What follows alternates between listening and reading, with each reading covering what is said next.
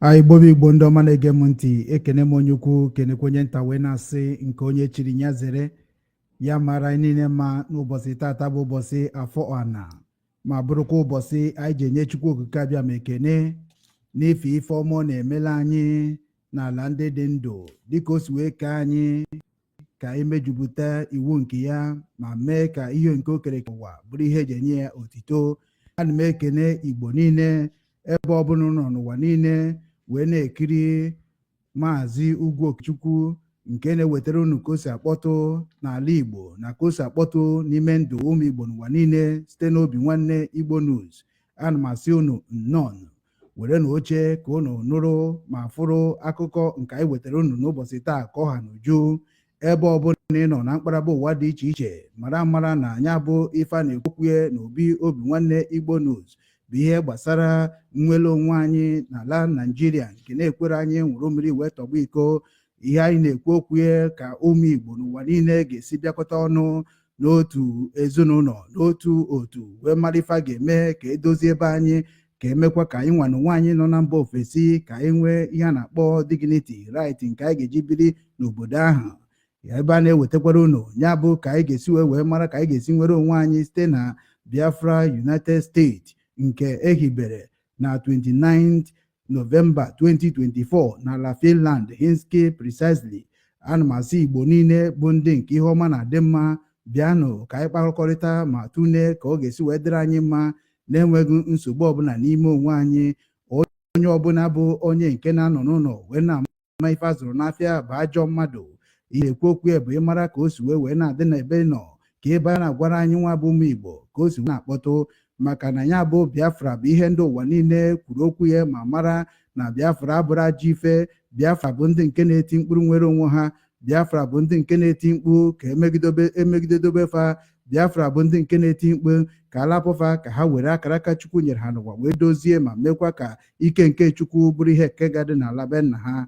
Ọ bụrụ na ị na-abata na ya bụ onyonyo anyị n'ụbọchị tata, anyị ga-etinyekwara gole nke ị ga-eji wee bata wee bịa kwuo ka ọ dị gị n'ọnụ, kwukwa ka isi wee ghọta, kwukwa ka ndị be anyị nọ n'ala Igbo ga-esi wee mara na olileanya ka dị n'agbanyeghị ihe isi ike ma ihe mmegide ma ogbugbu a na-egbu onwe anyị n'ala be anyị ka ọ ga-esi wee kwụsị. Ịmara anya bụ ihe ị ga-eme ka nya bụ ife kwụsị oge ahụ ka anyị nọ n'ime ugbu a.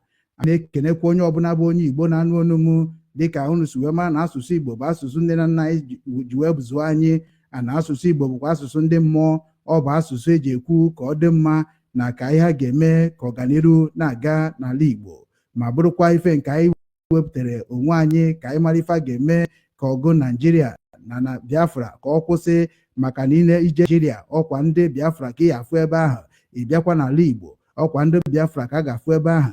Ịbịa n'ala niile bụ ala ihe ọma na-eme na ala Chukwu gọziri agọzi ofuna ọ bụ ala Biafra. Ọnya ka anyị ji si na ya agaghị atọ n'igbu onwe anyị maka ihe nke anyị nwere n'ime onwe anyị. Na United States of Biafra dipatmenti ekwuo na-asị na ya bụ ife ahụ bụ ihe mere na mbụ na ọ gaghị emekwa ọzọ, na ife ahụ na-abụ emechaa ndị Igbo tụcha ego, ndị Biafra tụcha ego ka e wee dozie ọnọdụ na be anyị wee mee ka ihe ife ahụ fịadobe ndị be anyị. Na ya bụ ife ahụ a na-aba atụcha ego ma ama m ihe ji ya bụ ego wee mee na ya bụ ihe ga-akwụsị.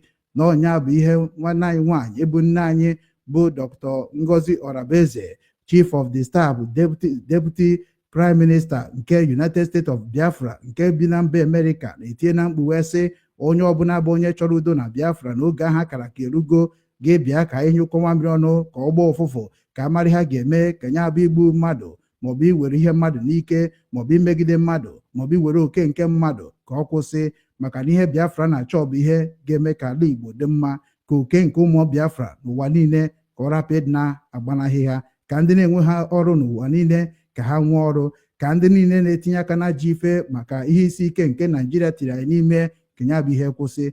Ọnya bụ ozi a ka anyị wetara unu n'ụbọchị tata wee na-emekwa ka onye ọbụla bụ onye ga-ege anyị ntị n'ụbọchị taa mara na-enwekwara otu nke bịaranụ wetara anyị ozi nke anyị ga-ekwukwa okwu n'ụbọchị tata. N'ihe anyị na-eme n'ụbọchị taa bụ ndị nke bụ ndị information telecommunication bụ ndị nke na-ekwu maka ihe gbasara United States of Biafra. Ha wetakwara ya ozi n'obi obi nwanne Igbo News na anyị mee ka ndị Biafra n'ụwa niile mara na ndị Department of Defense ga-ekwuru Biafra n'ụbọchị tata na ebe ọ ga-akpọtụ bụ na X space, ebe a ka ọ ga-akpọtụ na elekere nke 4 nke ihuruchi n'ụbọchị tata a na-akpọ 4 p.m. Biafran time n'olu bekee, bụrụkwa ụbọchị tata bụ Satọde 14 Disemba 2024. ya bụ onye isi fa bụ nwanne anyị nwoke a na-akpọ Injinia SI Nkwọ Ọcha na ndị otu ya nke na-esote ya bụ Philip Ajoko na ndị ọzọ. Onye ọzọ na-esotekwa ha bụ Mr. CB. Ndị a bụ ndị na-afụ maka ya bụ Biafra Army, Biafran Air Force, Biafran Navy, Biafran Special Force. Ndị a bụ ndị na-afụ maka ya. Ọ bụ ndị a bụ ndị ga-abịa gwanye okwu n'ụbọchị tata. Ọ bụrụ na ị bụ onye nke chọrọ ka ọganiru ala Biafra dị mma, anyị rapụ ịdị na-egbu onwe anyị, na-aghọtafụ onwe anyị, na ndị nke a bụ ndị wepụtara onwe ha n'ụwa niile wee sị na ha ga-amarịrị ife a ga-eme ka edozi ala Igbo, ka ọnwụ ike a na-abata n'ala Igbo ka ọ kwụsị. O nwere ife ị chọrọ ịjụfa, maọbụ o nwere ihe ị chọrọ ịma, maọbụ o nwere ihe ị chọrọ itinye n'ime ndụ ha, ka ha wee gbaa mbọ menye abụ ife ha kwere nkwa na ha ga-eme dịka ha si wepụta onwe ha, ka a gbaa mbọ fụ na ala anyị bụ ala Biafra na onwere ife ọjọọ na-abata n'ime dịka o si abata anyị na-agbasasị n'ụwa dịka ụkpaka.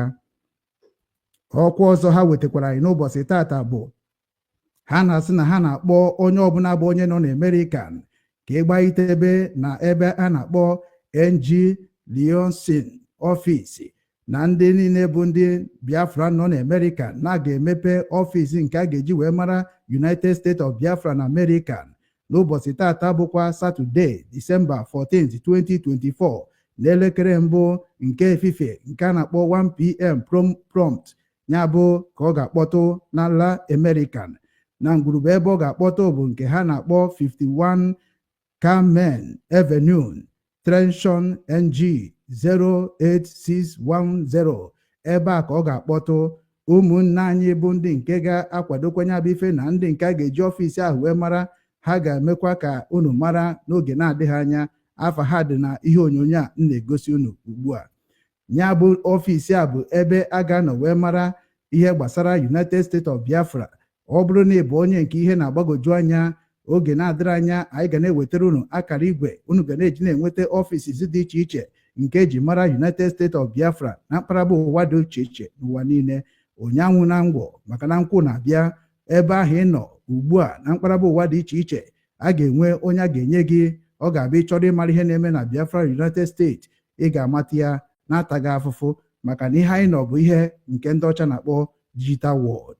Ekwena ka ndị mmadụ ghọrịa gị, maọbụ ndị omekome nọ na mba akwụkwọ ụwa, maọbụ ndị sịrị ka ha na-edufe gị, maka na anyị nwa ji ezi obi na ezi ịhụnanya na obi nwanne wee na-achọ ka ala Igbo anyị dị mma, ka ala obodo anyị dị mma, ka ụmụ Igbo ribekwa wee na-edobekwa ka ndị ọzọ ribe. Maka na ndị be anyị si na aka nri kwa aka ekpe akwa aka nri. Nwa mmadụ emegide na nwa mmụọ, ma nwa mmụọ emegide na nwa mmadụ. Egbe bere ugo bere, nke si ibe ebe na ka nkukwa ya. Anyị nwa wepụtara onwe anyị ka anyị gwaba ụmụnne anyị eziokwu, dịka ndị nọ n'ala ga-anọchite ndị nọ n'elu, ndị nọ n'elu ga-anọchite ndị nọ n'ala. Dịka mụnwa si wee nọ n'elu n'ala Hamburg, Germany, wee na-ewetara unu ka o si akpọtụ n'ụbọchị tata ka ọ ha n'uju. Unu echefukwana na anyị abịagokwa ka anyị kwuo onye agba okwu ka ọ ga-esi wee dị mma. Gbaitebe na obi nwanne Igbo News ka ọ ga-esi wee kpọtụ n'ụbọchị taa. Anyị nwekwara nwanne anyị nwaanyị bụ nke unu mara amara, bụ nke a na-akpọ Ada dị ọla mma, Ada ndị Gboo. Ọ batakwara isonye anyị n'ụbọchị tata. Anyị na ya ga-emekwa program n'ụbọchị tata ka unu wee fụkwa ka ya bụ ife si aga, dịka ndị United States of Biafra kwuru na anyanwa bụ platfọm nke Ada dị ọla, na ọ bụrụ na ihe ọbụla ị chọrọ ịma maka United States of Biafra, gị jee nya bụ ebe ahụ na ọ ga na-agwa gị ya ka o si akpọtụ. Na anyị emuvugo, anyị agabago n'iru ka anyị kwube ya ka ọ ga-esi wee dị mma n'ala Biafra na-enweghị nsogbu ọbụla. Ana m asị Ada dị ọla, ndewo ndewo ndewo n'obi nwanne Igbo News. Otu anyị na-anabatakwa Ada dị ọla mma ka anyị na-echekwa onye ọbụla ọnụ na-eru n'okwu n'ala Igbo, onye ọrụ na-eru n'okwu n'ala Biafra, onye ọrụ na-eru n'okwu n'ụwa niile, ka ị gbaitebe na anyị ga-esendịkwa link n'oge na-adịghị anya ka ị batakwa ka anyị niile wee tụne ma họchaa ka o esi dịrị ala Biafra na mma. ana m ekene unu wee na-asị na onye unu na n'onu ya bụ nwanne unu nwoke Ugwu Okechukwu obi nwanne nke ndị Igbo ka m ejere Igbo niile ozi. Abụkwana m onye amaji ụmụakashi nke dị na Nsụka n'ime Enugu ala Igbo. Anyị na-ekwu okwu ka ọ dị mma n'ụbọchị tata, ebe m si ezutere unu ozi ọma nke ụbọchị tata, ozi ọma gbasara omenala Igbo, ozi ọma gbasara ọdịnala Igbo, ozi ọma gbasara njikọ nke ụmụ Igbo n'ụwa niile, ozi ọma gbasara nnwere onwe anyị n'ime Naijiria nke anyị na-ata afụ n'ụbọchị tata. Eji Biafra achọ ka anyị nwere onwe anyị, ka ndị ụwa rekọgnaizi anyị dịka ndị Biafran gọọmenti, ndị nke na-achọ ka obodo dị mma na ọ bụrụ ka obodo mebie. Na ihe niile anyị na-ekwukwa n'okwu ya bụ ka ọ dịrị Igbo mma, dịrị Biafra mma, dịrị onye ukwu mma, dịrị onye ibe mma. Ya bụ ozi ọma anyị na-ewetara unu n'ụbọchị tata. Anyị niile ga-atụle ma hụchaa ka ọ ga-esi wee dị mma. Ana m ekene unu dịka nsị wetara unu ozi a n'ala Hamburg, Germany, wee na-asị sonyere na anyị abịago ka anyị nyụkwa mmiri ọnụ ka ọ gbaa ụfụfụ. Ka m batakwanụ ụmụ Igbo, ọ bụrụ na ị na-ege anyị ntị n'onu ma na-ekiri ozi ọma nke anyị na-ewetara unu na ozi ndụmọdụ na ịgbazi ọnụ nke anyị na-ewetara unu, biko ka ị na-esonyere anyị na YouTube, na-esonyekwara anyị na Instagram maọbụ na Twitter maọbụ na Facebook na webụsaịtị nke ndị obi nwanne m, anyị wee na-ezinye abụ ozi ka o si wee kwesị dị na-adị, maka na oge erugo mgbe anyị ga-ebupụta ihe nke njirimara Igbo na asụsụ Igbo na omenala Igbo na ihe gbasara ndị Igbo niile n'ụwa niile. Ọ kacha ihe anyị na-achọ bụ Biafra. Ị ga na-afụkwanye abụ ozi ka ọ ga na-abịa. Ị na-esonyere anyị, ị ga na-ama mgbe anyị tụpụtara gị ozi nke dị mkpa ị ya mara, ma wee marakwa ị ga-eme ngwa ngwa ka emeghara ọdachi. Igbo bụ Igbo, anyị anachetakwana ọzọ dịka unu si wee mara na isiokwu anyị n'ụbọchị tata bụ ya bụ tọpik n'olu bekee, Defense Department will speak with Biafrans today. Nke m gosi unu flyer ya ugbu a egosi unu flyer ya, ana anyị niile bụ ụmụ Biafra, anyị niile bụ ndị chọrọ ka ọ dị mma. Ọ ga-adị mma na anyị niile na-efolo ife niile ka o kwesị esi dị. Onye anọzi na n'ụlọ mara ife azụrụ n'afịa maka ọ jọgburu dịrị sigbuo nke akwụ. Anyị abụ ife ga-abụ 4 p.m. Biafran time. So onye echefukwana ya, onye asụkwana na ọ mara mgbe a na-eme. Onwe ajụjụ ị ga-ajụ maka sekuriti, maka ife na-eme n'ala Igbo, bịa jụọ ọfa, maka na ọ bụrụ Ngozi Ọlabeze ka ị ga na-ajụ ihe gbasara defense o ihe gbasara sekuriti. O nwere ndị ọ bụ ọlụfa prọfeshọnal, and n'otu aka akwa na anyị nwekwara tọpik nke bụ anyị nwere bụ na a na-emepe ọfịs ebe a ga-eji wee mara United States of Biafra na America. So na ha ga-emepekwu ya tata by 1 p.m. So na ya bụ tọpik anyị wetara n'ụbọchị tata ka anyị tinye ọnụ mara ka obi onye ọbụla dị maka ya bụ new development. And anyị ga-ekwukwo okwu ihe ndị ọzọ dị iche iche anyị ji maka abịa, maka na oge akụkọ ogologo aka nago, oge eji akọ sịrị without evidence aga na. Unu ga-afụ vidio ntinyere unu bụ vidio nke onye ọcha nọ na America kwuru maka ihe gbasara Biafra. Unu nụrụ ihe ndị onye Abazonia kwuru, unu nụrụ ihe Simon Ekpa kwuru, unu nụrụ ihe Nnamdi Kanu kwuru, unu nụrụ ihe Ngozi Ọlabeze kwuru. Ka anyị were okwu mmadụ wee na-aga n'ime ya, ana m emekwa ka unu mara na nya apụtanwuho maka na nwe kosu wee dị, maka na after ka m mechara program nke me 8 hours ya bụ ife nwe ka o si bịa m n'alụ, na ndị obodo kpọkwara m mụ na ha kpakwa ọtụtụ ihe dị iche iche. Uji na-emechi na m ga-emechakwa ka onye ọbụla mara, maka na njem anyị na-eje bụ ihe gbasara anyị nwa na-achọ ka ọ dịrịba anyị mma. Ọ bụrụ ajọ ife ka anyị na-eme, anụ ndị obodo na-afụkwa na ọ bụrụ ajọ ife ka anyị na-eme. Nọ na ife m ga-agwa ndị Biafrans nọ n'ala Igbo ma ndị Biafrans nọ na mba akwụkwọ, biko nụ ka anyị wetunata aka n'ipost ihe na-abụghị ihe gbasara anyị nwa anyị, ka anyị mụọ ka esi ekwu okwu maka ndị na-achọ nwere onwe, and ka anyị mụọ ka esi ede edemede maka ndị na-achọ nwere onwe ha, especially ndị ahụ niile rekomend na midia. hapụrụ unu ndị na-eme ihe gbasara sekuriti ka ha jiri aka ha na pọblishie. Ọ bụrụzi ihe onye si ebe o si pụta o pọblishie ndị sekuriti nọ n'ala Igbo. Onye ọbụla wetunata aka ebe ahụ. Unu afụgo ndị anyị kwuru ndị na-eteki care of it. Ọ bụ na ha mechaa program taa, anyị ga-amara handụrụ ha, mara nọmba ha, and ha marakwana ebe anyị ga na-enweta ha na ọ bụ na anyị chọ ịbịa 1-on-1 dịka ha si wee nọrọ na mba dị iche iche. So n'ife ọbụla ị chọrọ ịdị na-ekwu maka Biafra, jebe na Department of onye ọbụla bụ onye ji the post. Our Deputy Prime Minister bụ Dr. Ngozi Orabaeze kwuru okwu sị na ọ bụrụkwa n'ife niile ka a ga na-ajụ ya. Ọ bụghị pụta gị na-ajụ ihe gbasara sekuriti ma ọ bụrụ ịnwa bụ ihe nọ na Department of Security. Ọ bụrụ ịpụta na-ajụ ya maka ihe gbasara ihe dị na Biafra gọọmenti ma ọ bụrụ ịnwa bụ Information Secretary. So na-efolo na ife niile according to na ndị a niile nwechara offices. Maka na ọ dịrọzi ka ọ dị mgbe anyị na-agba, mgbe anyị na-achọ mgbe anyị na-anụ ọgụ, mgbe anyị na-eti mkpu, mgbe anyị anaghị efolo ihe niile n'usoro. N'enu ha na United States of Biafra gọọmenti, ha bụ ndị kpakọrọ onwe ha ọnụ ghọta ihe bụ gọọmenti. And ndị ji constitution anyị ka anyị na-eso, ndị ji our database of information ka anyị na-eso. And dịka nsi wee hụ ya na ọ bụ Ngozi Orabaeze ka Simon Ekpa handụrụ everything gbasara anyị, ma ihe gbasara referendum, datas of ụmụ Igbo niile, information of ụmụ Igbo niile, ụmụ Biafra niile dị n'ime ebe ahụ. Ihe gbasara ID card ọhanwa bụ ihe, ihe gbasara constitution ọhanwa bụ ihe, ihe gbasara charter ọhanwa bụ ihe. So na ha nwa bụ ndị bụ ihe ka anyị ga na-eso. Ọ bụgo na o nwere ife mere na mgbe mbụ ka anyị wee na ihe ebe n'abalị ka ọ bụrụ anwụnta, ka anyị gabanụ n'ilu. Ọ na-abụ gọọmenti ụwa na-ajụ anyị ke ndị na-achị anyị, ke ndị anyị na-eso, ke ndị anyị na-enegara anya ka ha mee ka obodo anyị dị mma, ka anyị tụọrọ ha aka n'ọfịs ha ga-emepe ụbọchị taa, ka anyị tụọrọ ha aka na ndị bụ ndị na-edifendị anyị, ka anyị tụọrọ ha aka na ndị bụ ndị na-akọntrol anyị. Maka na ebe ndị Naijiria achọghị ịga anyị ntị bụ citizen. Onye a jụrụ na-ajụ onwe ya mba.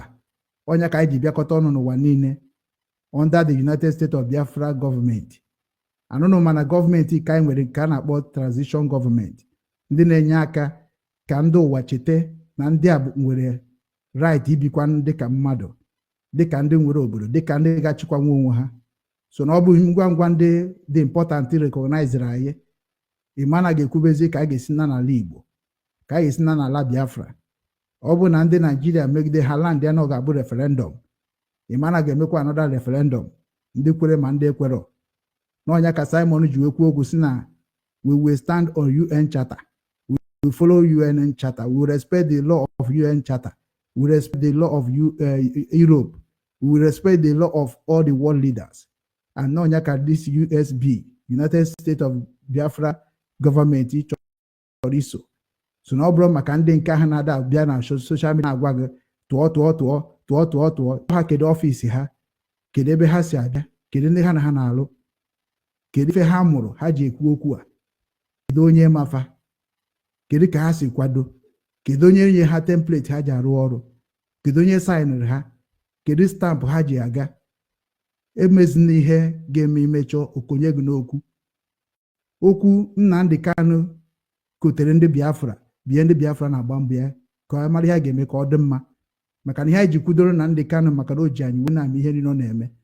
O mere mma o mere njọ, anyị nọ n'ime ya ka ji eti mgbu na ife ọbụla ga-eme esi mma anyị niile, na anyị ji obi anyị niile wee na-ati ka anyị hapụ onwe anyị na Naijiria. Ọ bụ na ọ bụrụ ihe Naijiria na-eme m na gị na-abụ onwe onye ọ na-adị m ịbịa na soshal midia na-eti mkpu mba.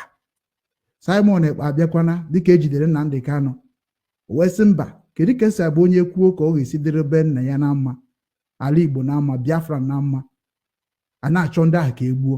Ọ gịnị kpatara na-achọkwa n'ige ndị ahụ ntị wee ruo ha ga-eji mebezie nke asị nọ na-adị iwu na ya nwa ma nkwekwa ọntara agwa ihe Nnamdi Kanu mere. Ana ihe wutere nke ukwuu bụ na kedu ka ndị kọtụ Naijiria nwanne ya anụsa anya ọgụ iwesịsa Nnamdi Kanu na-aba, den ndị Naijiria ajụ, Amerika si gwa ndị Naijiria ka erelizie Nnamdi Kanu, ndị Naijiria gọọmenti jụ. European Union sisi release Nnamdi Kanu, Nigeria government jụ. The same Nigeria government jụrụ ịkwanyere iwu ndị ụwa ugwu bịa na-ejezi ekwu maka Simon Ekpa, onye dara iwu. Ọ na-akọjọ onye dara iwu. Onye dara iwu ada akọjọ onye dara iwu. Nigeria gọọmenti dara iwu. Ọ bụ na ọ bụrụ because na nke a na-akpọ President of America na former President of America bụ Joe Biden, ọ bụ na ọ bụrụ na akwado terrorist, ọ ma nnọkọta wepụ afa Nigeria na second or third terrorist country in the world, maka na ebe ahụ ka ha nọ. And chetekwa echete na ihe Simon na Nnamdi Kanu ji eti mkpu maka ihe ndị Nigeria Army, Nigeria Police mere ndị indigenous people of Biafra bụ ha na-protect maka ịdị mma obodo, insecurity dị n'obodo, ka obodo chekwabekwa onwe ha, ka gọọmenti rụba ọrụ ha kwesịrị ịrụ. Ọkwana ya ka ndị IPOB na-protest n'ụwa niile, nke mụnwa bụ otu onye n'ime fa. So nọ maka na anyị protest with card and flag ka Nigeria Army ji gbugide anyị, nke mechara na ozi anyị ruru ndị Amnesty International ntị, which is na ọ dị na record ha, that Nigeria Army and Nigeria Police na-egbu gbugide ndị Biafra, gbugide gbuo almost 100 and nke ha gụtara ọnụ 150 pro Biafra. Kedu justice of ndị a? Kedu ife a ga-eme ka ndụ ndị a nwee justice? Ọ bụ otu a ka anyị ga-esi wee nọrọ ụmụnna ya nwụcha maka n'ihi na ha na-ekwu ka udo dị n'obodo? So marakwa ma na Nigeria gbanaghịbeghịkwa nke ahụ, na kesi nke ahụ dịkwa na ICC. So na Simon Ekpa bụ onye pụtakwara kwuo okwu n'ụzọ mmetụta ndị Nigeria, nke ha ji wee debe akwụkwọ, nke ha ji wee maka ya. Remember na onwe onye a na-akpọ damage kedu a na-akpọ ya Berekete family kọjọburu Simon Ekpa, n'ọkọtakwa kwuo okwu karịa Simon, nke bụ na ihe o kwuru Nigeria gọọmenti kwesịrị ịkpụrụ ya wee mee gịnị, wee kpọchie. Mana gịnị mere na akpọchighie? Berekete family anyị ji evidence of video ebe ọ sị na Nigeria bụ terrorist land, a state that support terrorists, a government that support terrorists. Ọ bụrụ na si na ihe na-ekwu bụ asị, aga m eti ikwu ya maka na anyị ka jie. Mana ama m na ndị na-eso obi nwanne ma nọ eziokwu. Ọtụtụ ndị mmadụ, Trump ekwuona na Nigeria bụ shit hole. Trump ekwuona na Nigeria bụ a bad country. Ana onye ọbụla amarago n'obodo a dịrọ mma. Gị nwa bụzi onye a na-ekwuchitere n'obodo a, kedu ihe eji wee na-agbakwanụ ndị na-ekwuchitere gị mgba? Marakwara mmanụ onye yishu ma ebe ọ na-ahụ ya. Marakwara mmanụ na onye na-eme omume na-ebe obube. Ima ntị nwata ife gwa ya ka ọ ga-esi bee akwa. Na ife ndị a niile ka United States of Biafra bịakọtara ọnụ wee sị mba, we will know what we will do to save ourselves from the terrorist state. Onye ọbụla mana steeti ama stand nwu. Onye ọbụla mana Nigeria agaghị stand nwu as a one country. Onye ọbụla mana na the tribe nọ n'ime Nigeria na language nọ na Nigeria cannot be stand as one. And Nnamdi Kanu na-agwago ha sị ya otu ọbụla si na-achụ ya na anyị nọ na ya, ma ya bụrụ na ọkụ udo dịrị indigenous people nọ na inside that country. Mana gịnị mere na ndị ahụ bụ ndị ọchịchị adịghị ege ntị n'ụdị a? Ebe ha na-ege ntị bụ ọ bụ na onwe ka esi bịa imewara ha ihe a na-eme anya na defense. Ha wee ma na ha ga-ere international community akwụkwọ maka na ha chụgide anyị chụba anyị international community wee na-ebukọrọ ihe ndị dị na be anyị na-ebutere ndị anyị gbajiri na befa. Germany na-ewere ife n'ala be anyị, America na-ewere ihe n'ala be anyị, Israel na-ewere ihe n'ala be anyị, ndị obodo niile na-ewerichi ihe n'ala be anyị na-ebi from our dead, our cry. We are in their country today. So we are going to ask them, what is the meaning of United Nation? What is the meaning of European human rights? What is the meaning of the right of American? Black man matter, black man life matter. What is the meaning of Israel and Palestinian today? What is the meaning of what Russia is doing today? We are human, and we want also to stand in our heritage land. We will never go to Yoruba to fight Yoruba. We never go to Hausa to fight Hausa. Agbanyeghi na niile bụ kofu ebe ka esi bịa ndị ojii.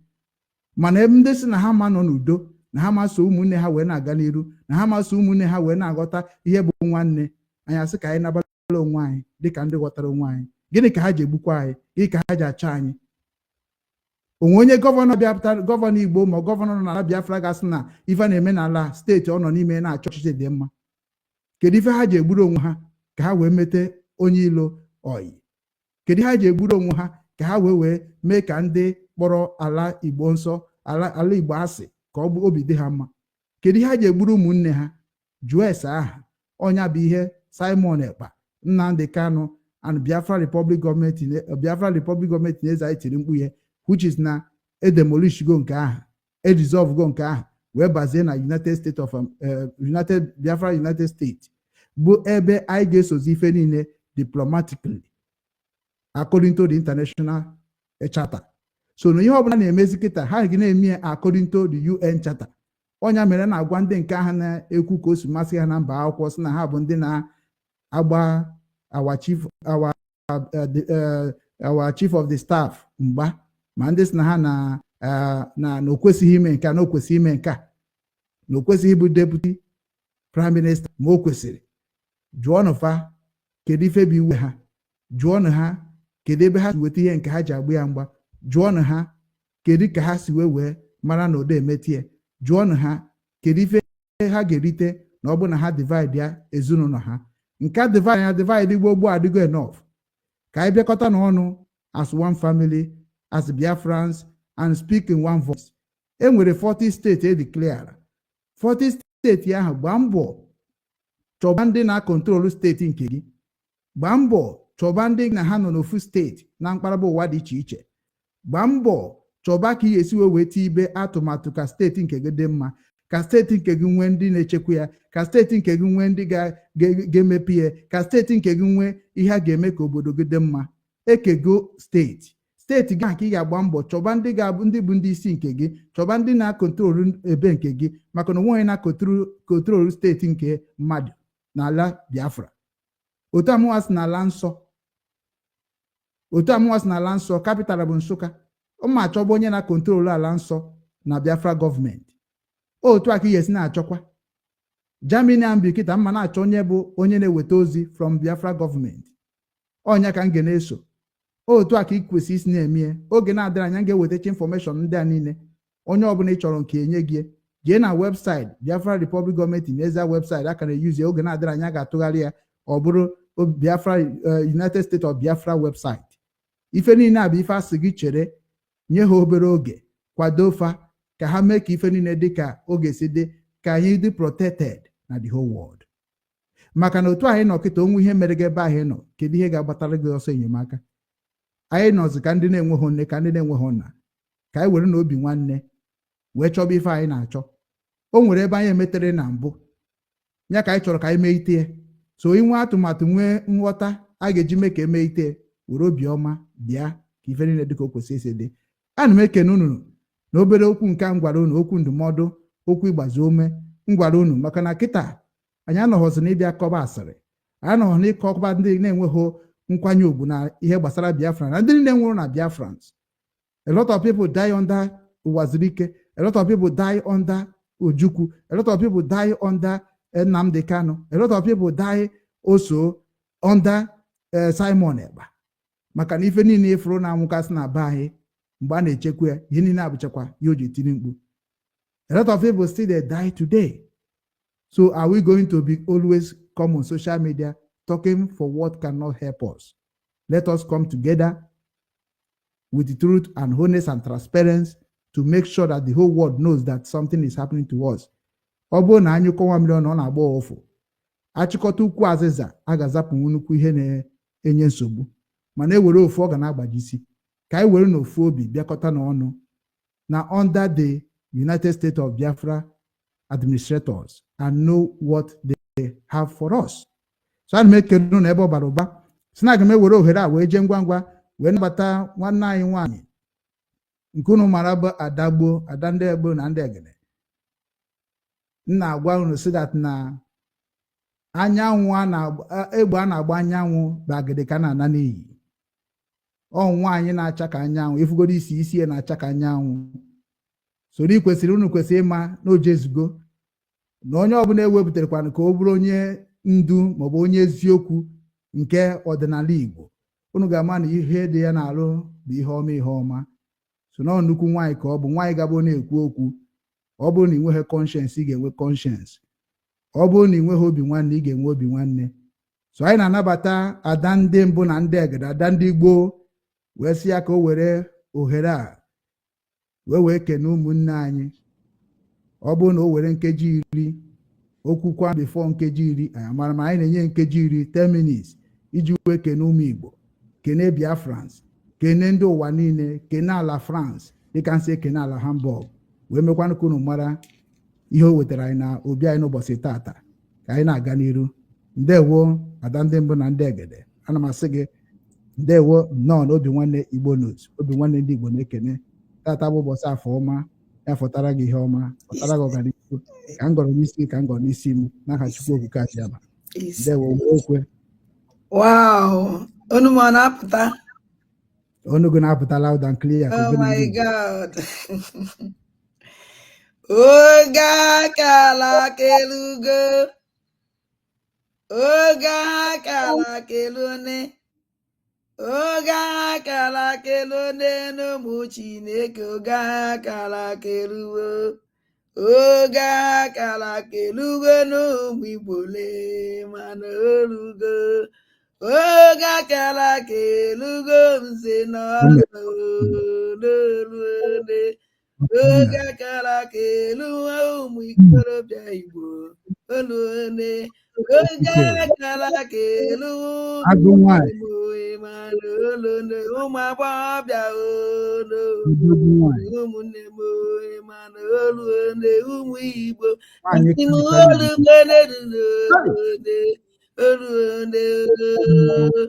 eyi abatobie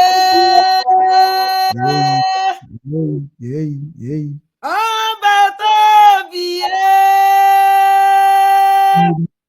anụ nganga bi isi na-ebugide ukoro mmụọ nnukwu nna abatobie anụ nkanka mpie abatobie adị Igbo akpọ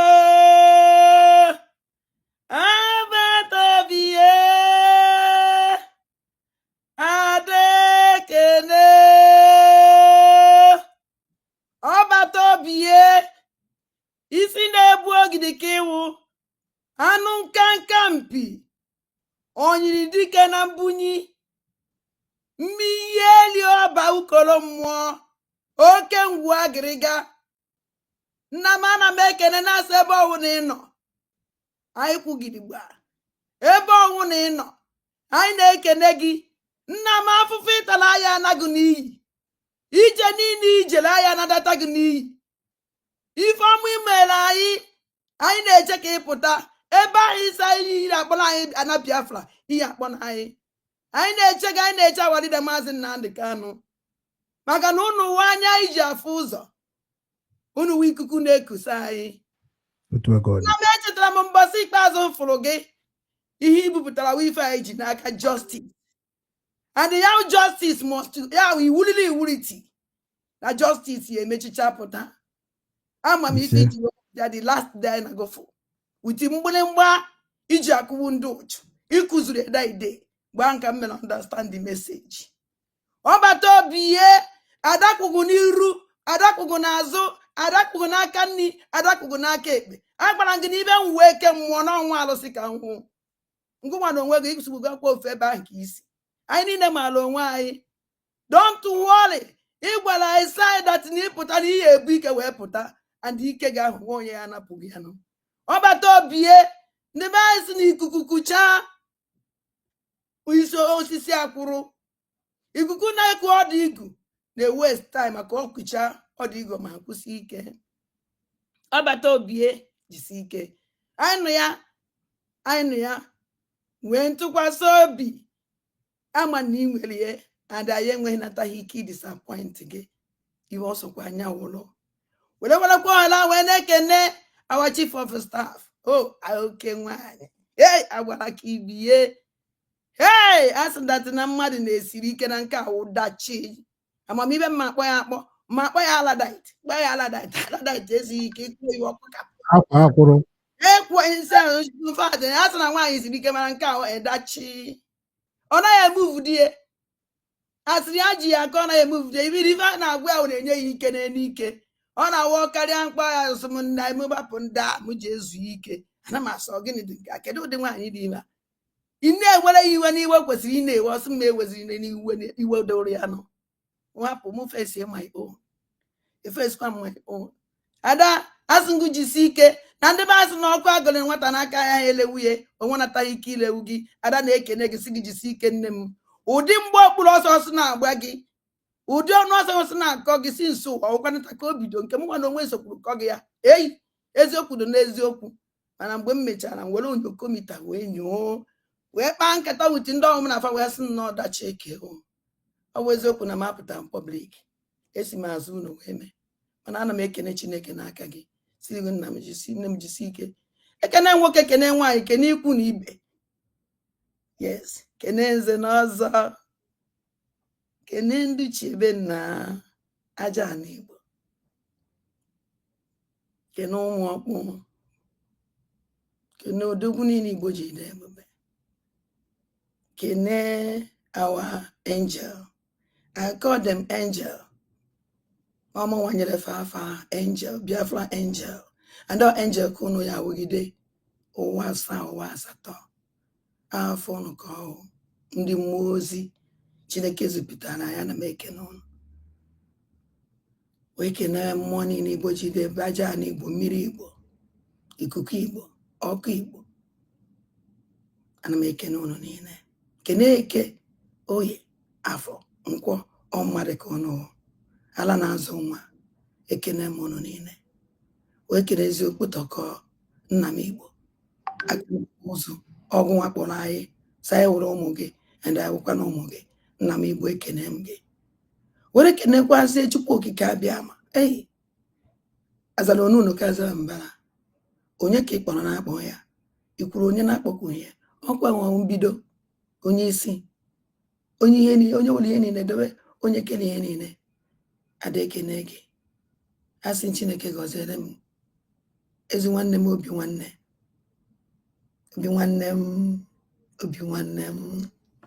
nwanne m ekene gị kene mmụọ na-emere gị ihe kene mmụọ na-edu gị nụ kene ndị chi ebe nna gị kene ndị bụ na ndị egere be nna gị kene mmụọ niile gbara gị gburugburu kene mmụọ ikuku na-ekusa gị nụ kenekwa mmụọ aja na nke ị na-azọkpa na ihe ana m ekene ha kene ndị chi eze ebe ọ na ịgbara mgbọrọgwụ ana m ekene mmụọ niile ahụ bikọs na mmụọ niile ahụ ịgbara mgbọrọgwụ n'akụkụ ha ihe na-ebunye gị ike nke ije eje asa ha na ndo na-asa ha jisi ike na m ana m asị gị ụtụtụ ọma ezi nwanne m kenekwa ụmụ Biafra ụnụ anụghị ihe obi nwanne m o kwuru echara ya ọ lụtara aka otu esi alụta aka ọkwa skuulu ka m bịara ụtụtụ a eyi bikọs na mgbe obi nwanne nna agụsịsị na-asọ gịnị kedu ebe m batara ihe a ọ gịnị ka a na-ekwu ọ na-afụdat na o nwere ndị Chineke gọzichara wee suo ha stampụ n'obe aka na abụ asịpa ọ na-ashain ezi nwanne m obi nwanne ada ekene gị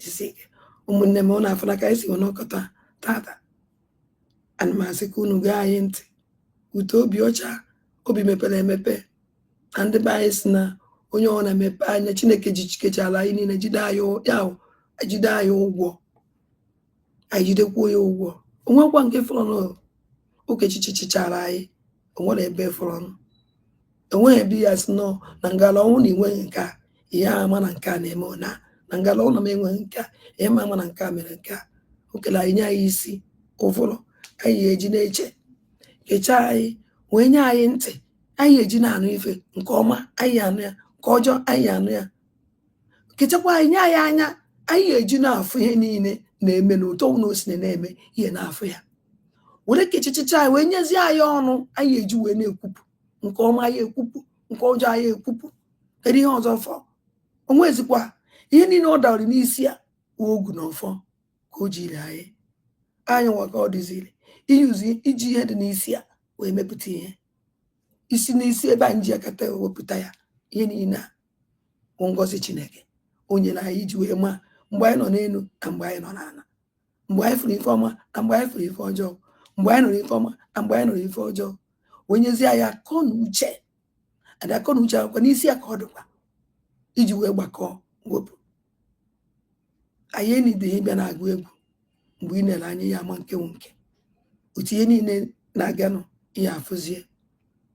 So ụmụnne m, anyị emezi mistake na this one.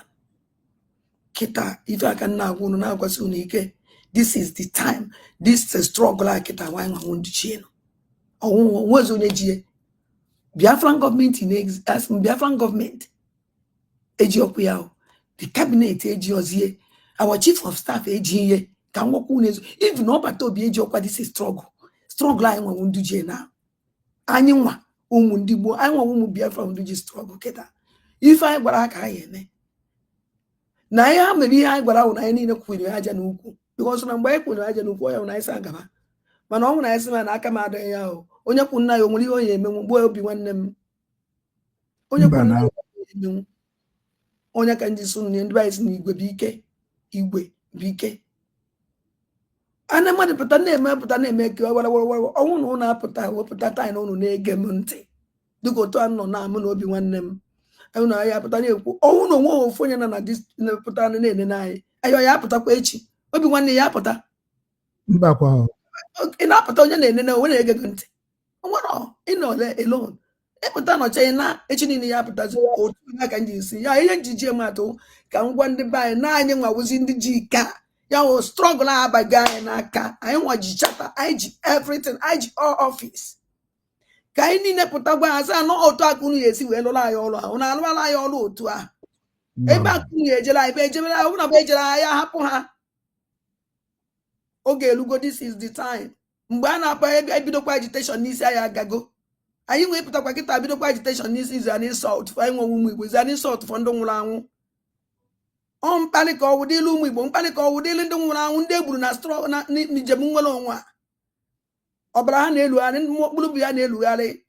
Kịta ka anyị apụta gbara ha aka ebe anyanwụ ndị dị ndụ, kịta ka anyị apụta tie ha aka n'obi anyanwụ ndị dị ndụ n'ịkwado gọọmenti, ofu gọọmenti anyị nwere, ofu gọọmenti anyị nwere birigi gọọmenti USB gọọmenti. Unu n'anya unu afụ na ife obi nwanne m wepụta, obi nwanne m ka m gwakwanụ gị eziokwu, ịnwanye ya ese ndiri m ihe a ngụkata gụta n'ife edere agwara m ndị ahụ na-eme ihe a na-emekwa eru oyibo na-eme ngụkata ahụghị m ihe edere ife nwere ebe emere ọbajewara. Agwara m ndị birigi gọọmenti o ada ndị mbụ na ndị egere witi bọrịbọ unu dee n'Igbo unu ede n'oyibo, oyibo kwuru kwesịrị unu na-eme ka mmụọ Igbo were mara ife unu kwuru. Unu ya edekwu na ịshakiri dewe na ịshakiri maka enwechara ndị niile na agitation onye ọbụla zaa afa nna ya eyi ya ada ndị mbụ na ndị egere kwuru ebe eme mgbe post eji atabila ara m unu jewara ụmụ ndị be eriza dele dị m nke m n'asụsụ Igbo unu akpọ m kọwara m ife unu dele eyi o ji ahụ mfụta na m ekwu ya esi dekwa ife unu dele o ji ahụ mmụọ a n'Igbo kpọọ m ejebe gbara m aka ebe akwụkwọ ibe m na-ekwu obi nwanne m aha ndị agụ Mike obu ụmụnne m nnọọ thank you biko unu na-abata unu na-eshia na-ewere n'ọnọdụ like anụ follow na anyị unu ga anyị ntị. Ihe ọzọ nna-achọ ikwu na ọnụ ya asa ada ga n'obi nwanne ịmụ ọ na-awụ ihe nwuwe oke ada mmụọ oife mbụ ada ndị mbụ na ndị ege na-awụrụ gaghị na in this world since anyị Igbo ji wee bido onwebe nwaanyị zara ada ndị mbụ na ndị ege, onwebe nwoke zara ndị mbụ na ndị ege.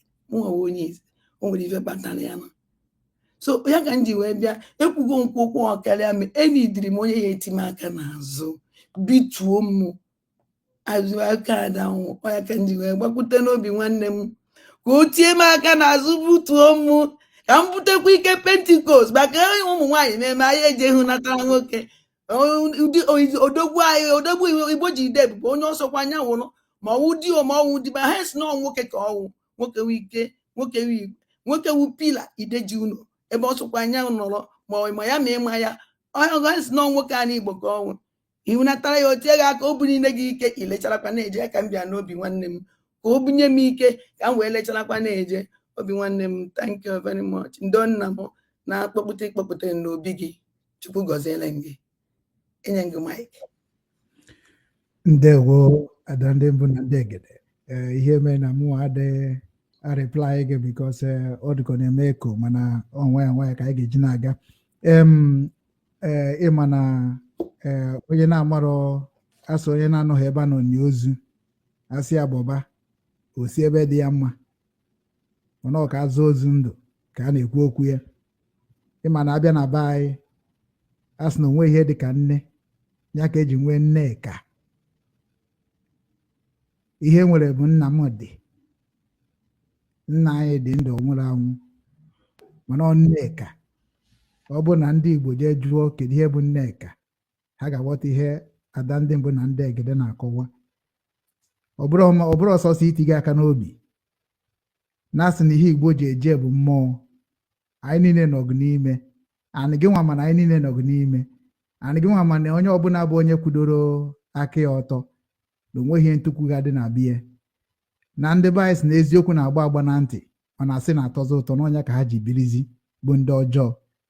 Mana ebe gị nwa kwudoro n'eziokwu ọnya mere obi nwanne nke ndị Igbo niile, onye na-ekwu maka omenala na ọdịnala Igbo wee na-ekwu na gị nwa na nwogo so n'ụzọ dị mma ya ka m ji wee bụrụ Nwankwo na Ohe Nsụka fere bịa gị gbaa gị ozugbo sị gị na o nwere ka ịda ada ịma ndakwa ọzọ na-erugo ọrụ ị ga-arụ maka na nne mụchara ụmụ zụọ ụmụ ọkwa na ụmụ ga-azụkwazi nne.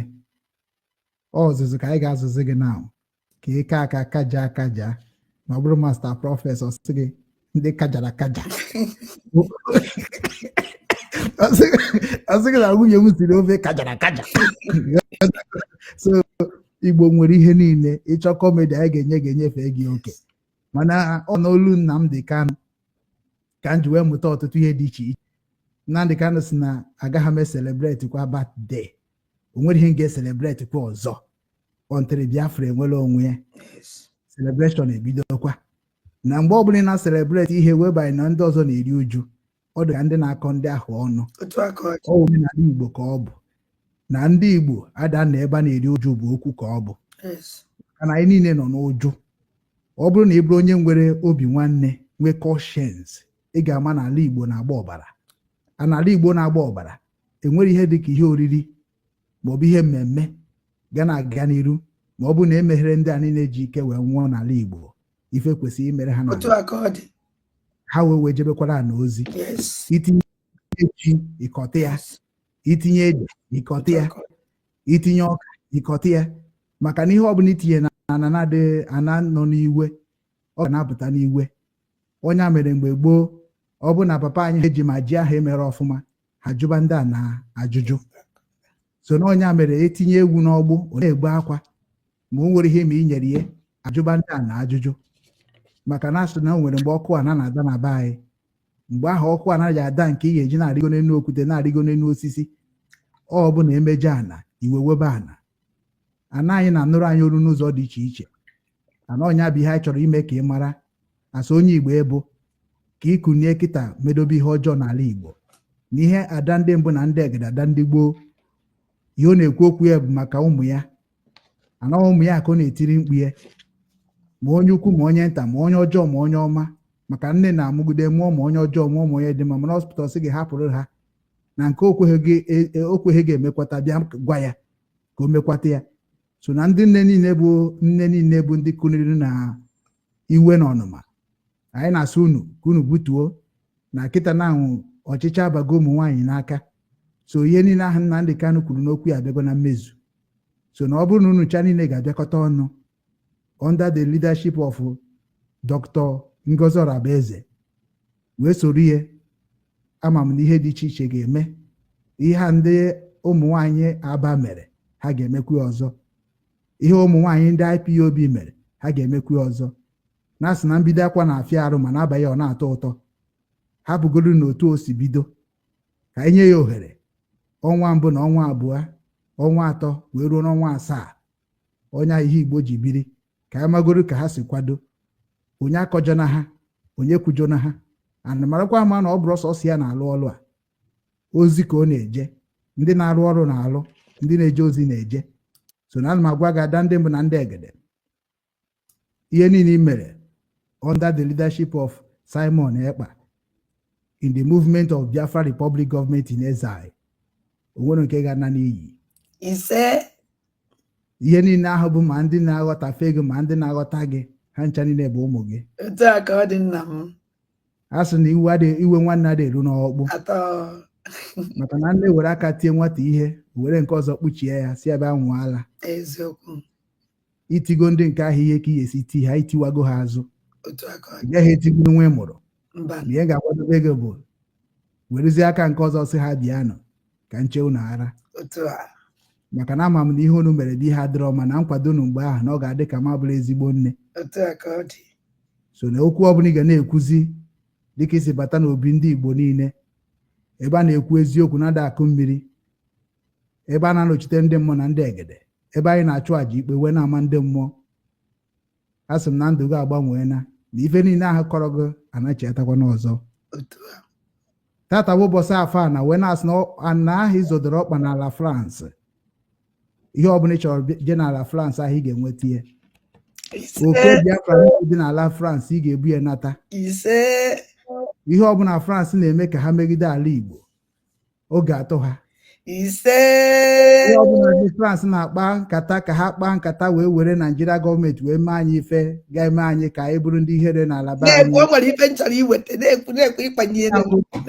ife ahụ ga-anachiakwala fa maka na ndị France so n'ihe nyere Biafra aka gboo so na mmadụ ama chefu ọkụkọ hụrụ ya ọdụdụ udu mmiri France anyị ma na ife ọbụla unu na-eme na Afrịka mere unu ji bụrụ ihe unu bụ na Bazonia na-agbagagha bụ unu nwa na Congo na-agbagagha bụ unu nwa ọtụtụ Afrịka na-agbagagha bụ unu nwa onye a gụnyere ọkụ ahụ were ebe ịma na onye ahụ bụ ajọ nwa France ahụ izodoro ọkpa ga-eme ka ndị be anyị wee marụkwa na ala France nwere ọrụ ha kwesịrị ịrụ maka na ọ bụ udo ka anyị na-achọ na ọ bụghị otu a ada ndị mbụ France ga-erubere gị isi ihe ọ bụla ị na-ekwu n'ala France obi nwanne m ndị mbụ na ndị egere ihe awa aja n'Igbo ọka efu ọkwa ifu ka o si acha red ọnụ ya ada ndị mbụ ọkwa efuru ka o si awụsasị ihe awa aja naanị Igbo nna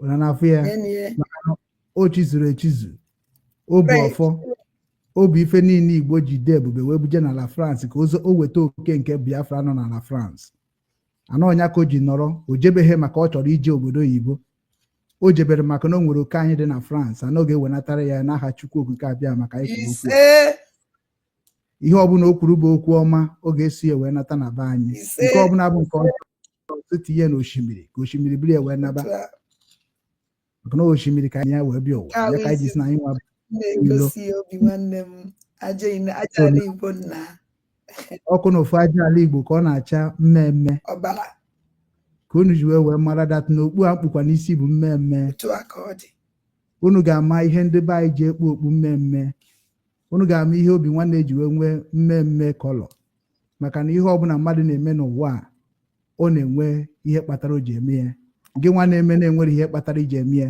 jee tụgharịa obi gị maka na ọ bụ na ajọ ọgụ ka ịkọwa nwuo na ihe anyị na-ekwu okwu ka ọ dịrị ala Igbo na ama dịrị ala Biafra niile na ama the 40 state of Biafra have come to stay anọ ọnya ka anyị na ebe a ka anyị tụle ka ọ ga-esi wee dị mma ka onye ọbụla ribekwa wee nwụbakwa dịka ibi esi eri na onwe onye eriri wee kwọcha aka n'isi we are all one we came from one mother one father before we go around the globe ada ndị mbụ ekene gị si na obi dịkwa m mma maka na gị nwa nabatakwara mụ maka na asọ onye akpọrọ oku ma ọ bịalọ onye bụ na oku ahụ agaghị ezu ezu na nke kacha nke bụ ịkpọ aza onye ka ndị be akpa aza so ịkpọrọ aza na ọ gị mekarịchara maka na asị na aka ekpe kwa aka nri akwa aka ekpe we are together in the struggle ịkpara ike na Biafra Republic Government in exile mụnwa kpara ike na indigenous people of Biafra ịkpara ike under the leadership of Simon akpara m ike under the leadership of Maazị Nnamdi so anyị zuru oke maka na anyị chi aka na agba aga onye ka anyị ji wee bụrụ ụmụ Chineke And we are going to be making our people to feel home, to feel relaxed, and to feel directed so that they will not mislead anymore. And the platform anyị bụ platform ebe a na-ekwu eziokwu nke anaghị n'anya onye ka ọ ga-emetụta onye ka ọ ga-abụ maka na asị na eziokwu bụ ndụ. Ndewo nwaanyị ọma. Aga m eji ohere ngwa ịnabatazi ụmụnne anyị bụ ndị anyị na ha ga-eme program n'ụbọchị tata maka na ogologo kwado n'ofu ezugoro mma ka na-etinye nya bụ link na comment section. Then ụmụnne mụ na amago ka anyị si eme nya program unu arịbata ka anyị bidokwu ya ka m na-echekwa ndị nke ga-arịbata ka m na-emepekwa phone call. So ihe anyị na-achọ ka anyị bịa kwuo n'ụbọchị tata bụ ife unu na-ene anya. Our topic remain that na Defense Department will speak with Biafrans. Ya bụ ndị nke na-akpa nkata na-atụne ka ọ ga-esi wee dịrị obodo anyị na mma site n'aka ndị nchekwa, na ha ga-abịa gwa anyị dịka nchekwa ha ga-esi wee na-aga. Ha ga-abịa gwa anyị si na unu nọ n'ala Igbo na-akụja ha ga-abịa gwa anyị ụzọ ha ga-esi na-eme ka obi juo onye ọbụla oyi. Ha ga-abịa gwa gị ndị ka ha si aga ka ha si eme anụmakwara amara na ka anyị na-aga n'iru nwekwara ndị ga na-asị na ha ga-esikwa otu a wee na-eme nkefa. Ọ bụghọkwa ji ife ka ọ bụ asị na nke ime eme mesibe ike maka na asị na onye ọbụla na-eme ọfụma na ụjọ anaghị atụ ya. Maka na mụnwa na ụmụ afụge na mmụọ na mmadụ wee gbaa afa dịka nsa gbara ndị ichie afa si kedu ife na-emenụ, kedu ebe ga-abụ ntinye aka ka obi nwa na-epụta ife. Ha wee sị na ebe ahụ a na-ekwu okwu ya ụkwa dara a na-apị mkpụrụ n'ime a na-afụrụ m mkpụrụ dị na Biafra United States. Afa gọziri agọzi, afa enwebeghị ọbara dị na ya, afa enwebeghị asịrị dị na ya. So ka anyị niile bụ Biafrans asị na ịmarọ mgbe ekere nke ụkwa maka na asị na-ekebe oke n'aka afụ ndị akpọ asị. Asịkwana na ịma ha mgbe a na-ekwu maka United States of Biafra. Nke a bụrụkwa nke a na-ekwu maka IPOB, anyị niile bụ IPOB. Nke a bụrụkwa nke a na-ekwu maka Biafra Government in Exile, anyị niile bụ IPOB. Nke a bụrụkwa nke a na-ekwu maka autopilot, anyị niile bụ Biafrans. Nke a bụrụkwa nke a na-ekwu okwu maka Igbo, oli Igbo. Nke a bụ maka Biafrans. 40 states is what we are discussing out here. And onye ọbụla bịa kwube ka obodo nke ya dị, o nwegoro ka ihe si eme n'obodo gị ma ya bụrụ that na mebi na ịghọtachaghị dịka steeti nke gị, ọ bụrụ nwere nnukwu ihe merenụ, egburu mmadụ, atọrọ mmadụ, emebiri mmadụ, ọ ebe a ka ya bịa gwa ya ka anyị wee were ewejere ndị Minister of Information ka ha wejee na the right place o kwesịrị ịdị. Anyị chọrọ ịdị na-eme ka ndị gọọmenti wee emulate from us wee ma na anyị kwadoro ọfụma ịrụ ọrụ a n'aka anyị. Maka na ọ bụ nkata anyị na-akpa ebe a na agwa anyị na-akpa ka ndị gọọmenti ndị ọzọ ga-eji cheta anyị wee nyekwana anyị staffụ anyị ha ji eri oge mgbe na since 1960. And marakwa na ama na Biafra is there before Nigeria. So Biafra senior Nigeria. Biafra adịghị stand before Nigeria. So nweghị ebe ọ gbara Biafra Nigeria. Na o ji adị Biafra anaghị aga ọgakata ọkwụsị ọ maka na ndị ji ya adịghị aga ka ha kwụsị na-aga. Ana ọ bụ na ya agago were nke anyị gara na nke Ojukwu wee mụrụ akọ, were nke anyị gara na nke Wazirike mụrụ akọ, were nke anyị gara na nke Nnamdi Kanu wee mụrụ akọ, were nke anyị gara na nke Uchemefo wee mụrụ akọ, were nke anyị gara na nke Simon Ekpo wee mụrụ akọ. Kịta ka anyị ga-eset record straight, and we are here to set the record straight. Onye bụ ihe obi nwanne ji wee create a media platform ka anyị wee bịa kwuo ka esi dị mana ọ bụrụ ka anyị ga-esi na-enwe esemokwu n'ime onwe anyị. Onye a na-emejọ ohere dịrị gị bịakwa ebe a bịa gwa anyị ka esi emejọ gị, anyị ga-enebe ya anya ọnkwa anyị na-ekwe gị. Ejikwa m ohere ekenekwa ndị Biafra gọọmenti, especially the Secretary of Information, Telecommunication, and I think Postal Service. Ya bụ nnukwu nwanyị bụ Dr. Aje na ịnabatakwa m na imekwa ka ndị ụwa mara na ife a na-eme n'obi nwanne Igbo News bụ ihe dị mma, na obi nwanne Igbo News na-akwadokwa nwere onwe anyị na imekwa ka ndị ụwa mara ihe Biafra stand for. And na Biafra abụrụ ndị na-emebi ife mmadụ, Biafra abụrụ ndị na-egwere ihe mmadụ n'ike, Biafra abụrụ ndị na-etigbu mmadụ, Biafra abụrụ ndị na-atụ asị, Biafra abụrụ ndị na-emegide onwe ha. Nọ na asị na ọ bụ kọndishọn butere ka Fisho ji bendue na anyị abịaghị seti the record straight. And na mụ na-ekwekwa unu niile nkwa na-asịkwa na otu unu rekọmendịrị obi nwanne wee sị na ọ na-arụ ezigbo ọrụ iji mee ka ụmụ Igbo niile kunie ka Biafra rụọ ọrụ ha kwesịrị ịrụ, na mụnwa na ụmụ ga-ekwukwa eziokwu na eziokwu ka unu ji wee mara m, eziokwu ka unu ji wee na-eso m, na eziokwu ji rekọmendị m. Unu na-eme ihe dị mma, m ga na-abịa na-agwa ndị be anyị ihe ọ bụla unu chọrọ ka agwa ndị be anyị bụ nke ga-enyere fa aka na ndụ na ọ bụrụ n'ọnwụ, aga m agba mbọ fụ na m wetara ihe nke na-adịrọ mma, nke m aghọtara agaghị m eweta ya ebe a. Ọ ihe m ga-agwarebe unu, maka na abụ m nwa ndị mbụ na ndị egede, abụ m ndị nna, ana mụ achọkwara ka ụmụ anyị dị mma. N'ife anyị na-ekwusi, ana m ekene unu si na mere m appreciate ndị mmadụ edekọtagoro m na erekọgnaizigo m erekọgnaizigo m si ya na ihe dị mma ka na-enyomi enyomi. So na unu nwana unu bụkwa ndị nke mere ji wee rekọgnaizi ya obi nwanne Igbo News, bụ ndị na-esonyere anyị na Facebook, na-esonyekwara anyị na TikTok, na-esonyekwara anyị na YouTube.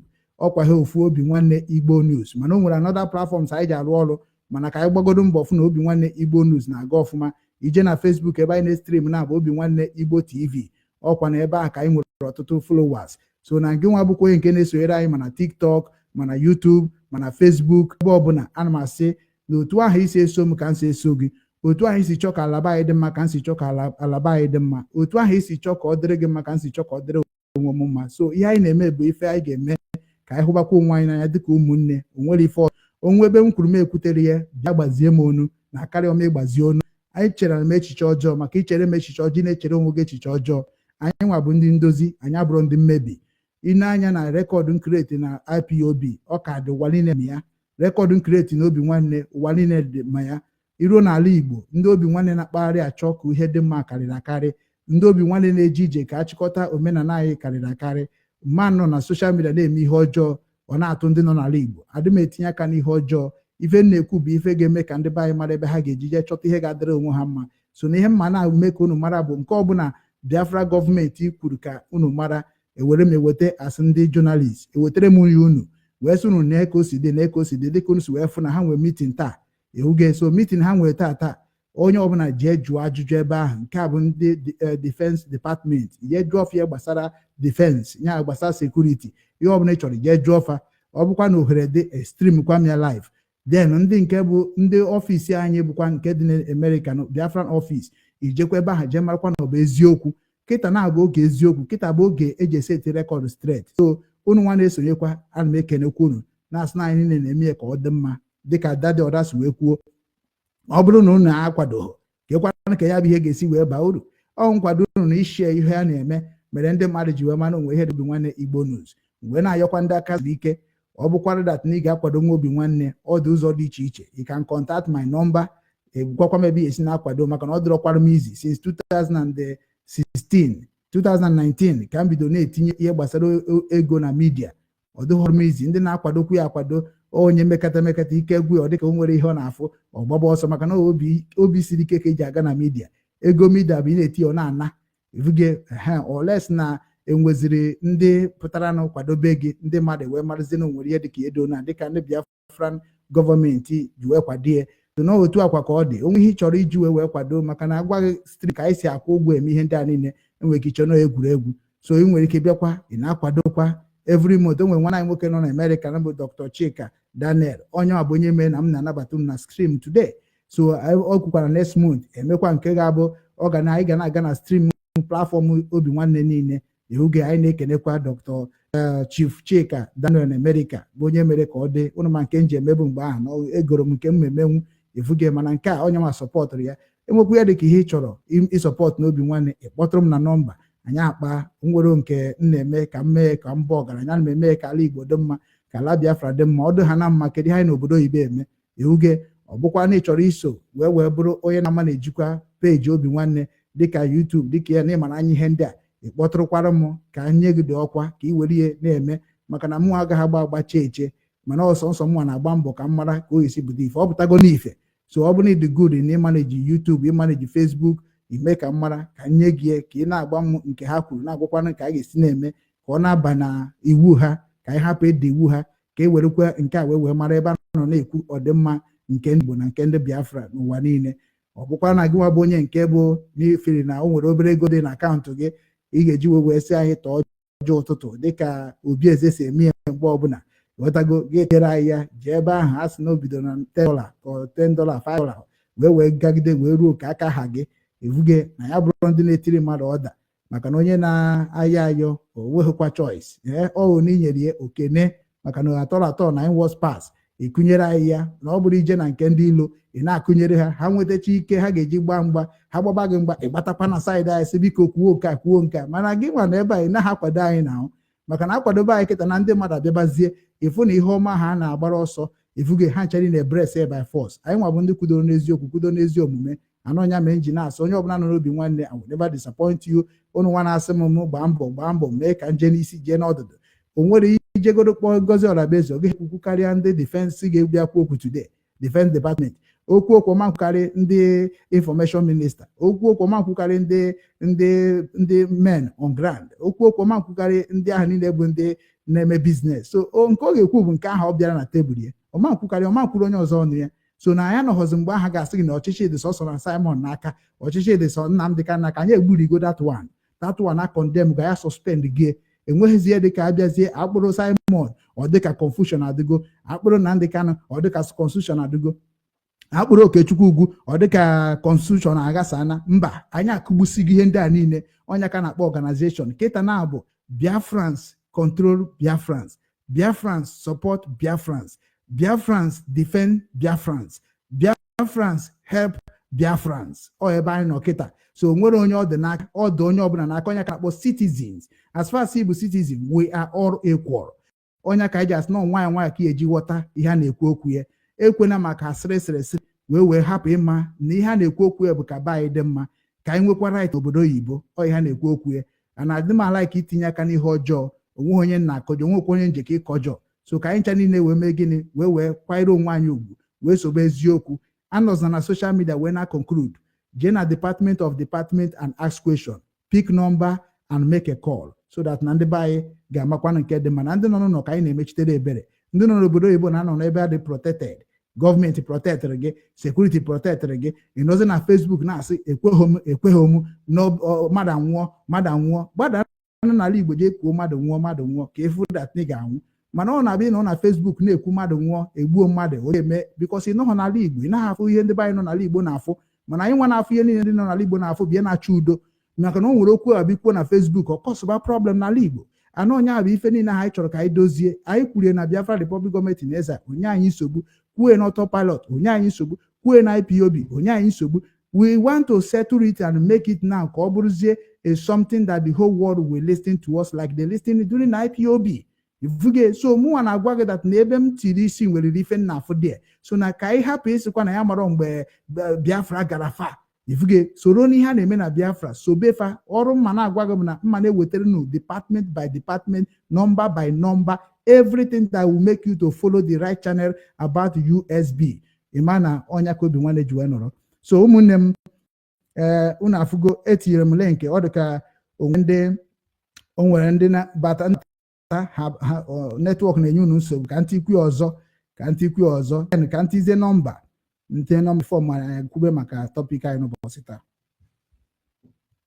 kọsa ma m n'ụlọ kpọbazie kịta na amụ amakwuzi okwu ya ka m ji wee kwucharagodo okwu niile so ihe anyị nọzi n'ime kịta bụ call you can make a call and contribute n'ihe gbasara tọpik anyị n'ụbọchị taa so ịbịa ọ bụ na ị mara ife dị na defense department jụọ so ọ bụkwa na ịma ife dị na defense department na ịma anyị ọfụma na at least na asị gị kwuo maka ya ịkọwa bịa kwuo ka ụmụnne anyị ghọta ya n'ebe ọ ga-adị mma maka na ihe anyị na-akụziri onwe anyị kịta bụ gọọmenti ihe gbasara gọọmenti ka anyị na-amụ so ka ụmụnne anyị nọ n'ala Igbo na-adị carried on maka na o nwere ihe ọ ga-abụ ị na-eme ọ dị ka ha mara ya bet na ọ dịtụrụ nwa onye kọwara ya kọlọm WhatsApp obi nwanne ndị Igbo na-ekene gaba n'iru kọlọm WhatsApp gaba n'iru obi nwanne ndị Igbo na-ekene gwa anyị afa gị na ebe isi akpọ nkeji 3 ndewo ekenekwa m obi nwanne ndewo na m na-ekenekwa ada ndị mbụ na ndị egede ọ na-ekene dịka esi m mba Germany na-akpọ ekenekwa m gị dịka isi na-ewetara ndị be anyị ozi ihe na-eme na gọọmenti Biafra maka na onwe ndị nọ n'ụlọ mara ife azụ n'ahịa ọ ha bụ nsogbu anyị na-enwe ihe m na-ekwu bụ biko ịma na ịgwọ ọrịa ga-agwọ ihe kpatara ọrịa ahụ echikwa ọrịa ebirukwe. Ihe mụnwa na-asị unu awụ nọ n'ikuku, biko ụmụ nwaanyị ndị a eji na-esu anyị imi maka na ha mazi na ike anago n'aka ụmụ nwaanyị ugbu a. Ụmụ nwaanyị ndị ekwesịghị jikwara ngwa ọrụ eji na-esu anyị imi. Ihe na-ajụ biko kedu na ihe ndị ụmụ Biafra ga-eme ụmụ nwaanyị ndị a, maka na ụmụ nwaanyị ahụ ha awụ nsogbu anyị na-enwe na maka na ndị ha amago na ike agwụgo ọgba mgba bụkwa onye na-akụ dị ekere mbụ ụmụ nwoke ma ndị gọvanọ onwezi onye na-egenye ha na-ekwu ha echife ahụ ebe ụmụ nwaanyị ndị a nọ na. Biko ajụjụ mbụ ele ihe a ga-eme ụmụ nwaanyị ndị a, udo dịrịkwa onye ọbụla. Ajụjụ m biko onwe onye ga-asa m ya saa m ya biko. Ndewo Kọlọm WhatsApp obi nwanne ndị Igbo na-ekene. Gaba n'iru were nkeji 3 wee kọwara ụmụnne gị ihe iji maka ya bịa. Obi nwanne biko eweniwe asịkwara mmadụ jụrụ gị ajụjụ ịza n'ihe ọ jụrụ gụrụ. Hapụ ya, anyị nwe ka anyị si eme, anyị detughị ya. Ọ nọ on ground. Ị gaba n'iru Kọlọm WhatsApp. Ana m anyị na-ekwu nna m. Ekene ka m ji wee bịa n'ụbọchị nke taa. Obi nwanne ekene m gị. Ada ndị Igbo ekenekwa m gị. Wee kene Chukwu gị ka abịa ma nke nkere enu ka ụwa. Kene ndị mmiri, kene ndị ana, kene ikuku, kene aja ana, kene ihe nọ na mmiri. Nye Chukwu gị ka nkere eke na oyi nke ya. Wee na-agwa unu jisie ike. Unu na-aga. Ọ bịara igbu anyị ga-egbu onwe ya. Ihe na-agwa unu, ihe nchọrọ ikwu okwu maka n'ụbọchị nke taa bụ n'isi PM anyị Simon Udodị. O kwuru oge ọ pụtara dekwe na Twitter ya sịkwa Kabaz, onye ọbụla na fọm Kabaz n'onwe ya na ihe ọ pụtara na Biafra imewe ihe ịzọta Biafra. He has no friend. O nweghị enyi. Ihe o ji connect kwa anyị cha niile wụ ịzọpụta Biafra. So wee na-agwa unu n'ụbọchị nke taa na PM anyị ga-apụta na ọ ga-apụtakwa na ọ ga-ekwu okwu n'oge mgbede ka ọ ga-ekwu ụdị okwu ahụ, mana the time ama amịa na ihe na-agwa unu na ọ ga-apụta. Unu na-aga, anyị kwụ Biafra gọọmenti n'azụ. Ihe niile Biafra gọọmenti na-ekwe ka anyị ga na-eme. Ada ndị Igbo akpọkụkwa m wee kenekwa gị, na-asịkwa m member of otu nnọkọ ezinụlọ wee na-asị na ọ ga-adịrị anyị mma. Anyị Igbo ọ ga-adị mma. Ihe niile ndị ahụ anyị bụ n'obi wee na-achụ Biafra, anyị ga-enwetacha ha niile. Biafra ga-adị mma karịa.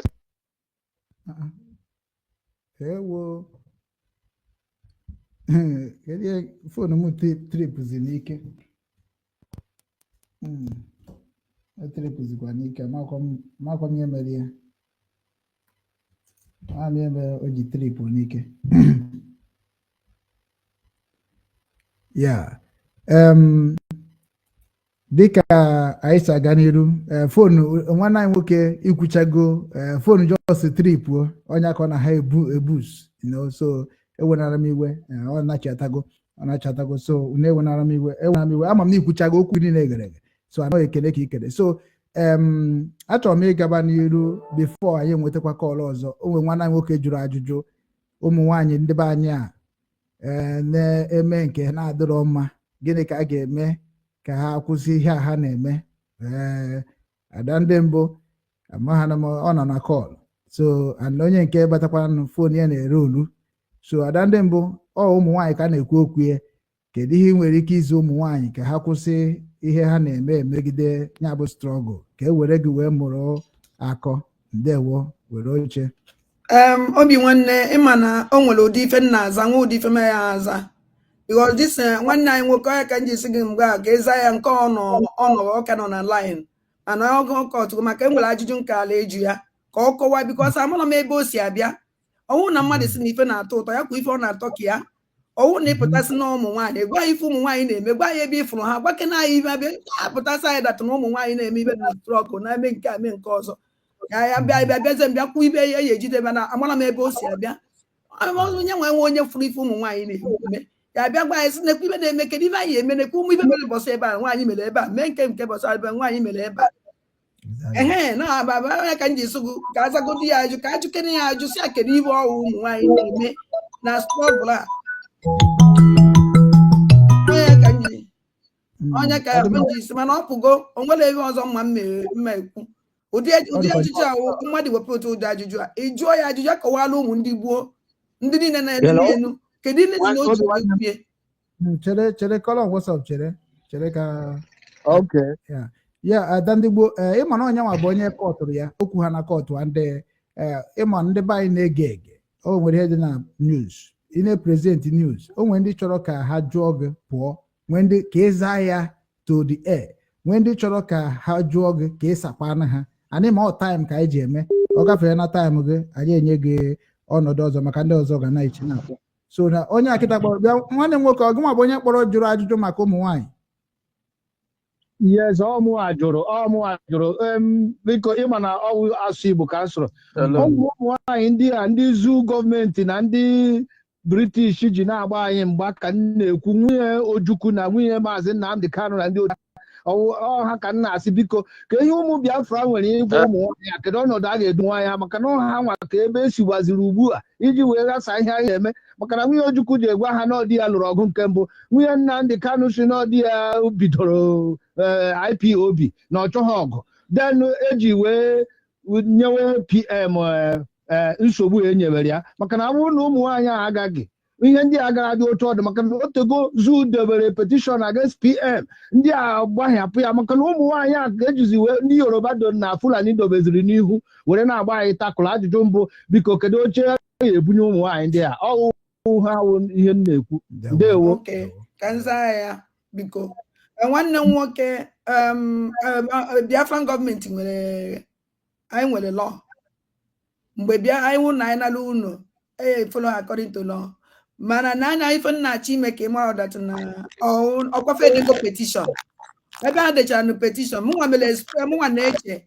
nye aka ka edechara petishọn a na ọwụ na petishọn ha dere maka ihe niile awa asụkwa asụ na ọwụ na petishọn ha dere mere eji wee mee awa PM ya kwụsịgoro na communicate with anyị nwa outside na n'ilo na anyị nna-achọ ime ka ịmara ụdatụ na ọgwa nwunye Maazị Nnamdi ka a na-ede n'akwụkwọ biya nke ono ya ebe a na-emezi ibe ụmụ nwaanyị amazikwa m ihe ka ji awarida ruo tata mụnwacha na bifo na nwunye Maazị Nnamdi Kanu na biya nke ono aka na-ekpọpụta awarida Maazị Nnamdi Kanu atụyatrist ọ naghị ejebe 3 weeks now anyị anụbeghị onu ọgbata obie mana ka a dechara petishọn niile ahụ ọ kwụsịrị ime ife anyị na-eme ime ahụ ije ndị enweghị isi anyị adịghị ese pikcha dị anyị anaghị epozu bịa nke ono na nwunye Maazị Nnamdi Kanu pichọ ka ha na-ese ibe anyị chọrọ akshọn ọnwụ na nwunye bịa nke ono ọnwụ na bịa nke ono maka ndị ma akpọ ya Ojukwu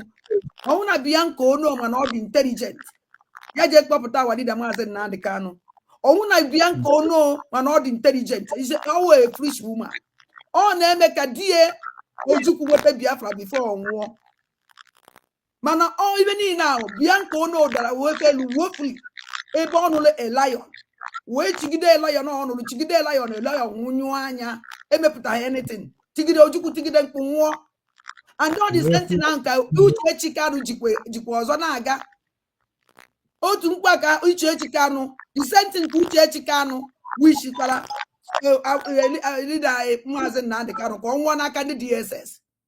For how many weeks did I can submit akwụkwọ na Finland? Why awadida Maazị Nnamdi Kanu ka ji n'aka ndị DSS? Oh, my question. Why awadida Maazị Nnamdi Kanu ebe ahụ a great woman? Ahụ sabo Bianca chọrọ ka Uchechi gbuo die ka o si wee gbuo Ojukwu. Because if ebele Ojukwu today, Bianca no contribute rie.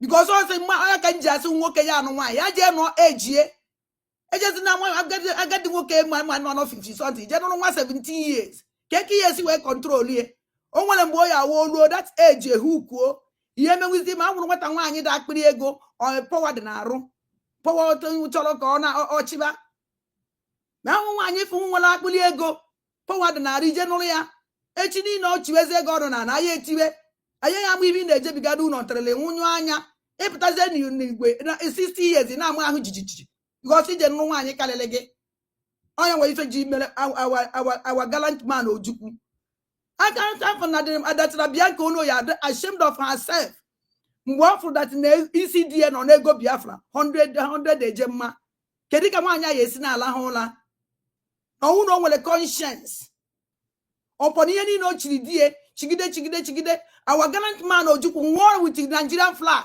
is a shameful thing for anyị nwawu ndị Igbo.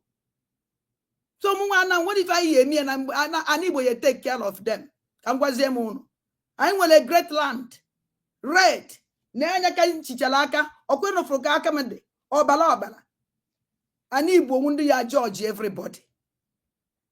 Anyị nwere a great justice lawyer, a great lawyer ndị Igbo nwere wana nwanyị ihe ọrụ onye metelu o ya akwụlịrị ụgwọ ya. So nsị ya aka mma agwa gị nwanne m nwoke ihe onye metere ya chekwa nya nke m metere ya chekwa m nwa ada ndị gbuo. So nsị ife na-agwa gị ma dị onye na-agwa bịa nke ono na Uchechi Kanụ unu fin unu emeriene amazikwa m ya awadida maazị Nnamdi Kanụ ka ji na n'aka DSS eche na by now na onye na-aṅụzi tii na biye mana oke nọ n'aka ndị DSS o ndewo na ekene m.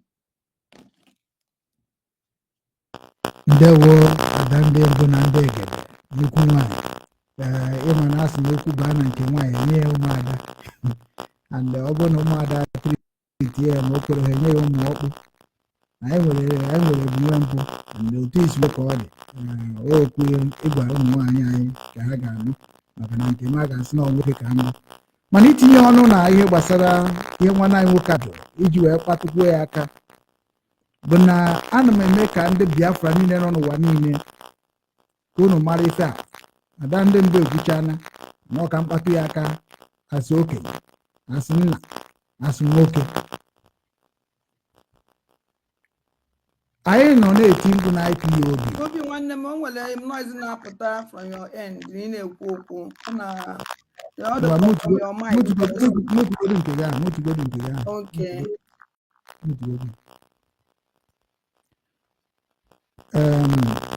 Ọ bụ na sound is not good. Ọ ka na-apụta mgbe ka refresh everything. Don't worry.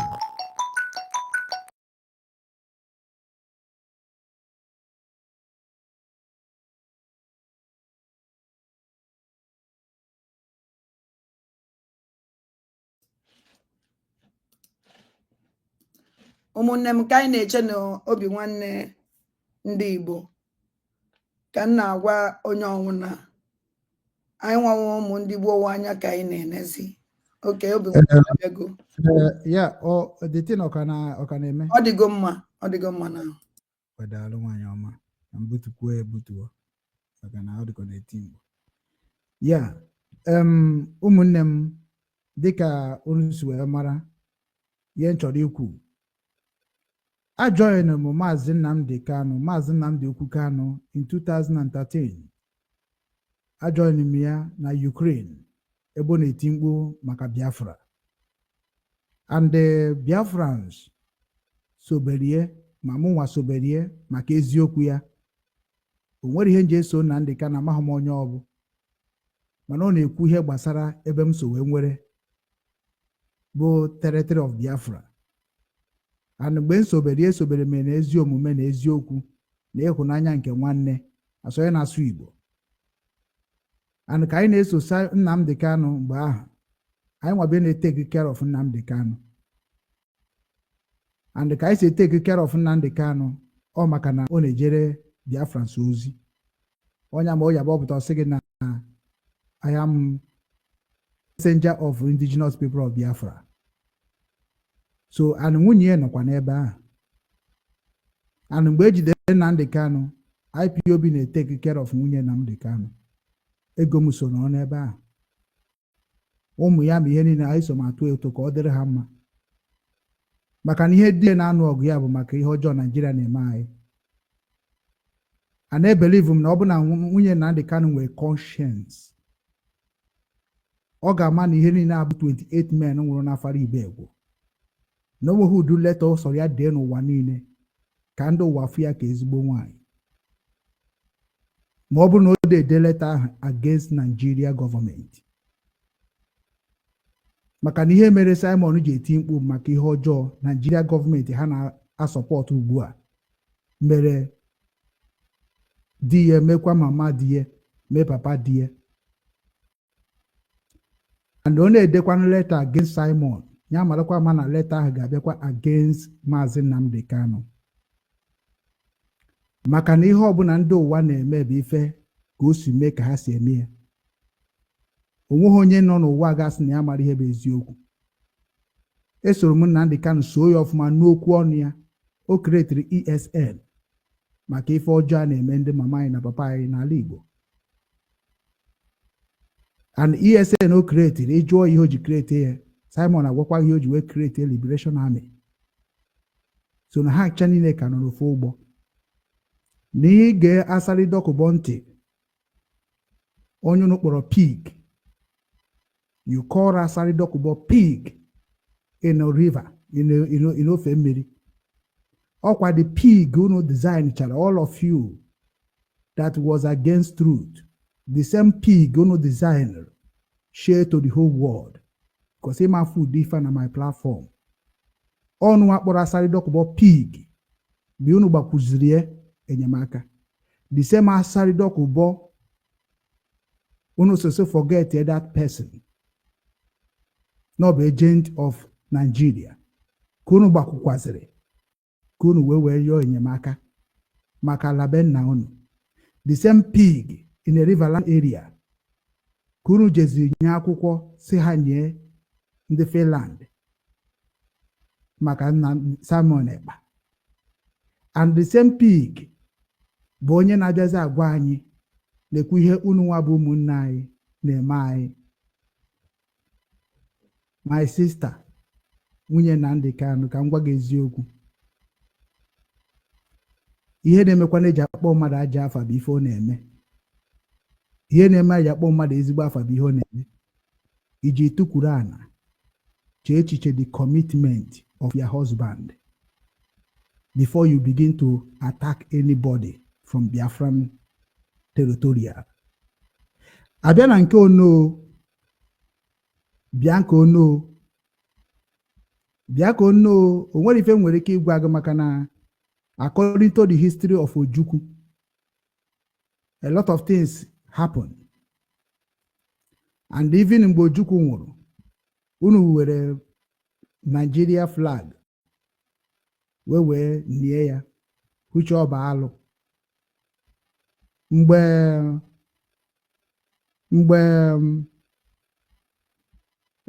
achụzie, I think achụzie ka a na-akpọ ya, ka o nwere echefugo m afọ onye nke ahụ bụ onye nyere ndị Biafra akwụkwọ si na ha na-enye ha akwụkwọ odele. Ndị nọ na comment section onye nke ahụ bụ onye nwụrụ si na ya na-enye ndị Biafra ihe ọbụla na-apụta n'akwụkwọ ahụ, ha were ndị IPOB ha were wee teke ife a na-eme. The afọ gbapụrụ m n'isi ma na-ekwu ọ ga-abata. Somebody corner somebody. So the man,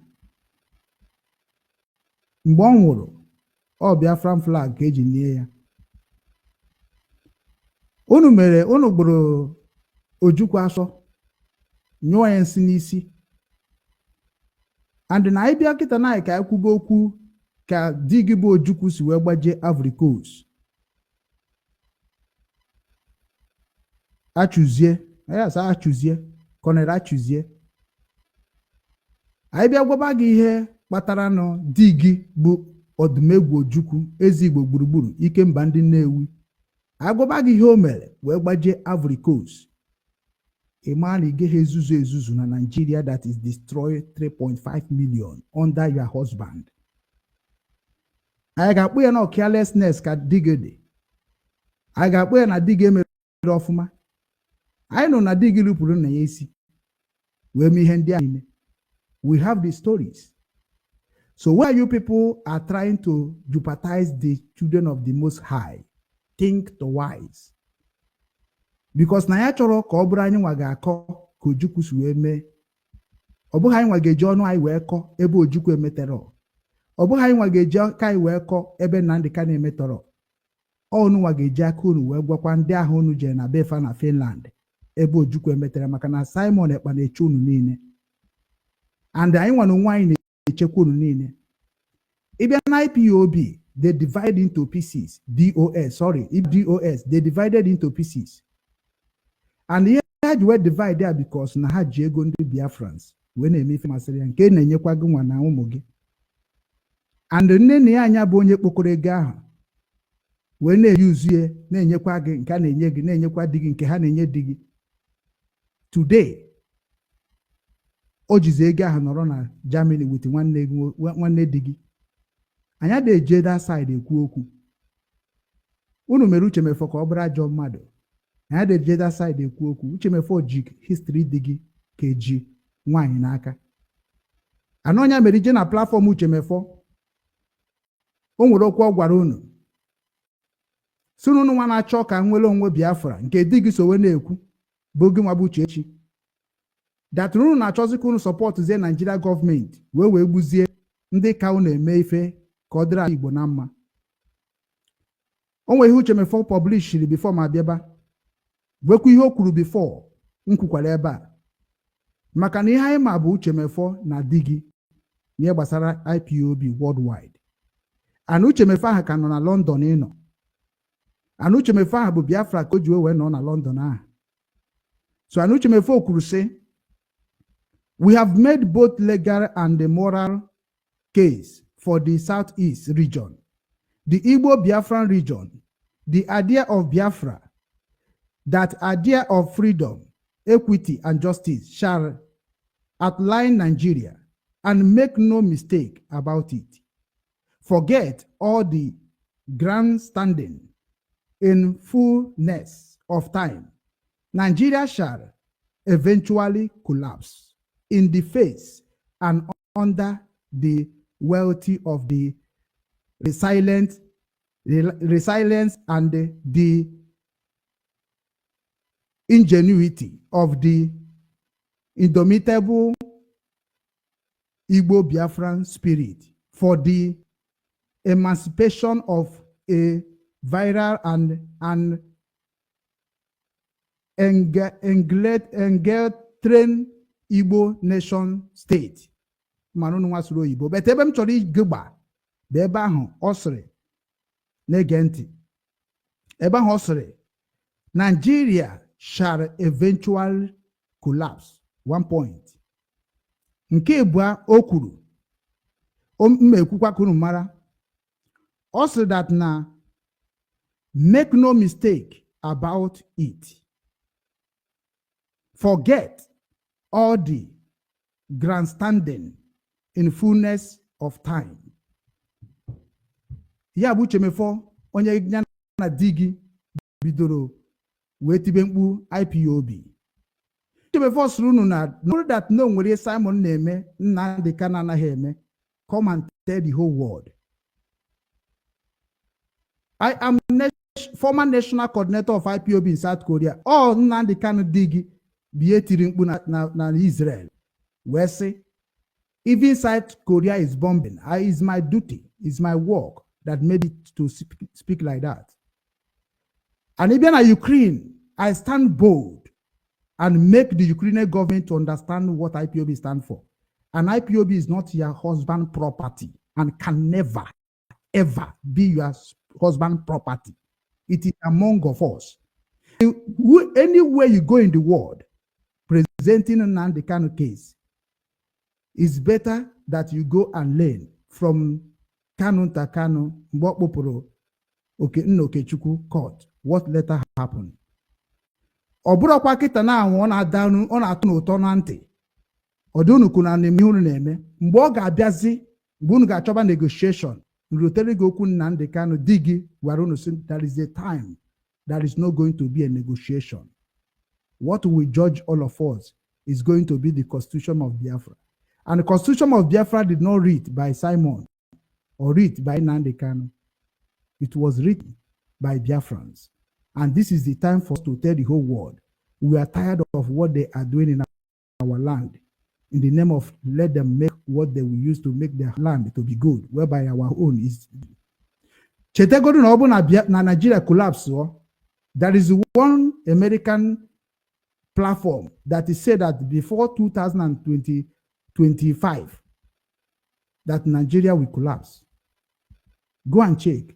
If Nigeria collapsed today, Yoruba say, let us go. Idaho say, let us go. Where are you people going? Think about it. Ndị niile nwụrụ na ha na-arụkọ ọrụ today bụ ndị gburu di gị maka di gị ekwesịghị nwụ.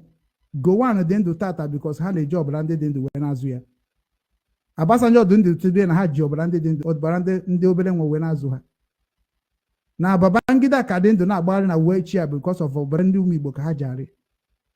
Then ihe ndị a niile ebu ihe ha na-eme ụmụnne gị na ụmụnna ga na-egbu ụmụnne gị. Eji m nke mere na be nna gị n'afara Ibekwu 28 men died because of they love your husband. What are you talking about that one? Who killed them? Eji m video ebe o jere negotiate with the Nigeria governor of Igbo race. Then kedu ife ha mere abịa gbuo ụmụ mmadụ because they believe in your husband. Then those people that died, who killed them? Uchemefo gwara anyị that na Nnamdi Kanu si ndị Abiaba whereby na Nigeria government Syria don't let more than 20 people come close to you, but we use because of we love him and come and make him to know that we stand with him. So you think that he geje when ekwu maka nwa onye ọzọ mana nwa nke gị ga-adị ndụ. O nwere ihe anyị na-adị ekwu na this Biafra. We shall never retreat or surrender. We are here to die once. And when we die, we reincarnated and come back again. Those of you that never believe in reincarnation, we understand we stand strong in what we are doing. You, what they call Uchechi Kanu, never do anything in this struggle. And I know you are record in this struggle. And whatever you are saying in the part of the IPOB or Nnamdi Kanu, know that there is people that suffer and die for it. Waka Waka die to make sure that Biafra stand. I don't know what you have done, except to be gossiping around. And you will reap where you sow when the time comes. Ọmụ amazi Ugo Okechukwu obi nwanne nke ndị Igbo. Nwoke na-ekwu ka o si wee fụ ya n'ụwa. Onye si na nke m kwuru abụrụ eziokwu, nya click a link and come and I will let you to know more. Because na onye ọbụla sị that na ya mazu ike na be anyị in the name of Nigeria government supportive. Nwanne Chukwu okike abịa maka nụrụ anyị ọgụ. Colon WhatsApp colon direct call obi nwanne ndị Igbo na-ekene nna anyị. Ndewo ụtụtụ ọma. Ndewo obi nwanne ndewo. Ndewo nna anyị.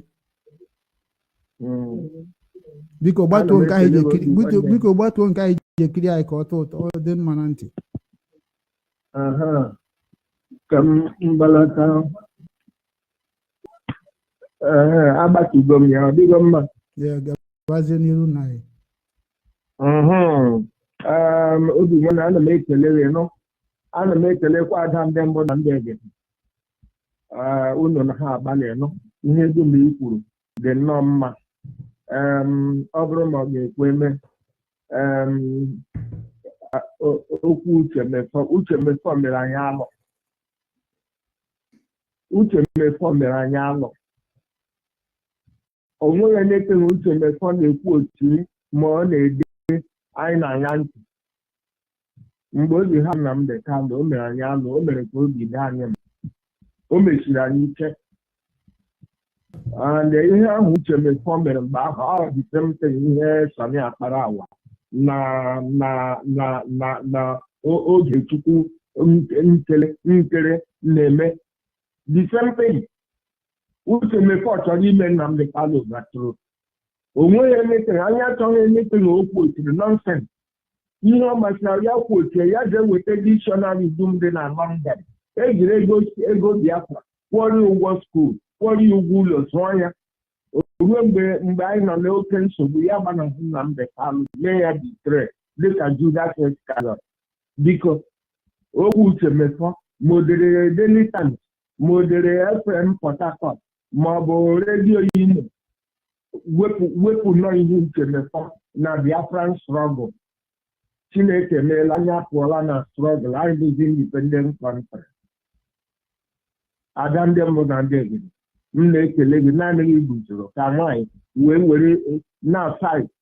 Obi nwanne ị chetara mgbe m gwara gị last week or 2 weeks ago si na ọ ga-adị nnọọ mma ma Biafran gọọmenti tinye gị asawa media team tinye agadi ọra mma na ndị ọzọ ugbu etinyela QTV tinye other media representative So I like him ife m ikwuru na ọ dị nnọọ mma mana wepụ nke uche mefọ biko.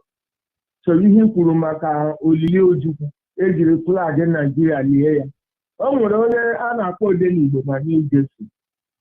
Imecha aga na YouTube gee Odenigbo gaa n'ihe o kwuru maka Biafra. Ejiri flag Biafra lie ya. Then onye nke ọzọ ị na-ekwu dere akwụkwọ si were the proceeds nye ndị Biafra ka ọ na-enwe obosi. Ọ ya bụ the last survivor ndị mere coup. So thank you. Wepụrụ anyị uche mefọ. Ndị ọgbakọ ha si wepụrụ ihe ike isi. So email, thank you so much. Ada ndị mbụ m na ha ekele gị na-apụ ifonu ndị mbụ na ndị egede. Thank you. Thank you very much. Colon, what's up? Obi nwanne ndị Igbo na-ekene. Colon direct call from United Kingdom. Ndewo, were nkeji atọ kene ụmụnne gị. Ndewo obi nwanne ndị Igbo. Ndewo ada ndị mbụla ndị egede. Ọ bụ Maazị Mba David from UK na-ekwu. Ana m ịkwado nwee onye kwuru okwu maka Uche Mefọ kwuru. Uche Mefọ gbara IPOB mgbe okpuru gbaa onwe ya mgbe okpuru. Aga m icheta anya mbụ m hụrụ Uche Mefọ 2015 m gara the first rally m gara na London m ihe wishia I was one person carry zone wishia zone bụla naanị mụ na my family. A lot of things Uche Mefọ mere. People were tired, so many people get gargoyle ya. Uche Mefọ mbụ isi gbarụ mmiri. Eji suspend ya na-eme na ha. Suspend ya Michael Iruanya ha. Onyemio ha. Emamezu ha. Emeka Onyeruchi ha.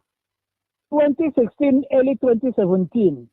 Ọ bụ na IPOB duru gbaghachi ya. Nwa nọ n'enyi ha. I remember la Nnamdi Kanu de la Beye kwu okwu ya sị na nwa nọ n'enyi mbụ a man after his heart. 2015, before Nnamdi Kanu ebido ime broadcast, ọ ga-eji Emamezu Barrister n'ebe ole. Many times, I guess, Barrister, when I'm confident, but I would me for dash, when they are little. Other from suspension in India, La IPOB Gibrashia, which may find a group one in the Kia, very Jiwa DOS. Cheka, it was.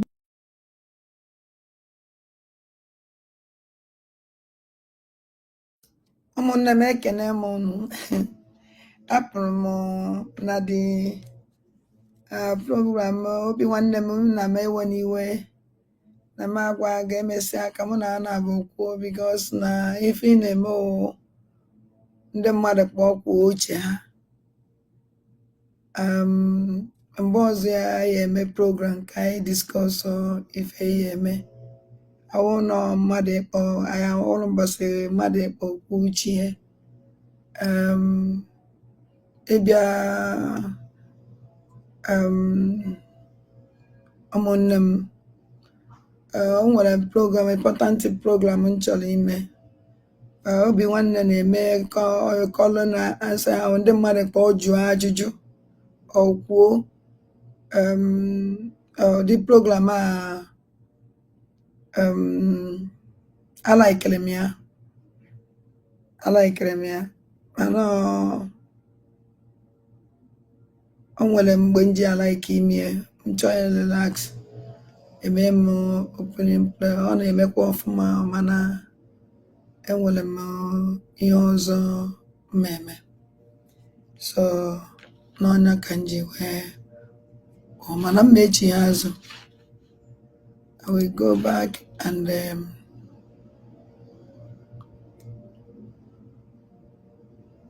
mechi azụ. So ihe nji wee kwu ihe m kwuru that na anyị abịa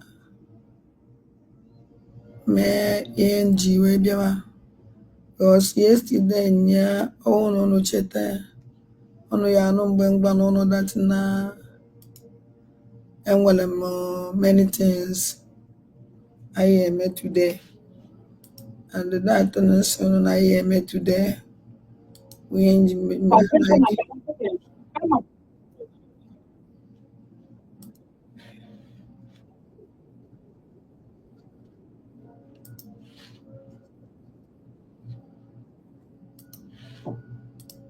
aga m ime advice ndị nọ na gọọmenti sị onye ọbụla ifulu ahụrụ wee nwere ego ma ọ bụghị inye anyị donation gaa ịgbachi ihe anyị wee nyere ya ọkwa ifat ọ dịghị onye nwere ego ekwesịrị itile ọkwa chirila o nyere ego. They should be very careful. Ihe ka ahụ ma akpọfu ha mbụ Chike Doziewe ọ bụ ụzọ eji gwabata Chike Doziewe as head of directorate mgbe a chụfuru onyonyo owe. Let the end of it. Those DAS kemgbe almost 4 years now eji Nnamdi Kanu they ha run away. Ọ bụ weriri ego were uche chie Kanu ntawe ama m agha niile mere we 2021 mgbe a dịla emewe interview ibi Kanu nta akpịrị jụọ DOS ibi DOS wa Chineke ga-agburu asụsụ we. United States of Biafra ekwesịkwaghị inye onye filrile ya nwere ego. Let us not judge based on what you donated. Don't give anybody that level he has money post any longer. Yes. Investment, whether any that good donation investment, let me away. And on that, they will try to have a dividend of the investment. Imagine not getting carried but I say or convention emery, not be a sponsor. What happened to the series of fundraising? Good question. No sponsor. What is wrong in giving account? Either interim account, either periodic account, either final account, annual account. Doing what the dream account, interim account. Doing what the boy meeting yajo. Therefore, he's an idiot as long as Mpa David is concerned. Around the idiots that have they are all lunatics. They are saboteurs. Exactly, to accord 100%. Biafra get up of us when nana. I'm a child. Biafra in the air. Now when they are against. Let's declare Biafra on 29th November. Okay. Recently, on so many things, men observe and my research is showing before I declare Biafra on 29th, Emily vote. Yes, Emily vote. And there was a thing let me say, be open there, that there was a plan to get injunction as early as Monday morning, that second, yes. Monday morning, to stop declaration of Biafra. Exactly. Declare here on 29th. And prior to that, from the first statement, Dr. Ngozo Radezemere, Lamti Kresa, even if someone stand there that day and declare it, thank God she did it. And even period to that 29th, I discussed with my friend that Asla Morono, Asla Oto de Lord Fega, the first argument on that convention, Bo, he declared Biafra first. So when they did it, I was dancing. That minds think alike. onye na-agaghị irube isi, onye na-agaghị imeghe otu o kwesịrị should fall out. Ọ bụ ka m chere iti ya na ndewo. Ndewo nnukwu mmadụ. Ndewo, thank you for the observation.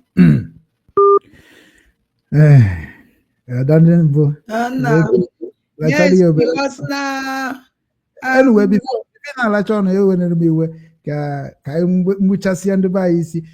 Ịma ụmụnne m, ịma na ihe nji wee like nọ ndị be anyị si na ị chọrọ igbu ọkụkọ ga-etowere ya mkpụrụ ọka, ịghọtago, ị na-atụ ya na-eso gị na-atụ ya na-eso gị. Okwu ka m tụpụtara about ihe ngụpụtara about Uche Mefo ka m wee kpatụkwara nwunye Nnamdi Kanu that na-enwere ndị makwara ife merenụ Nnamdi Kanu, marakwa ka ha si mee, marakwa ihe ha mere ndị Biafrans ifuge. And na-ekwu okwu, adị m ekwu okwu based on na nna akwado mmadụ, ana m ekwu okwu based on ihe onye ahụ mere, ihe onye ahụ kwuru. Maka na mgbe a ga-akọ akụkọ gbasara Biafran, o nwere ka akọ ka a hapụ ịkọ ife niile ka o si mee ihuge. And ihe anyị na-ekwu okwu eketa na ya bago na USB, United States of Biafra Government. Onye mere anyị ji agwa ndị ọbụla, onye ọbụla bụ ebe ọbụla ị nọ, ma onye mejọrọ ma onye mejọrọ mmadụ, ọ bụ na ị chọrọ ka ihe ahụ niile ị mere bụ nke ọjọọ ka ọ bụrụ ihe sachapụrụ, oge karịrị gị nwee tụgharịa obi gị bịa sobe ndị ahụ bụ ndị na-achọ ka ọ dị mma n'ala Biafra. Onye bụ ife nwere ike igbu unu. Enwe m ike ịsọpọtụ onye ma mara ka o si kwado, mana na-akọ akụkọ maka ma histrị, adị m ewepụ ma nke ọjọọ ma nke dị ma m ga-agwa gị ka ọ dị, ka ị were ntị gị wee mara ya bụ ife ka o si dị iche ịkọ ka ịkọ ya ka nsi wee kọ. Ada ndị mbụ gaba n'iru. yes, okwu nwanne m nwoke kwuru because mgbe e bidoro okwu Uche Mefo a ịnanye ya afọ ka nsi anọkwari because na o nwere for this new state, United States, we are in a country ihe anyị mere anyị chọrọ since ụwa anyị enwetaghị, so anyị kwesịrị move forward, hapụ ndị nzam, all of them the same thing. Uche Mefo and all of them won't go from A to Z because I am again everybody. So o nwere okwu nwanne m nwoke kwuru nchọrọ igwe ikwu. Nwanne m nwoke asị na thank you very much because I like ezigbote onye eziokwu, like ndị be anyị na-asị ndị mmadụ na-asị rakwa m na-asị m ada biko ka ya esi make peace, na ọ dị mma ka emee peace, na ọ dị mma ka emee peace. O nwere ịma na ndị be anyị sị na o nwere okwu ọbata obi ekwu sị we don't care cancer, we cut it off. Okwu ọbata obi, and o nwere ndị nweghị ike ime peace with them. O nwere ndị dị very difficult ime peace with them. Oge nkele dị very difficult ime peace with them. Ị nwere ike ime peace with Sonny Akpalawa. Ị nwere ike ime peace with Vam Vam Vam. Ị nwere ike ime the hands. Oge nkele is concerned controlling them like now controlling her like Okoso. Ime Okoso ịgbapụ like this or not on. Or ike gwụ ya ịtọ nụkwu ya. Yeah. So our God, I na ekene Chineke. Biafrans niile kwesịrị ikene Chineke otu Chineke si wee ji aka ya wee wesiela the last saboteurs enwe na this is struggle. Ka m gwa unu, because the situation anyị nọ kịta wụ the last situation anyị ya nọ wee banye na Biafra land. And all the man azala all the saboteurs ha jiri aka awepụta onwe fa. Nobody bring them out. Mara na amara Biafrans. There is no time Biafran government pụtara say nenu. So also fonye ka ewepụta memo. So also fonye ka ewepụta memo ye that na from today na suspend go this person. And with the reason eji we suspend enya. And you know na so that man na suspend eji ri ogu jidere offer because Biafran cabinet kpara say abia obia several times. Okwa eme attend the meeting, which is mean that now they have prepared this thing. If I this organ kill me. Oh, they go plan or even I would even today. If I this organ kill me, Uchechi, Mabianco, no, them plan it together. Ngalona was COS, Biafran government in exile, Obato Biakuye is monitoring these people. On a phone watch on and bought by Obia, one of Biaka says, stay on land. And all along, you will left that now, but Obia Malago. Even now, drawing van esse, Oji Wegwa Bianca, say, now your land. Oh, what I want, but I know how to menu.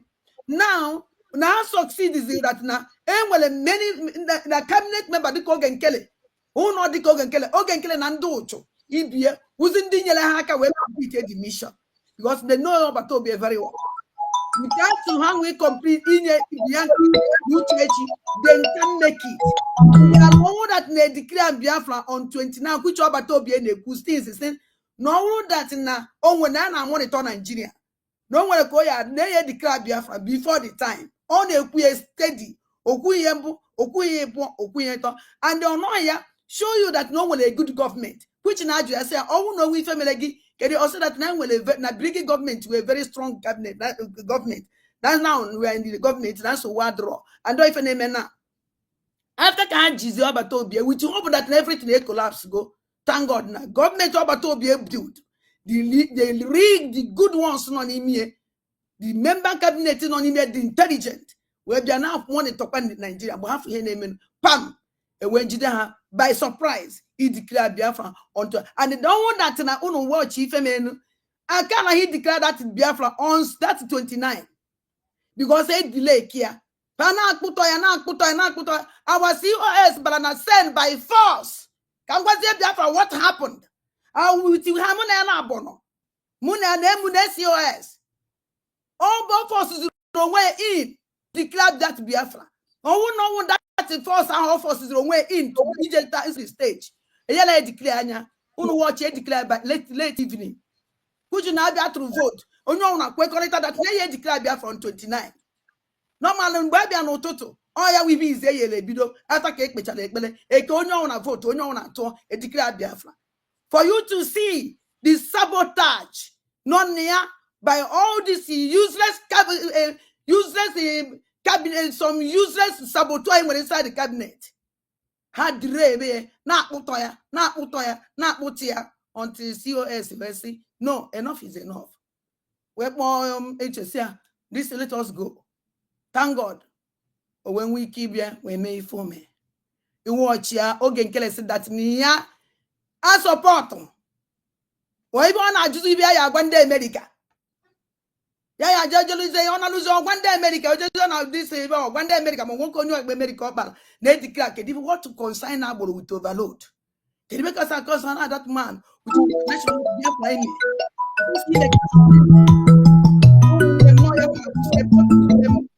I'm man with you with some mini Okay,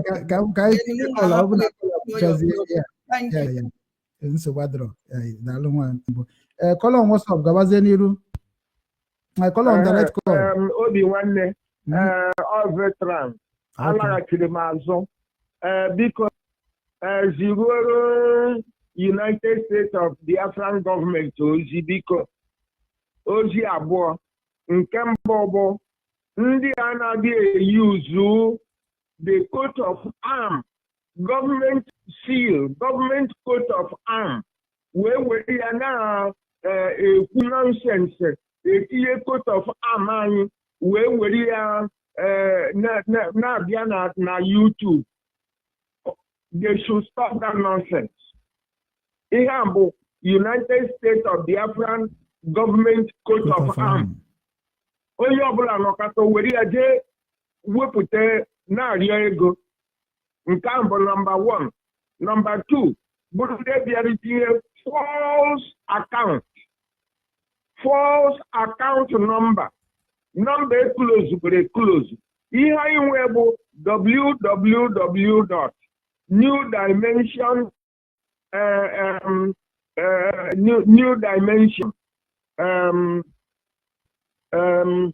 the new account ewepụtara ọ ya bụ our new account ọ dị nwa n'ebe a so ha bịaruo heje ka na-etinye that nonsense idob.org.com oge chukwu nkeresizi so a gwara ha etinyezila ego ebe ahụ ọ ya bụ ụzọ ihe abụọ m chọrọ ka ime ha mara. Let them go to the new one nke ọhụrụ a ewepụtara and they have to really use our coat of arms is very very very insulting. A whole country ụmụaka bịa a na-eyuzu ya bịa na-akpa isi ụka have our coat of arms here. So the two things and then cause of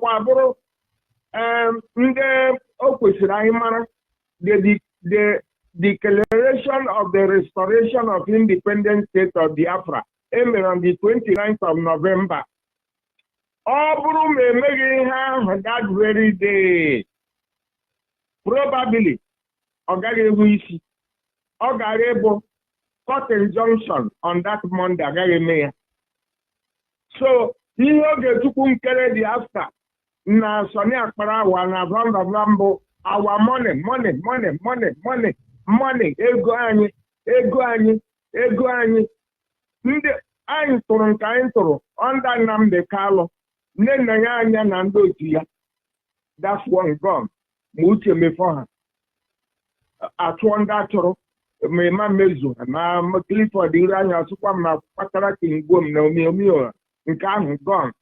Anyị abịakwa second chapter abịa tụọ nke atụrụ nye oge Chukwu nkere ọ bụ oge echi na-aza aha nwaanyị na gịnị o burukwa gbabakwa mekanik. So, because he uses our coat of arms. He uses layer. About all the many are designed and very beautiful gold color, golden color. Oh, Maka Mume, oh, you have your way na site, ya shoka.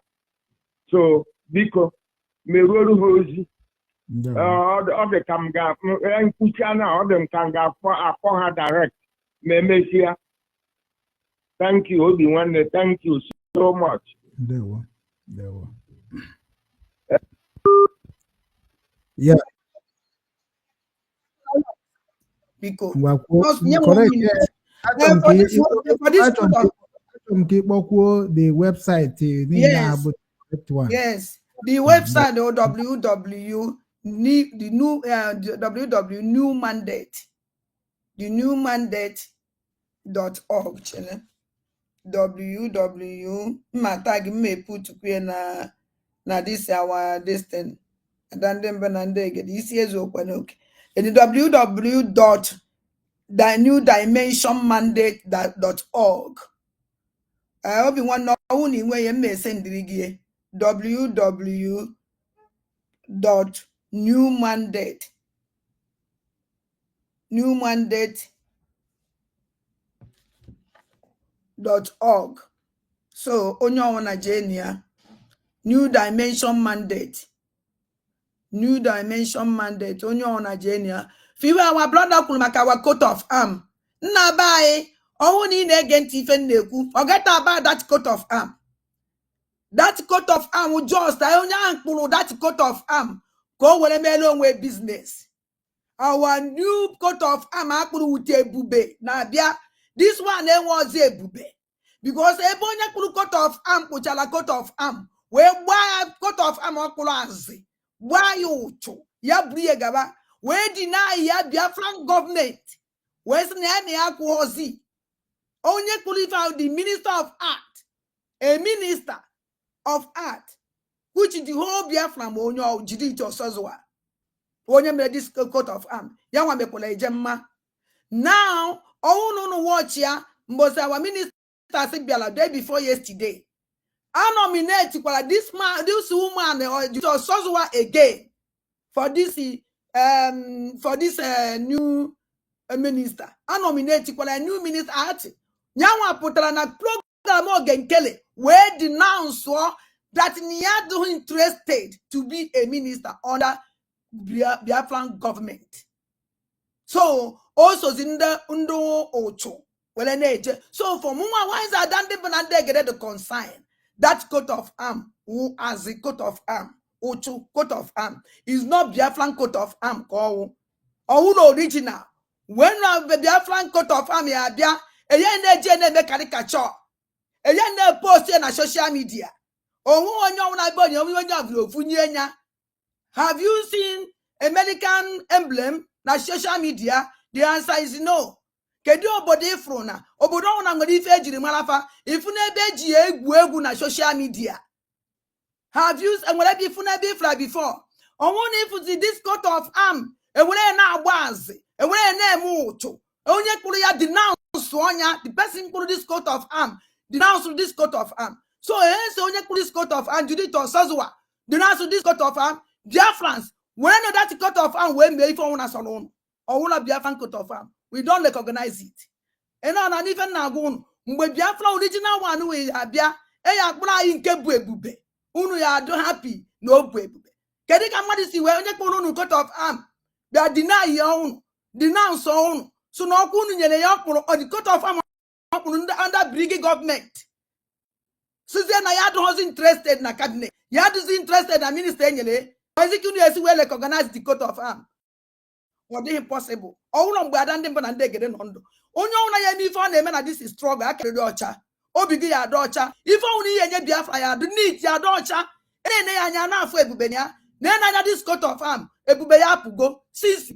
from mgbe ekpụrụ this coat of arm from ọbịbịa ọgbata obi n'Europe ka ndị Europe tụrụ ego wee kwụọ Judith Osozua ka o meela this coat of arm Judith Osozua kwa akpụrụ 3,000 something euro ka akpụrụ ya eji wee kpụrụ this coat of arm since ya nka this coat of arm nọ n'akụkọ okwu ruo today which na ma bịa live today with this coat of arm ka gosizie Biafra from the beginning of this coat of arm even so to this coat of arm na up to today this coat of arm pụtara so onye ọnwụ na afrịa na social media adịna afraid iwe ewene gị asịra na a na-akpọ Biafran coat of arm naanị onwere onye kpụrụ ya naanị noazi onye kpụrụ ya ji ka that coat of arm ji do useless and that coat of arm can never worth anything nothing ahụ this caricature ejizi ya eme ebe niile iji se picture pose o were se picture onye azị emetụ ya aka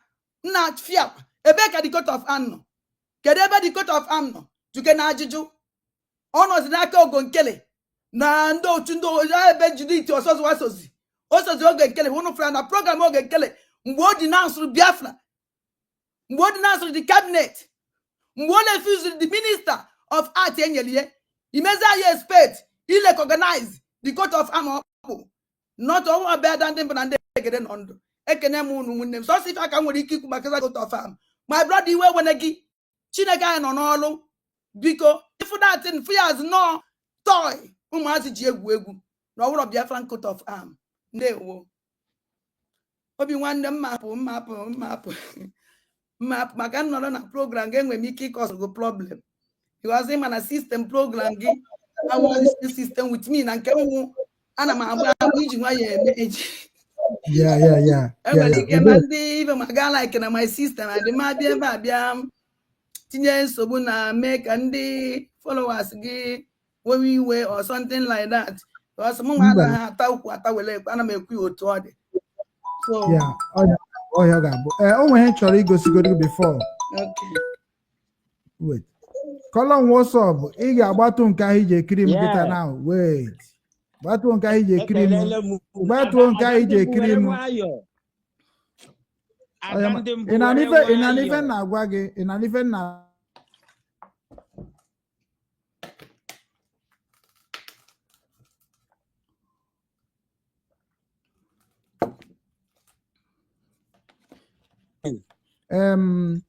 adande mgbe achọrọ m ka ngosi gị na webụsaịtị a kịta na gaa through on it then gị cheki ihe ejem na nke Ngozi Orabaeze na wee nweta all the webụsaịtị a o publish ọ Simon Ekpa tinyere ya o wee publish mgbe ha na-ekwu maka akaụntụ ejem store ya somewhere so Simon publish ihe a na 12 August ka o publish ya and Ngozi Orabaeze repost ya on 5 days ago. Personal new dimension mandate account approved by our Prime Minister, Simon Ekpa. We will continue to use it only until our United States of Biafra account become active. COS. So all the correct because yes, all the correct. Yes, all of them, yeah. Yes, all of them. All the three here. Okay. Yes, just the only one here will about new dimension. Don't cause this. Okay, because of course, okay. Yes, the new dimension mandate. I won't need you can send elect the correct one here. Yeah, new dimension not there now. also a new dimension key because it's in the cause or you're not convinced. onye ka nji wee kwuo ka ndị ịma nye nwana nwe publish kwan ha ncha niile kwan But can send my family can send the elegant for just couple now. na-edu dimension ọ dị ebe ahụ na ịfụrụ ya ka On your other man on other account to mail attach with it. That's the account I mail attach with it. Okay, kill a hijack the account to hangers. So this one now get a new dimension now mandate.org. Okay, what do you have? On your she can send the elegant. Can send the elegant go to see this supplement what the separate Rihanna Mabia. Now, Ganilo can send the elegant. Yaw, some say the account to put on your own. Okay. So that can matter happen the confused. As a pana, so I send the ground again now. Year fear. It may be send the kita otu akita mfuru ya. Okay. So bad draw okabukwa all here. So me get promote here back at now after this program. I'm going to promote here on the screen. So you can go see her. So because if any now bucha if I know I'm not na onye G the database I know you're not control onye bu the director of this website I'm that na onye kita na enwere condition o ji na on here and then we terms and condition o ji handle this website nke ga bụ na onwe ihe me kora be dịkwa ka nke a na say onye oge nke hijack ka adị sure that na onye ọbụla na handle nke a ụmụ Igbo na-etinye ego n'ime ngwa ụmụ Igbo na-etinye ego n'ime addition ọbụla mere ya no na-eje mkpọrọ addition nwere ọ sign bụ if I dey aware nke bụ that na onwe ihe menụ na onye ahụ na-eje mkpọrọ straight because onwe ife nchọrọ ịkọwara gị maka account new dimension. New dimension, why did you cover these things? Because I'm inside. I know everything. Account new dimension, I will account to today. I will account to Tata. Go. Account to Otego. And all need na IPOB this thing. Ijena and all the account to Biafra government email approved. By signed by Ogbatobi. All the account Ijena and Kanana. Here for the new dimension. New dimension mandate. Account our account to name fundraising. A GM fundraising. Account Uno watch Uno ya number finance minister ex-finance minister Ogen Kelly about 2 Ogen Kelly say that none of na new dimension mandate. New dimension mandate. Gini ka na eme that place. Or the same donation na and make an account to Ogen Kelly hijack. Can they make a new dimension mandate? But the problem that a new dimension mandate, I will only give 50 euro. It's a new dimension mandate, no. Oh, it's 100, it's a new dimension mandate, no. Donation from that place is 400 euro. Minimum 400 euro. Only 400 euro. Yeah, no, new dimension. Bank and do gonna make a donation. Or encouraging the public. Even more no one the surprise. From the new dimension mandate, you open this account. To be sincere to you, I didn't surprise. For how you open the account who you will make sure na Biafrans continue name a donation. Ebekwesi me donation. Donation whereby you know you watch okay maka this year account one new dimension. Us na donate 10,000. You donate 20,000. Go say that no account to mas the ifa. Or you can give me fundraising. So Biafrans, this account is very authentic, and the Biafra number to be a tweet this account. Go see no my menu. All but be is a spirit. Oh ma, even though to I me or wait tweet here this account. Biafrans go ya wo even am the me. I will account. Go no see na or they have way or no maka account. Account from 10,000, 20,000, 15,000, 30,000 donation. One person no quite donation. Nothing like Ibolo for new dimension account. On account of the West, because uno can ego near on trailer a build another account. Goes in this account to help the can ego that unagazi. Now you make a whatever new dimension mandate. Otu potala ndu jiego potala no otu a we na support ya na-eme onwe ka o si we si ike dagudo go Biafra government akpofa new dimension biko na any ego within 1 second pancha ni na-ezu weta the money nobody nwere onye na-anụ ya nụ onwere onye na-eme mkpọtụ onwere onye na-eti mkpu ekene m unu ụmụnne m akaụntụ a dịka ife ọba nwanne m nwoke nwanne nwoke obi nwanne ka ọgwụ na jụrụ obi nwanne akaụntụ anwụnta ka o bido akaụntụ otego very powerful room akaụntụ ya anaghị emefe na public na nke ọzọ nke oge nkere na ama na-eji onye ji 20 euro itinye ijide 30 itinye ijide 10 itinye ka o wee dị ndị be anyị izi amount ọnwụ na iji wee sọpọtụ ọka inwe ike itinye na data akaụntụ mana new dimension mandate from 400 euro up minimum.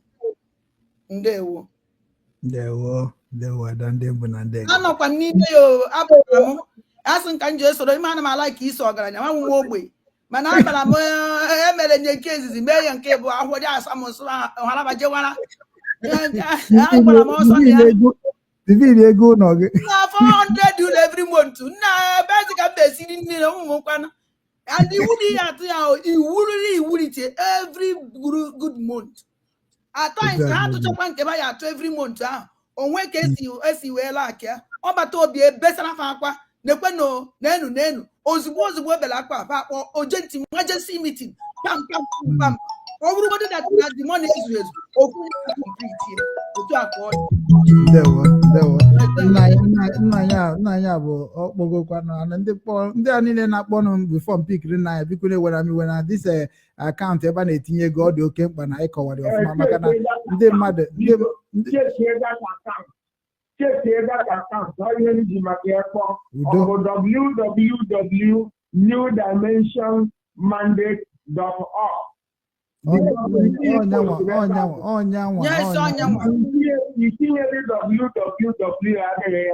nsogbu adịrọ udo na www.newdimensionmandate.org. Okay, sir.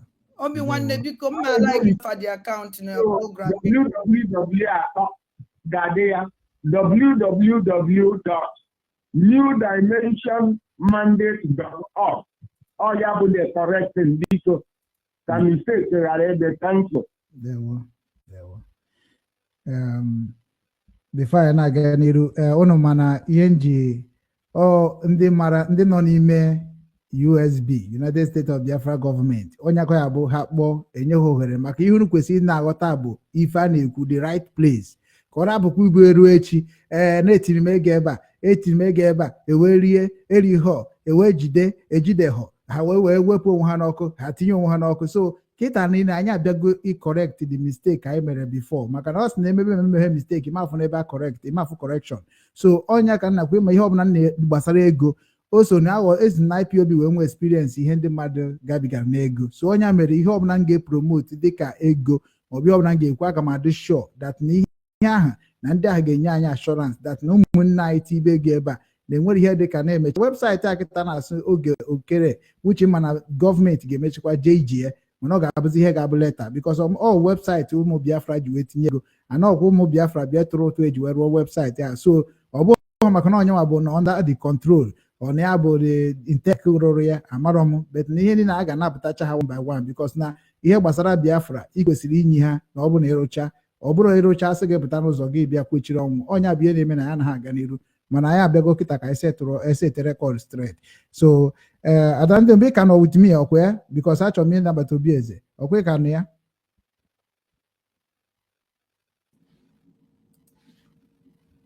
isi na gịnị mee asị m ọkwa ka nọ ya because achọrọ m ka obi eze were oche obi eze mba achọrọ m ka ife obi eze I want to see him yeah. Okay ma ọ naghị abịa live ọ na-anọkwa ọnụ mba achọrọ m because obi eze a since na ọ na-alike ọ na-achọ ịbata na my program but ọ naghị ekwe I don't know why so yeah I like ịnụ n'ihe okay obi eze gaba n'iru kene ụmụnne gị werekwa mkpere nkeji 5 minutes ekwela ka ọ gafee maka na ndị na-eche na kọl karịrị ndewo obi nwanne ndị Igbo obi eze n'onwe ekelekwe maka m dị n'elu ndewo asị onye m ya rie na nke ochiri ada ndị mbụ na ndị egede nna anyị ọjụ ga na-awara eze obi eze nna Good morning from my side. I can on a bed. You have to see 538 na Kweba. Yes, good morning, everyone. Good morning, Yeah. sir. I'll make a level before I can make a level Biafra need the Babu Bruno one need. Now here no dey get that one I go and there's Yoko Bundo. Yeah. If you say something, you say something. Ezoko Bundo. I'm gonna do one day because you web I'm baby the program never follow all this account because all the I am enjoying Batawa inside because I like him can make mistake in this account. Only I would have broadcast under the government. He print he did the TN who scream gain about 24 hours. Because any mistake you need me hana. Okay, made the person now could go affect. Yes. When we have typing error, got a different account because in the 419 do everywhere. Yes. And they are listening. So you have wrong information. Okay, man, I paid. I thought he lose the ego. I need the ego. Also, I'm going to $1 or $1. It's big money for us. So because I can't do maybe one the last time. See, I told him that when I come to Germany, he asked him yes. And the kind of pitch going out. Obi one I can't look in when Germany back in on a Hamburg. I can't look in when. Nwe m akaụntụ ịtọ bete nke m nwere na gọọmenti bụ ofu nke ọnlaịn bụ egbua. Okay, nsogbu n'ime akaụntụ na-ata ahụ o nwere nke m nwere ike ịkwụnyere gị $10,000 ịtransfer ya to data akaụntụ gị kịta $10,000 o nwere nke ị nwere ike imebe ala ntiri $10,000. Ịchọ ha n'ime egwu m nkịta na-aga ngwa gị nke ọ ga-abụ. Mba jọs na-ajụ gị because ihe a bụ simple ihe ka nna Yeah, enwere nke ihe niile mepere online nke niile mepere online ọ ga-ebu $200,000.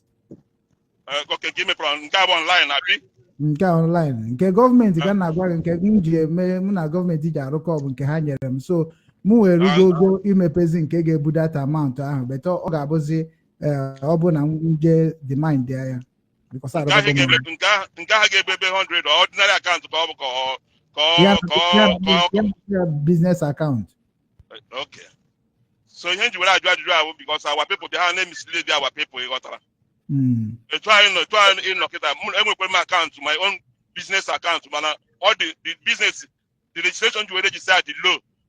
Somebody transfer am 10,000 na that account the bank close West Fargo ndị na America ga-ama bank ga-akpọ West Fargo ha close that account ahụ without my notice safe nọ na-eche the money ka ọ bata check the money afụ m the money so ọ ha nwetaziri letter and later ha letaziri m ha dị aka ha close the account balance niile nọ nwe na account ha sendere m ya back tinye na mail olu m ya back na my mgbe m fụrụ the thing ha sị m bịa za answer m gawa na bank ha kọrọ m sị m explain ebe gachi were bata so I na-ekwu ihe ndị a na-ekwu all this thing bụ anyị nọ na fundraising one of our sister si na o nwere na ochi na akwa ọrịa were bilite na ọ na-ekele Chineke na Chineke mere ya dị ndụ etu a Judith Osasuwachi were pụta kịta from problem o nwere which means anyị na-ekele Chineke na ihe ọma o mere ya so that our sister not only donate 50,000 to IOU loan that 50,000 ọ gaghị akwụnye to that this IPOBUSA.org/donate ọ gaghị akwụnye nwunye ebe ahụ ọbịa ya akwụnye nwunye na the best ndị new dimension si ya okay call us ha tinye na the new dimension account ebe ha ga-akwụba the money that is how the thing work so ọ bụghị pụtara anyị na-aghọrị onwe anyị na mmadụ pụtara ndị na-eme propaganda ọ na-eme propaganda ihe our prime minister mere ya approve no August before August ahụ that is account na-eme exist before August ahụ ya to wit that account has been existing and then when a committee who also now because on that committee no ịnọkịta dadị ọra mmasị gị na ọ nọkwa n'ime agwụgwere m idea na Rose Allen Pastor Rose nọkwa n'ime that new dimension if I'm not mistaken but I didn't show also that new dimension if not the Caroline in base on nọkwa n'ime that new dimension no Caroline in base anọ na the new dimension ọnọ ya yeah but Rose Allen nọ n'ime so enwere many people nọ n'ime ọ bụghị also naanị Ngola Beze nọ n'ime people na-eme no personal in here charity organization not our people just be too wicked I don't know why ọ bụla ọ bụgodị ịkpọ mmadụ asị but ihe awụ a country ka a na-ekwu okwu ya na charity organization nke oge nkele na handle gịnị ka ọwụ ihe na-agwa gị propaganda akpọrọ m ya propaganda ihe propaganda na-aga online and we are attacking them ha sị na ọ charity organization na onye eji ya sponsor even Bam ji ewere program So how are you going to put money in Syria? Money they take to Syria, take to this one, take to the other side. Okay. Obi Ezechele go don't eventually collect igwa gi no kwa ikwu na Obi Ezechelu. Bam we an idiot and ndị get this propaganda. Wunda ma mo ife ma kpofa because na we take it to Syria. He take it to Syria or Syria we nwe ike ije dey defend their country. He take it to the other side. Only country this country or country na no go na choka ha nwele freedom na befa. We Biafrans all run the Friday de ebu anyị. I need to go another country to all I go charity. All quick that charity and can do not donate to go again killing na to donate. Now fight to for now protect our land. Anybody not to go now, anybody never take go where is the charity. Any account also because Biafran land. I need the charity money to protect our land. Account go and killing onya that na okwano na mmade sulo be na ogala school. Na nyi fe vanji we mat and the mother captain I chop down this even okuru we backfire vam. O to go ke we je Syria. Gini ka na eme Syria? Ana anu na Syria. Ana anu ogu ke obodo afa na Russia na anu. Ana atukwa ndube ha na obodo ndị ọzọ na atutu. O because of I am on etitifa. Ndube fa na France ya na atutu. Ndube ha na Germany na atutu. Ine send ndube fa ka fa we na ego ibe ayeji na protect ayeji na anu sokwa Russia. The same thing can do Biafra niile na atutu iji we defend our land is a charity. Itra nenuo itra nana charity owu na wetego never take it and donate to charity ko owu na gba na atutu susu we help on Israel help Israel and na atutu owu lo charity umunne ma cho nkunu zami owu lo charity come on have even na black we very wicked people from and no matter even in South Africa muno wem so we go against South Africa so we to go but South Africa they made their own no one when they ku here I contributed money for South Africa even in Mbana Imo State airport Imo State airport I contributed money for Imo State airport because all that from contribution you get when somebody printed that online the names of people donated they go for Imo State airport so can conclude even na land this is charity. Phone on too much. Obviously, just wait 2 minutes to conclude. Yeah, I can run up because I don't appreciate me. No block my time. So man, that's so bad. They block the time. Now. I don't know minutes on my own, so so bad. So you not conclude before I happen no chebo. My people, ezoku de ma if ezoku equal ezoku. Here you could hear about Makodim Mike. I know why I know Western world. It's why I know that. And with it before and some people now create that money. In a favor, some people now equal that money in a charity. You are not going to pay tax. Money when not with the money. I got the bank. I got charge him. I got tax. You know how could you go any charity? This all free tax come. So all this is we hear that our people have to call him rubbish. We need to help our people. Yeah, freedom kindness. Oh, the my so I can happy about me when the candidates of later will see as something.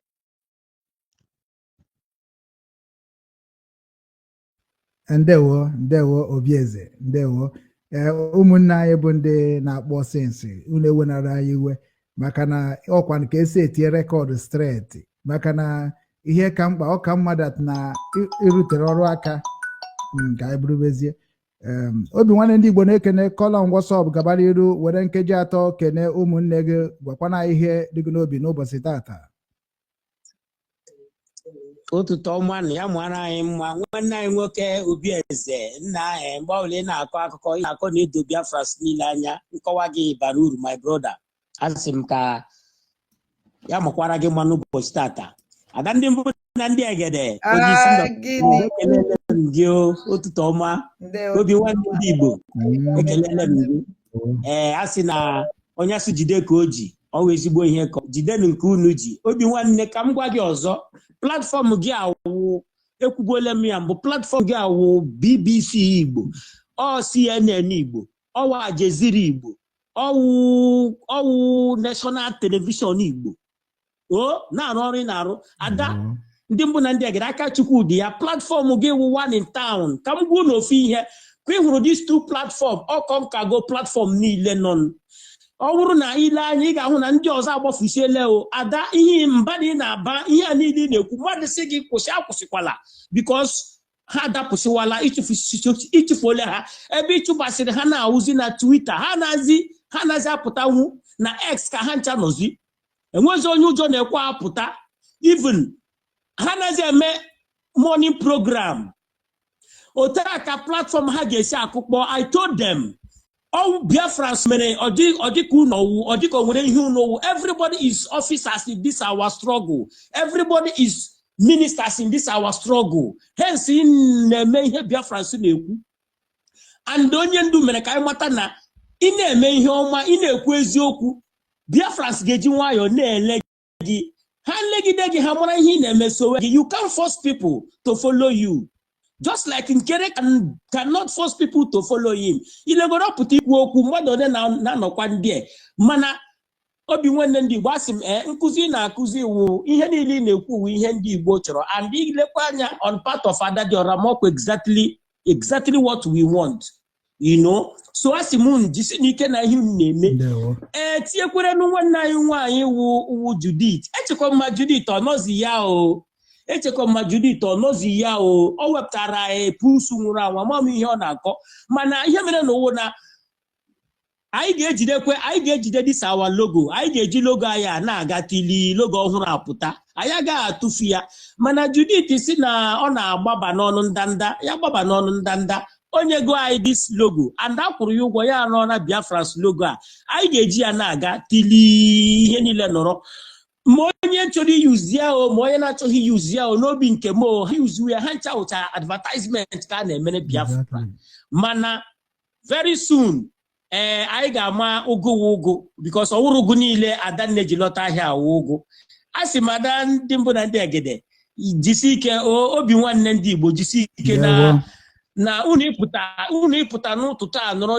nọrọ na-akọwa na-egosi ka o si wee dị ị ga-ama na Biafrans niile nọ ebe ha nọ na-ege na-anụ ihe onye ọbụla na-ama ihe na-eme and this is exactly what we want ihe awụrọzi time ịgba saga nwozi onye anyị na ya na-agba saga ihe anyị maọbụ ka anyị ga-esi kwado Biafrans ka anyị ga-esi kwado this our government ka anyị ga-esi bulite ihe a niile anyị na-ekwu ebe a anyị na-eme ka ọ dị ilekwana anya hụ ndị minista si anyị bịara okwu ha kwuru nwanne nya ahụ bara uru ka anyị ga-ekweta atakwa ma fundraising anyị ga-eme taa ọ ga-abakwara anyị uru tie ya so asị m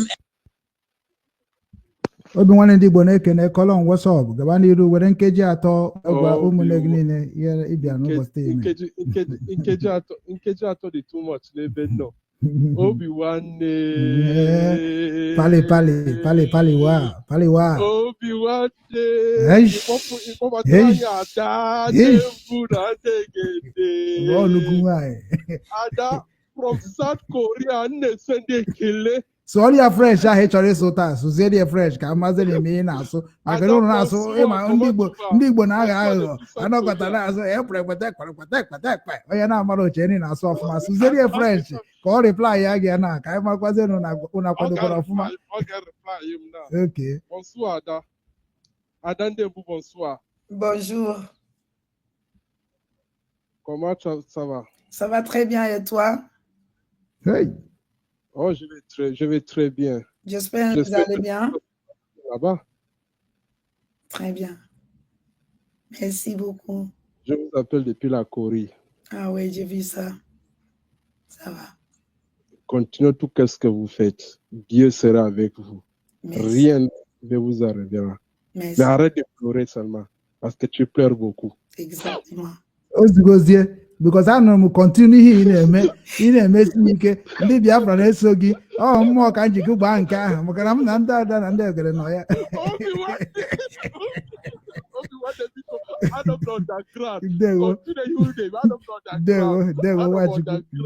ndewo pali obi nwanne ndị Igbo na-ekene kọlọ WhatsApp gaba n'iru gwa anyị afa gị na ebe isi akpọ were nkeji 3 wee kene ụmụ na-egwekwana ihe dị gị n'obi n'ụbọchị taa.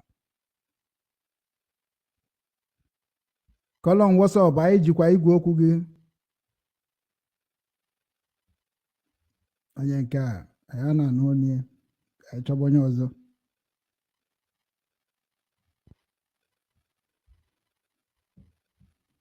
anyị na-agara iru ada ndị mbụ na ndị egede efugonunu na ndị nọ na Korea ụwa niile afụgo na eziokwu bụ ndụ. Ụmụnne gị hụrụ gị n'anya na ị na-achọ ndị na-eti gị aka na okwa ndị na-eti aka rụrụ ana aka ya agbajisi ha na ahụ ha oti ọkpọ na-eti n'igwe ọdụ possible. Onye gaghị azụ na ịchọ iti ọkpọ ịchọ ịmụ ka eji eti ọkpọ jegoro ụzọ tibe akpa aja itisi akpa aja wee chọba onye ị ga-etigbu. Otu a ka ọ dị. Ka anyị na-agakwa n'iru. Obi nwanne ndị Igbo na-ekene kọlọn WhatsApp gaba n'iru gwa anyị afa gị na ebe isi akpọ na ihe ị wetara anyị n'obi anyị n'ụbọchị tata nkeji 3. Obi nwanne Igbo nnukwu mmadụ ada ndị mbụ na ndị egede nwaanyị na-acha ka ọnwa ejighị enye ele ya ihe agbana ka ejighị enye ele ya eziokwu na-agba ka ọnwa anyị ma ka o siri dịrị anyị amara na nke wee eziokwu. Obi nwanne ana m ekele gị nke ukwuu. Esi m Toronto na-akpọ. I've been watching your program gị na-ada ọ dịkwa n'izi ihe unu na-eme adịkwa n'izi ịghọtara. Bet ekpere m n'ụbọchị nke tata wụ ka Chineke echekwaba ma kpuchite unu. Ise. Ihe m na-agọwa ọfọ onye ọbụla nọ n'ala Igbo na-etinye aka na ihe ọjọọ na-emegide ụmụnne ya ọ gaghị adịrị ya na mma. Onye ọbụla hụrụ ụzọ na ihe awụ ụzọ ya sị na ọwa ọhịa aka ya mma ọhịa ga-eri ya. Ana m ekele unu na mgbe ụtụtụ a ya dịrị unu na mma ya dịrị ụmụ Biafra na mma. Ihe gbasara akaụntụ no dimension biko ụmụnne m ndị Biafra ndị na-anụ olu m unu sọpọtụ otu ọbụla onye ọbụla nwere ike ụlọ ọbụla iji unu sọpọtụ COS Ngozi Ọrabaeze abịa sọpọtụ COS onye a na-asọpọtụ Biafra ka a na-asọpọtụ ọnwụ ya COS ka a na-atụrụ onye ọbụla akwado ha aja n'ukwu no what I'm saying ewu ka onye ọbụla akwado ha aja n'ukwu because ha nwa nọchitere anya Simon na until our prime minister apụta will take over back again. So ihe m na-ekwu onye ọbụla jishi ike na-asọpọtụ ha biko nụ ọwụ ihe m na-ekwu na mgbe ụtụtụ a. These people are the true leader for now. Onye ọbụla na-aga na-agba ha mgbe okporo na-akọcha isi juru ha n'ọnụ ọ onwe ha ka ha na-akọ ya gaziere unu ya mara unu mma. God bless you guys. Ndewo. Yeah. Hello, Obi nwanne. Yeah, obviously. Yeah, 1 minute can add something that here Freeman iko to onye kwuru because sometimes ụmụ ihe ndị a na-adị very very important. Mụ na onwe m agakwa m school ihe na-ekwu my own personal experience and the understanding enwe nke m kwuru adịghị mma akọrịtikwe m ịghọtara. Seal of a nation is not meant for every government department to use. Every department will have their own logo, own seal. Overall seal of the president. Also now the president also president can use your overall vice president, vice president, seal of the vice president of the state.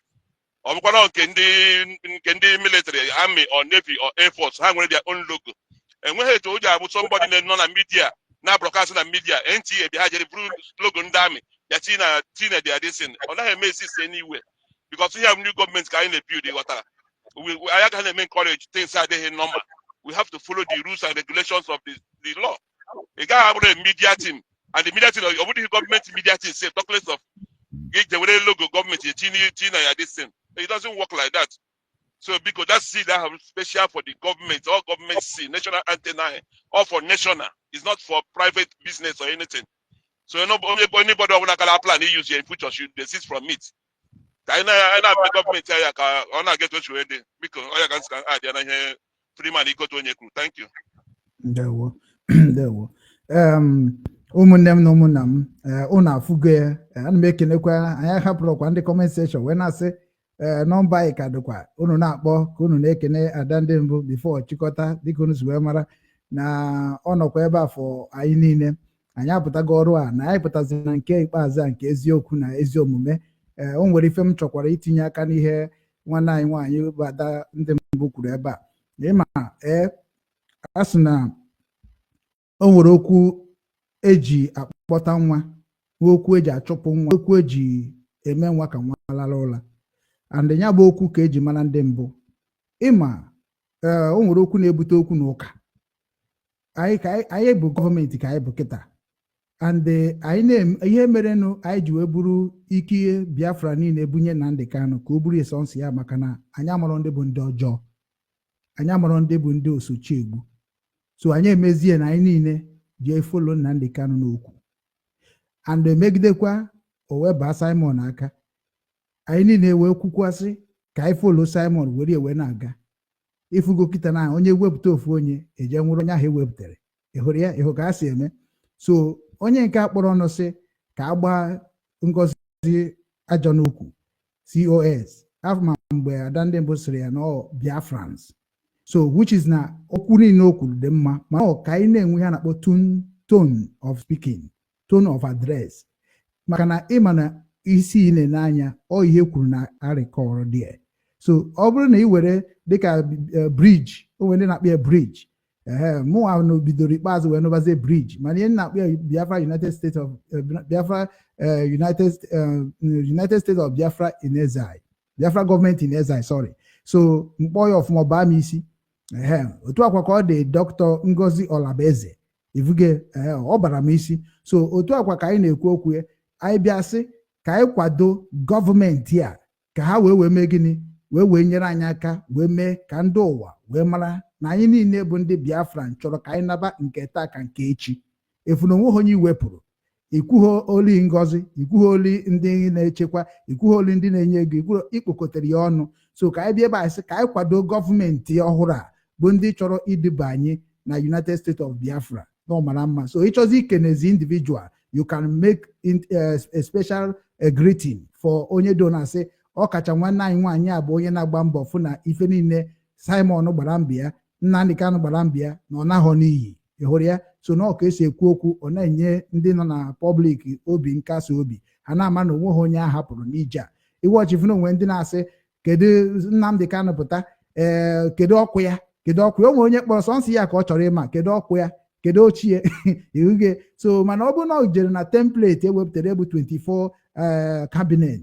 ifụkwa that na 24 cabinets a Nnamdi Kanu nọ n'enu ịghọtago the leader ka ọ bụ then a ga-enwe ndị ya na leader na-arụ ọrụ onye a 24 ahụ so and that 24 ahụ enyekwara nọmba first prime minister bụ Simon Ekpa which is na ọnya behind he agitate na-akpụ ya afa ka gọọmenti ụwa niile ka ndị a niile bụ ndị na-agba ya mgba ka ha rụkwa na ọka nọkwa ebe ọ nọ n'ụnụ gbagwa ya mgbe ebe ọbụla unu bụ ya eje anyị nwabịa ga-ekwuchitere ya ọnụ anyị nwabịa ga-abịa n'ikpe ụlọ ikpe anyị nwabịa ebe ọbụla kpọrọ eje ndị Biafrans ga-abịakwa jụọ kedu ihe eji mee maka na anyị ga-amara ihe mere nwaanyị onweghị onye ga-abụ nwanne a na-emegide nwanne ya ọ hapụ ime ihe eji megide nwanne ya unu ama na-egbuzi anyị jos na unu na-egbu mmadụ unu ga na-egbu anyị for reason ka anyị wee were ihe mere nwanne anyị wee mụrụ akọ so ịbịazi na the second ya asị deputy and deputy nke Ngozi Olabeze nye nwanyekwara ya kọma onye kwere ya kọma kpọọ ya interim or interim government so means that na nke ahụ ka dịkwa open maka ọma nji aka na abụwe n'ọnụ so na nke o ji bụ COS chief of the staff which is na ọ bụ na onwe ihe mee na gọọmenti ma afro na chief of the staff ga-etake control until gọọmenti esetikwa ọfụma ehụrụ ya so na ọnya jie so ọ na-atịkwa in absent of prime minister bụ Simon Ekpa an absent of Nnamdi Kanu so ọ na-atị both two of them ọnya mere nji wee setie this logo because flyer ihe ọbụla ifuru na-eme enwere m reason so automatically ọ nọzi in between Nnamdi and Simon na mbọ ka o protect their good job to the Biafra because na ịjụọ ya ihe Nnamdi Kanu mere ọ ga-akọwara gị ịjụọ ihe Simon mere ọ ga-akọwara gị jụọ ihe mere ejijide ọ ga-akọwara gị jụọ ihe mere ejijide Simon ọ ga-akọwara gị onye abụ na ọ bụrụ igere that media ya ebe mere interview na London ị ga-afụ na ndị ahụ jụchakwara maka Nnamdi Kanu and maka Simon so na ọnya bụ ihe ọ na ebe ọ nọ ka onye na-ekwuchitere ọ Biafran so anyị na-ekwu okwu ka anyị na-eme ka ọ na-adị in a unique that is ihe ga-eme ka ndị ahụ na-abata abata na this USB ka ha na-abata with happiness and with joy, ka ọ hapụ ịdị ka ọ divide and rule, ka ọ hapụ ịdị ka anyị na-akpọ ibe anyị asị, ka ọ hapụ ịdị ka nwere onye pikiri hapụ onye ọzọ, ka ike gbasaa ọ na-abụ ha bịa ha ma amazi ebe ha zodere ọkpa. Biko n'ọnya ma eji asị na ị na-anya dị isiokwu anyị ji wee bịa n'ụbọchị taa, ị ga-afụ the United States of Biafra Department of Defense speaks to Biafrans today by 4 p.m. So ifere ya ihe dị ebe a kịta na 3 cabinet ọkwa onye isi ha bụ injinia SI Nwocha, nke ọzọ Philip Ajoke, nke ọzọ Mr. CB. So ọ bụghị ofu onye na-eme, ọ mmadụ anyị karịrị akarị na department 14. Obi nwanne ndị Igbo na-ekene kọlọn WhatsApp gaba n'iru gwa anyị afa gị na-ebe isi akpọ were nkeji 3 wee gwa ụmụnne kosi were gị n'obi. Ndewo. Good morning from my location. Good morning, nwa Chineke. Yeah, good morning. I read all I'm much. I'm gonna add on na program. Yeah, ọ nọgide gbam.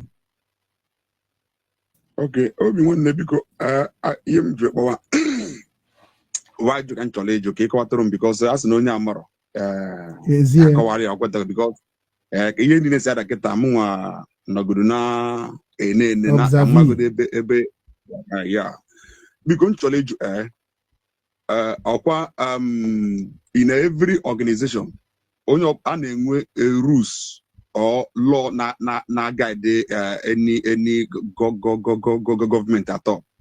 Yeah. And na-enwe law, right? Yeah, ya na-enwe law na organization, na-enwe law na government, na-enwe law na family, na-enwe law na friendship. Everything dị n'ụwa ga-aga ọfụma ga-enwe law. Okay, so na government I na baketa biko ke kind of use or the Biafra law kind of use keta I use the charter. Which one are we using right now biko? Nke anyị na-use bụ nke United States of Biafra government law.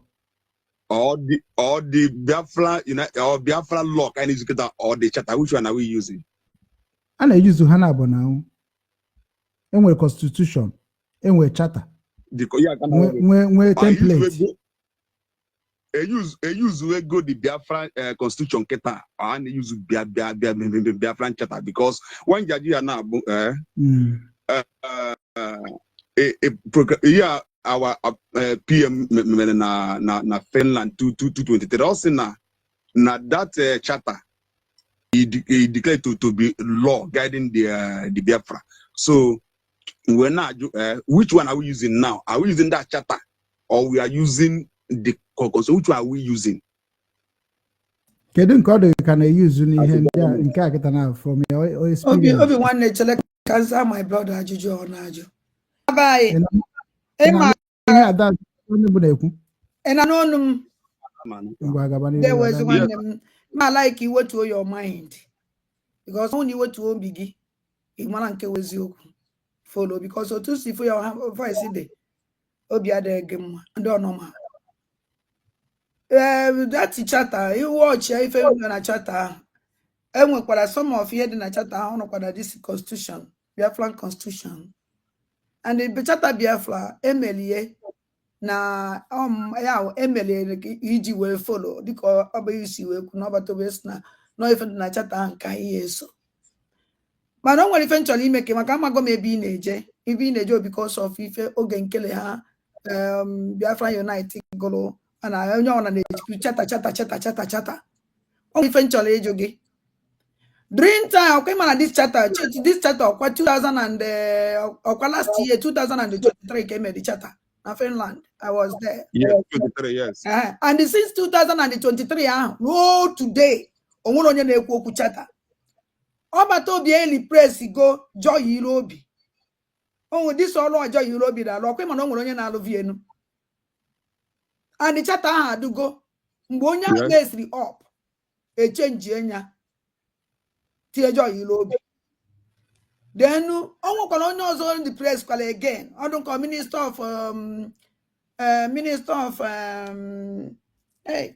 of ihe a na-akpọ dị ya ọhụrụ na French ọsọ minister of ka ihe na na-akpọ ya minister odibe enyere ọdụnkọ odibe enyere Bianca Ono the minister Atomi Jane no elika ya onye we onye isi before and this Saturday mgbe eli place that woman I went. Minister of Foreign Affairs. Minister of Foreign Affairs. Minister of Foreign Affairs. And this Saturday, before any press said that the Minister of Foreign Affairs, that this Saturday, before Obatobi, the press kwajo Europe, I gone through this charter. Obodo de me law, obodo de me law. I hear it because of net the charter. If I name maybe in a cabinet, I want kitty. Because of the charter. Because I'm ka I just onwe a matured talk. We're not support. So another man he is equal now. Now okay the charter no. Namely some when they were put to end up and the charter still there. Yeah. Okay, right now that one they replace, but they not dissolve the government because we now for some lapses the new government dissolve the old one and the charter did not support that dissolving for now. Now that charter will work for some period of time. By then we must have evicted Nigeria from Biafra. Then the constitution will not come in because he can't use a constitution. He can use a constitution na a place control, totally control. So now, I'm asking the reason why anyway seen that charter the day before. For that reason, now man use go there. Okay. Because I'm not going to Chelekanzangi feature now. Number one, because information and the buy outside and this is not information I draw. I'm on the watch but our government, our cabinet be alive with the ministers. I'm on the watching the program. You watching the program? Yes. Okay. Now that's the program. Those ministers are appointed. Only from Nimi. I work with the old ministers. That ministers and that cabinet member, the whole ministers make that cabinet. Undo, that is secretariat. I love what you just said now. I love what he said now. Obulu na our COS use the word dissolve na convention. Dissolve. At the end of the day, the old people that are still working in the old, still be the one working again. That thing is not clear in my eye. Again, I was the person that gave you this name, Ojugana Warez, and I love you so much. Manon will something cholo equal because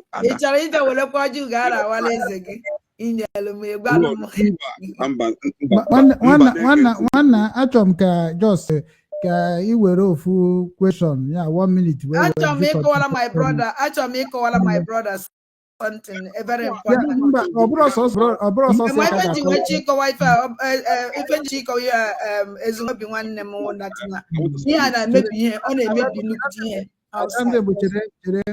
Ihe ọbụla na-emebi a ga-edozie mana ọ ka isi wee dozie ya ka ndị mmadụ ga-esi ghọta ya. Aghọtara m ebe nwanne anyị nwoke na-eje my brother o nwere ife from my brother. I'm going now to submit.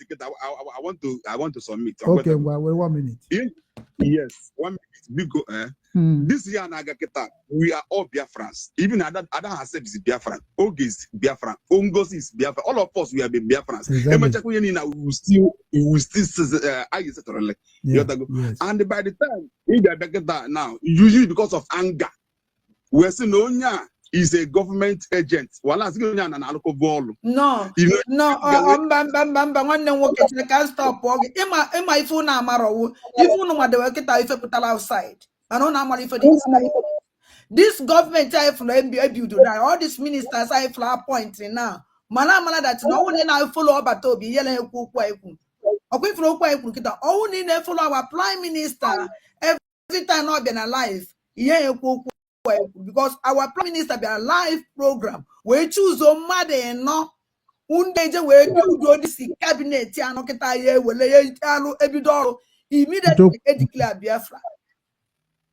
ife o kwuru ya kpọrọ mmadụ nọ n'ọdụ nke others now na September ka this thing mere ka o point these people gwandị nọla na live program wee sị ndị a ha bido ọrụ immediately eji because of na obi dị gị mma ka njụ ọgwụ one question na obi nwanne biko ihe enwe ndidi because ife anyị bịara ebe a week later wines anyị need ihe na-agba ọsọ na some certain things na program tata nwere ọ Chineke merie ọnwụ na na gị na because amụla na ma nọ na program gị today n'anya nwanne nwoke ka m kọwala gị ihe ejiji because of na gị na mmadụ na-arụ ọrụ mgbe a na cabinet ma how many people make cabinet ahụ ma how many ministers enwe then now I apụtago from Biafran government in exile I declare our nation ekwesịrị inwe the most important very intelligent nwere ike ijere anyị ije and ihe ndị etinye ụkpụrụ ọrụ fa ama na nke ba na-emetere ya ọfụma ihe ejizi because of na emere ihe a ihe ejizi because of na mụ na gị rụrụ ọrụ amara m ife nna alụ ịbịa tinyekwa m ebe ịma na enidiri important people ebe ịma na enidiri important people ọnwụ na finance minister for example no ex finance minister na ọ rụrụ ọrụ ya ọfụma na o mere akaụntụ mgbe a sị bịa mee akaụntụ na kabinet akpọ bịa mee akaụntụ ọ bịa mee akaụntụ and ọsọ nsọ nye anya onye na-anwa na-ejibi akaụntụ bịa kọwara anyị ka ego si apụ ka ego si abata o meghị ihe ewerekwa ya nyekwukwa ya na anyị nọzọ under nation ihe nyekwukwa ya that finance minister again. The answer is no. So most important now the key ministers. My brother, the key ministers. Now under that key ministers, wasn't under them. Because I want that the name minister of this thing, he your deputy, under you. Now, I want that the finance minister, or was the finance minister, or what he came with secretary, or what he came with anything, what he came with incidents of finance, no, of ma. And the man that's on this cabinet, some people are my even manage also. You know, have when they go, Manana Bagona nation. That was with the most important, intelligent people, they are all. So I want to dissolve, always dissolved. He dissolved. The meaning manaketa Ivan as secretary. And I was a minister. Meaning now Ivan was a secretariat was the minister. So I will put anything but a minister. No one because the whole cabinet is intact. Hanchanin Akanonia. I'm a state cabinet member, was there for a dissolve, man, if I dissolve. In this second, don't have a way to them 20 something, 21. I don't call 21. You what you see, man, we may lie for no, you see them. Thank you, my brother. I hope that you will understand it now. Call our henchor. I want maybe see. I want 2 points here, but before in now conclude because now I'm that the Rakuru say at least Obone Jebebe second and then Nkobune Kusukapia on can buy motif any Makana now with a bonnet maybe quife. Now, Biafra Republic government in Asia, it is of good. So, which is now Anamadano, Adamano, Ebe Wuna, nobody. Only 2 words he make 1 point. Say that now, Nobuna ne follow chatter. A man if a name and Biafra government in Asia, it dissolve request name and Kebua. You could see that now, the Obuna, Tuaketana, never again, Obrugo, United States.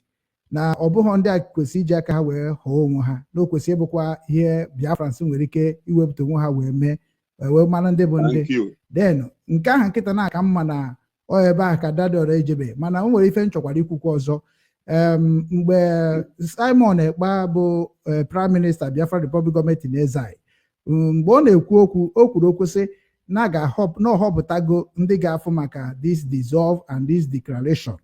And ndị ahụ niile arọpụtara ebe a dịka ịnwa bụ ndị na-efolo esi folo ya ọ na-akọwa that na ọ bụ that na immediately declare United States of Biafra abụzi onye ọbụla bụ onye Biafra ga-enwezi right to contribute and to donate and to do everything. Also immediately declare ya dissolve the Biafra Republic government in exile.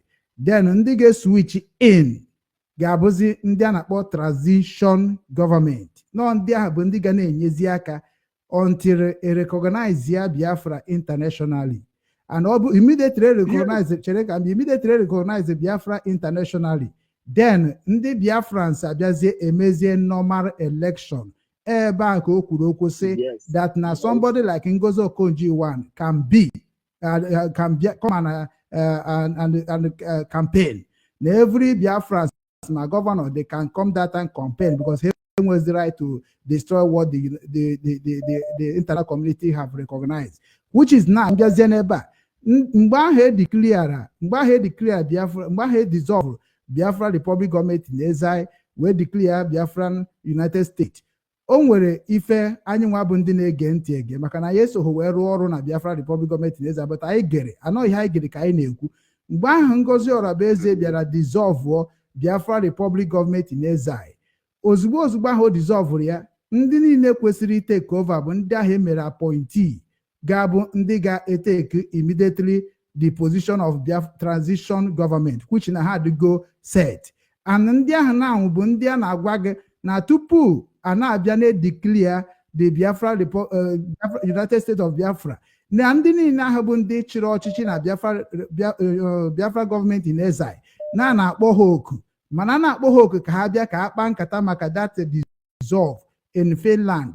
Na-enwere na-ekweta abịa nwere na ekweta abịa, so majority bịara kwete, mana ndị na-abịa hozi bụ ndị nke akịta na-anwụ ọ na-adị ka na-emegide nọ na Facebook wee na-ekwu ka o si wee masị ha. So which is na anyị nwa bụ ndị na-ege ege aghọtago ihe mere ebe a, na ọ bụrụ na ịbụ onye na-achị ọchịchị ma ọ bụ onye isi ezinụlọ, ị ga-amadat na enwere ndị na-abụ na-asị ka eme udo, ha anaghị ekwe. Enwere ndị na-asị bịa ka ịkpa, ha anaghị ekwe maka na o nwere ihe ntukwu nọ na befa. So which is na mụnwa na control, chere ka m bịa, mụnwa na control organization. So na ihe anyị kwesịrị ime na bụ ndị ahụ niile bụ ndị nke ahụ bụ ndị akpọrọ oku mana ha bịara, ha kwesịrị ịgwa anyị ihe bụ iwe ha na ha bịara. Nke a bụ nke mbụ. Nke abụọ, gịnị mere na asịrị ha mee akaụntụ ka ha si wee mee ha ekwere eme akaụntụ a? Nke a bụ nke abụọ. Nke ịtọ bụ na anyị niile abago na USB, na ndị ga na-etekizi care of what we are saying and what we are going to do in Biafra struggle will be the cabinet of those people that in Biafra transition administration. On there, ndị ga na-take care of everything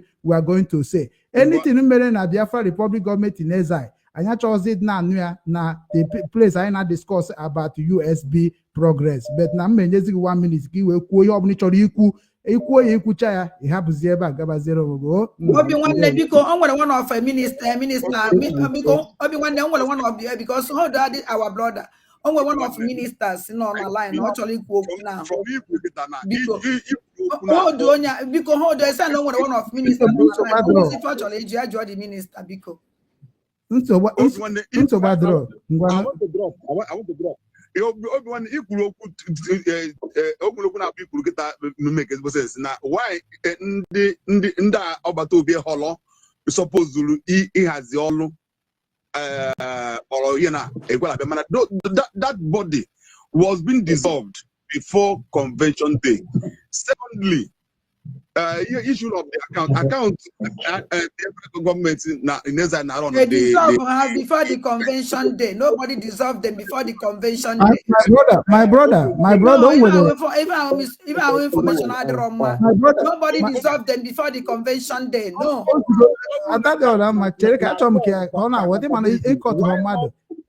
My brother not born on call. I'm a call. I need to cook. I need laptop on your end because. Chere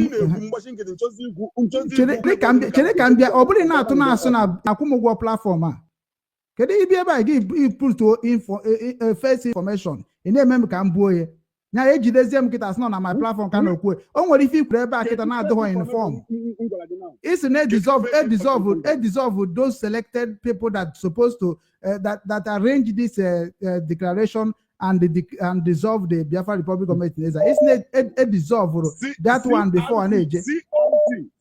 Conflict resolution committee was resolved and was dissolved.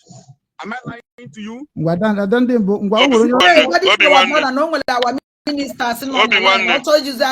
Minister because minister go ahead.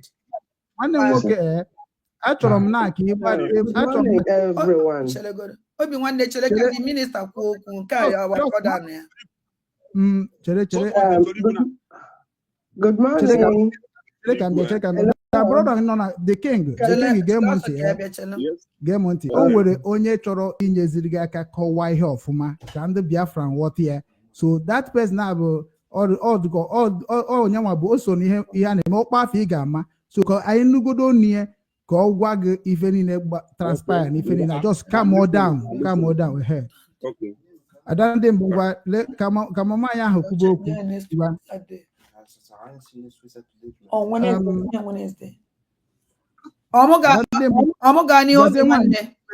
gwabazie nwaanyị ka okwu bezie ya biko minista biko go ahead kọwala Biafrans kọwala fa onye iwo biko kwụsị ife chọrọ udo dịrị onye ọbụla biko good morning everyone ndị nke nọ na line it's so sad that you know I nghọtahie but from my own perspective, I want to just address few things I've just said this morning. And I'm starting from. Yes, anyway, I have the privilege, by the grace of God, to be one of the inquiry team situated by the Prime Minister before all this thing happened. So the issue is that I'm just talking from my own perspective and my experience to address few things that many people don't understand.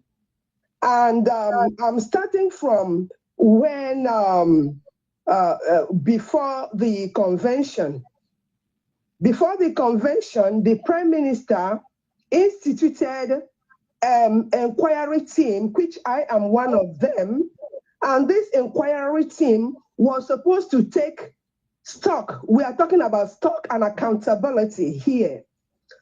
In all the departments, in the cabinet, we have more than 70-something cabinet members. And these cabinet members, all the departments were asked to submit their updates on each department they have headed so far. Okay. Unfortunately, majority of these departments did not submit their work. It's like you are told to work under, let me say, in education or in any other department. Now, we wrote, I think I will send that letter we sent out to all the department heads to submit their updates, what they have done since they've been the head of the ministers of those departments.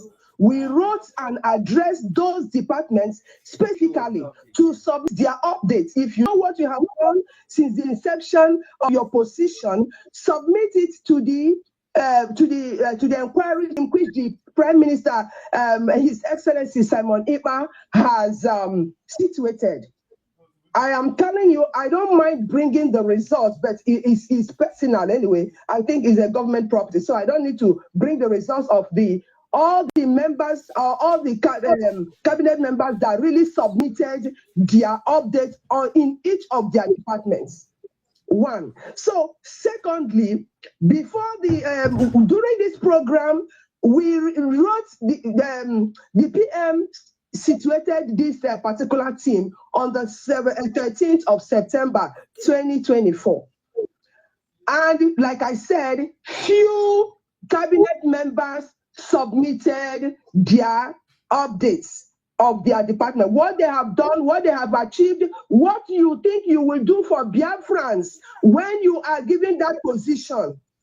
Those were what we wanted. We wanted the clarification to make sure that these people are going to serve Biafrans. So, like I said, few people, we did not even get up to 3% that submitted their work out of 10. And we submitted this inquiry team of 2, submitted their reports to the Prime Minister. Now, Prime Minister wasn't happy with this. I presume, and I would say categorically clear that he was not happy with this report. Why? Our cabinet members, majority of them did not submit their updates. So what happened next? he now situated another committee of 4 that will now give us the pre and the post structure of the Biafran government.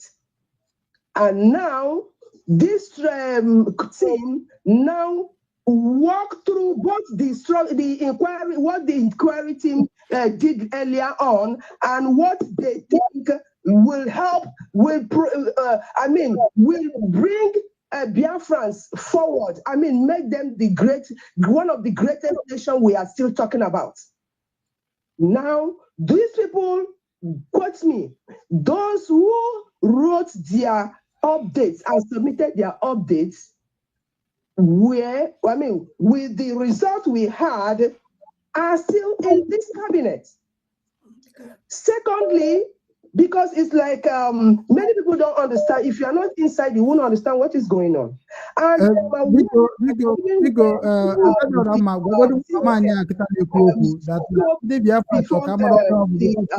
dissolution of the cabinet, she categorically go and watch the clip again. She categorically stated that if you will want to still work in this government, please submit your update and your work. I remember she said that in Finland.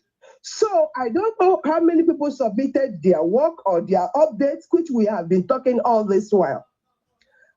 That is another one. So this pre and post is like, people don't understand everybody is saying dissolution. If you are employing someone in your company and this person is not forthcoming or is not working appropriately, to bring up the objectives and the mission or the vision of your company, or kind of achieve your goals, achieve the goals of your company. Please, my dear brothers and sisters, would you want to continue with this person? Especially, like I said earlier, or last 2 days ago, we are not. I know we want professionals and experienced people that will lead our Biafra forward. We also want people who are eager to learn. So if the inquiry team had wrote 3 letters, three. The first one, written by the Prime Minister, the second reminder, the third reminder to all the cabinet members who are heading each department, and there was no result. Please, my dear brothers and sisters, what do you think will happen? Or if you assume that this is your organization, you're running it, and you want accountability from your employee, tell me that the question is left for you to answer. So, my dear brothers and sisters, like I said, let us be calm and be truthful. Look at the reality on the ground. We always call God. I think the majority of us have the fear of God. Let us be calm and follow things the way they are supposed to be. And like I said earlier on, these positions, we still have so many positions for people to come in. And now the COS and the cabinet members have said, if you have to at least bring your experience, bring your qualification, let us screen these resumes or curriculum vitae to know where you will be fitted in. So it's not a do or die affair. If you have your good mindset and really want to serve your people, which is the Biafran people, we have suffered a lot. Majority of us outside the country are not finding it likely. Many are still suffering, and that is why we want the best for our country so that we can go home and serve genuinely. Please, let's face the reality, the truth, and nothing but the truth. And also, before I conclude, I would want, most of these questions being thrown to our media team. If you have your questions, for each department, you can write it down and tell our media team, please, I need this clarification from these departments, which is very, very important. Adajorama cannot answer questions from the Justice Department because that is not her field, or that is not where everybody will always say. Yes. So, and everybody should go run on his or her lane. Like now, if I'm in the social justice department, or I cannot answer a question in health because it's not my profession, or I can't give you the best. And that is why the Prime Minister had situated that structure. Please, if we love our PM, and we love Mazin Nnamdi Kanu, they have suffered for us a lot. And many of us are still suffering. Please, let us calm down and come as one and move Biafran people forward. Some of us are creating so much confusion that many people don't even know what to do. And some don't even have the data to continue listening what is the right step and what is not the right step. So when they begin and they are hearing something, it's like they will just take up what they are hearing at that particular point in time. Let us be truthful to ourselves and help governments. It will help all of us, please, for our future generation, so that we ourselves will be happy also. I beg of you, my news are on the ground. I'm begging everybody. I am begging everybody. All of us can work for Biafra. There are thousands. Look, we have the federal. One question, please. Also, please submit your resumes. I beg of you. Thank you. I beg. God bless us all. Where am I? The state of Biafra. Also go Biafra. Only one question, please. Only one question. He's highly educated. Thank you. Wow.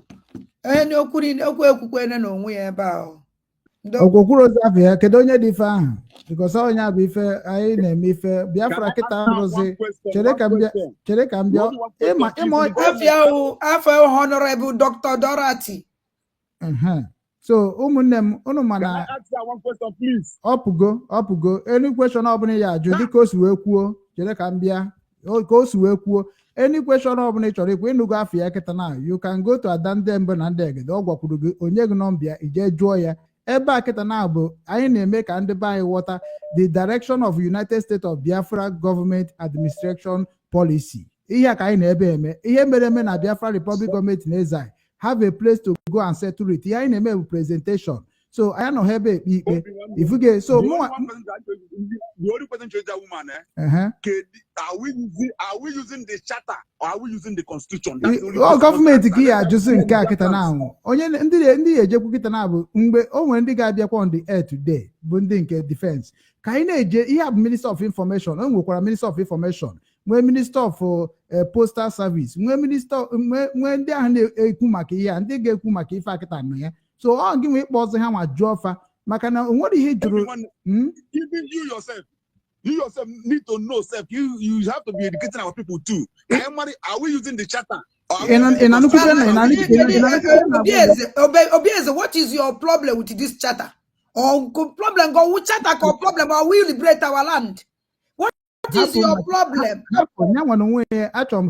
This charter our problem get how to get our people. Go point. Obrogi ga no katakwa I make a point. Gi jekwa gbuo point. Nwanya kwuru no kwuru ebe a. Iwelile gi gweze go on. Onwere ihe ga enyo chicken si ihe happy nyotensi n'ime. Ka anyị na-enwe hapụcha no ka ihe a na-adụ. Nwanyị mecha kpoko ya wee sị that na ihe anyị na-achọ ka anyị nweta onwe anyị. O nwere ihe mecha na pass gabi itu esi ekita na nwanya magazine every day even obodo. Unu ga-apụtakwa echi sị why na ihe ada. Ekuzina nwere neti n'ụzọ lezo n'ife na-eme. Onwere ife a na-atụ esi hie. Adadora mma. Onye ọzọ ga-abịa enuwecha ọ gago nwaanyị kwesịrị igwe anya afọ ebe ya aka ya. So ihe niile na-eme ebe a bụ ka ndị sure that because mụ na ụmụ na-abata and ịma ndị na-ebu ndị Biafrans ha dị wise mụ emebe with Biafrans o nwere ihe ọ ga-aba na-ekwu abịa na nke onye ọzọ na-ekwu ọ dị mgbe ahụ ọ bịa ikwute side ebe ọ ga-ewute gị ma ebe emetite gị ma ebe emebi ife ịkwadoro before ọ dịkwazị ka na eme ga-emebi biko obi nwanne chela kpachiri m azụ biko ị nwere ike ịgwa Biafrans onye afa gị kwa afa gị biko. Forget about these people are just here. Onye question ọbụla ha na-ajụ ha draw the department to get the right information. Biko gwafa afa gị dị eze ezo gwafa your name. All my name there. And that was the manager. Obi nwanne nne biko gwa afa gị. Dr. Dorothy, that's my name. That is simple thing. You are educated according to people say. Not say your name. If you say your name to clarify some issue, it will be like a first news. We all mature and understand what is going on in the media. We want to help each other. Let us make it ourselves. It's not about God, about this. Let us be sincere. Sincerity is also start from you. So when they work here, make an egg, you could go from and you could go big. Let us go to another course. People have been calling, okay? No problem. Call on what's about the one in the Bonekene, Gabaniru, where Nkeji ato, where can Obi-Wan, Biko, Obi, I didn't have bra, I didn't have enough for that. I'm Charlie and I saw you were on and Charlie and I chase you. Ila Chulo, Biko. Biko. Guinea, how do you hear Odo Fadu Junchorejo? Because here do a lot too much. Because but when you not do too much, Emma here Kamada like no bokor. Name is now each equal. He had to too much. He had to make freedom. All got to too much. Hot good day on try hot to chando we gabaniru. So he name no Martin, but on your won't get the yam no big make Biafra Bia and the Gia make and John Gabaniru. Odo Fadu Junchorejo. What is the difference and the charter and the constitutions? Incho matter Guinea constitution and the Guinea charter. Because Ngwanundiga maniega adai magwanka. Obi nwanne odun kamoya hapu mapu because I will a program by 4 o'clock. I have many things because na mwaya be back over charter. Or no charter problem. My problem can be France now want to kebudefa. My problem our independent my problem. Our freedom. Oh, chata ka na-azọ ife anyị na-azọ freedom. Onye dị ebe a ya kwuo ka anyị esi weta freedom. Eji esi weta ego ka e wee nwee ike support our angel. Nchọrọ ịrụ ọrụ uto obi nwanne, mee chuzuru obi nwanne, nchọrọ ịrụ ọrụ uto ada, mee chuzuru ada, ndị gị mem obi, ndị gị mere, ndị ga-arụ m ihe nchọrọ. Obi nwanne kọwazikwa gbasara chata na constitution. We are in the constitution. Nwanne nwoke ya ka onwe dị na chata. Na constitution. Mana our ministers bịara life mbọsị ahụ nwere onye afọ ijejeju ha dịsi ajụjụ. Our ministers bịara life this mbọsị a. They don't come out and ask that question. Happen. That way happen. Aiji ha. Nwanne nwoke amam nke onye udodi. Kọlọn WhatsApp gaba n'iru obi nwanne ndị Igbo na-ekene gwa anyị afa gị na ebe isi akpọ ịmara isiokwu anyị n'ụbọchị taa tinye uche gị. Kọlọn WhatsApp ọ na-anụkwu ihe anyị na-ekwu? Anyị ba na another one. Kọlọn WhatsApp obi nwanne ndị Igbo na-ekene gwa anyị afa gị na ebe isi akpọ were nkeji 3 wee kene ụmụnne gị ịgwakwana anyị ihe dị gị n'obi n'ụbọchị taa. Hello, Obi nwanne ndewo. Ada Diora Mandewo. I'm Madam Origin. I'm calling from United States of America. Biko ndewo ndụ mmiri ndụ azụ. Biko ana m ekele unu nọ na media maka ihe unu na-eme. Chukwu okike gozie unu nọnyere unu. Ihe m chọrọ ikwu because I may mix my go on flew like you are like Omo Biafra biko no onye ọwụla na-ebe ọ nọ biko were mmiri were gaa n'udu gaa kuru mmiri ṅụọ maka ihe anyị na-achụkwa na awụkwanụghị individual. everywhere. It's not going to help us. For the last 1 year or going to 2 years now, I know what happened to me. They say when Biafra happens to you, when you're captured, you can't stop. It will help you if you sit down and begin to ask questions. What is this all about? I'm disappointed by all this chatter and constitution. What constitution is ruling you in that Nigeria? Have you taken time to research constitution that is ruling you in terrorist Nigeria? A lawless country.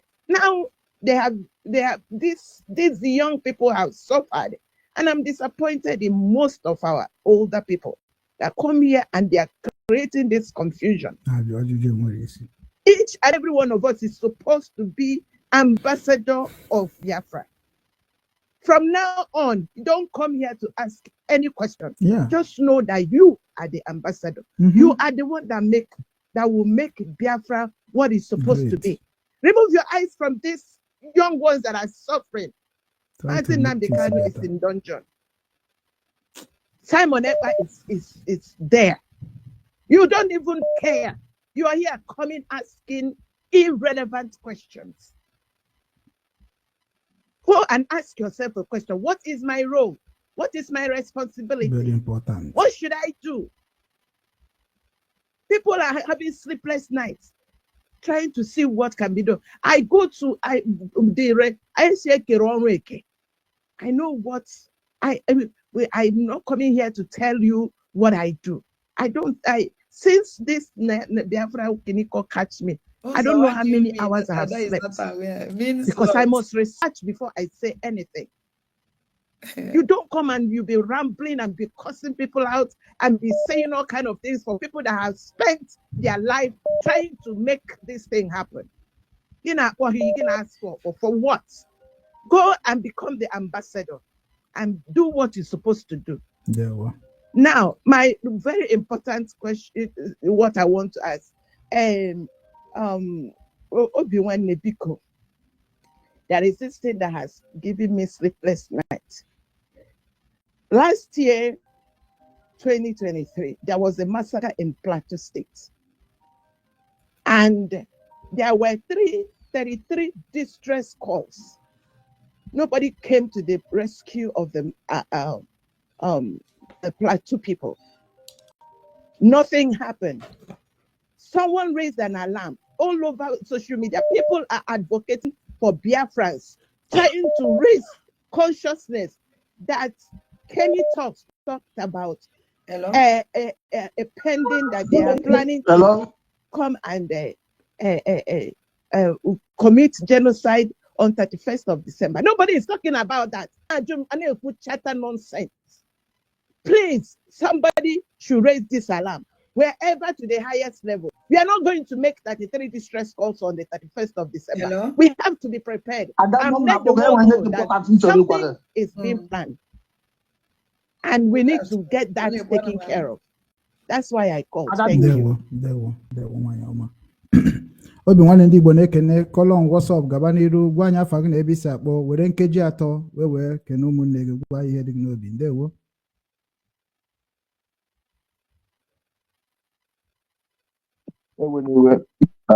I'm a man. Let me get like it. You can young 5 minutes. I want to explain. Number got dropped myself. I'm not number. What do you go, man? Hello? Odugoma. Can make quo. I don't know. He caught a guy for can I remember. Maybe what she has. Hello? Odugoma now. Odugoma. Well, I guess it's more again. Just 5 minutes. Make one thing explain because. Okay, 5 minutes. Yes. Okay. First of all, can we go with this dissolution of government? You see, when the mother nana water at some point, mass in English, because the woman on You have people and they try they give misinformation. Exactly. Biafra Republic government in exile cabinet is not Biafra government, transitional government. You understand? Yeah. All these people or all this cabinet that worked under the government in exile, yeah, they don't have to be the people that are in government. This government right now, this cabinet now is the first Biafran cabinet. If you want to talk in history, this is the first Biafran cabinet, this transitional cabinet. This is the cabinet now, yeah, that will, first of all, that will continue to defend our territory. And these are the cabinet that will now start to do more lobbying to get countries to recognize us so that we'll be able to claim our territory. You understand? Yeah. The people that work for Biafra government in exile, there are people that work to the point of the declaration or the redeclaration of independence. Exactly.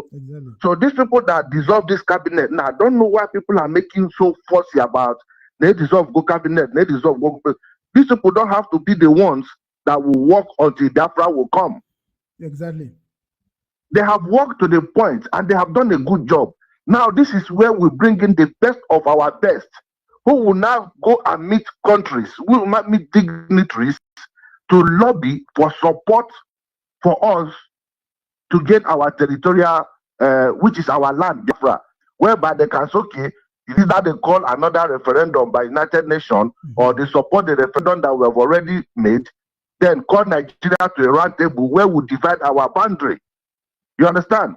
So it's not all the people that worked in this exile will work in the present government. Having said that, charter, constitution, charter, constitution. How can you be talking about charter and constitution when you don't even have a territory of your own? Will constitution be working for, we have the Biafra constitution in Nigeria? Because as it is right now, we don't have Biafra yet. People must understand that. We don't have our territory yet. So what are you bringing in constitution and charter? Now, quickly, this is a very simple thing, yeah? Obi-Wan, Igana Gogo. Just 1 second. Just 1 second. Difference between a charter and constitution. Obi-Wan, a charter is a document that outlines the structure, purpose, rights, and responsibility of an entity, which is a group, while a constitution defines the boundaries and the content of a right. A charter can be corporate charter, which gives a group of people the power to form a corporation, or a municipal charter, which allows a group of people to organize themselves into a city. You understand?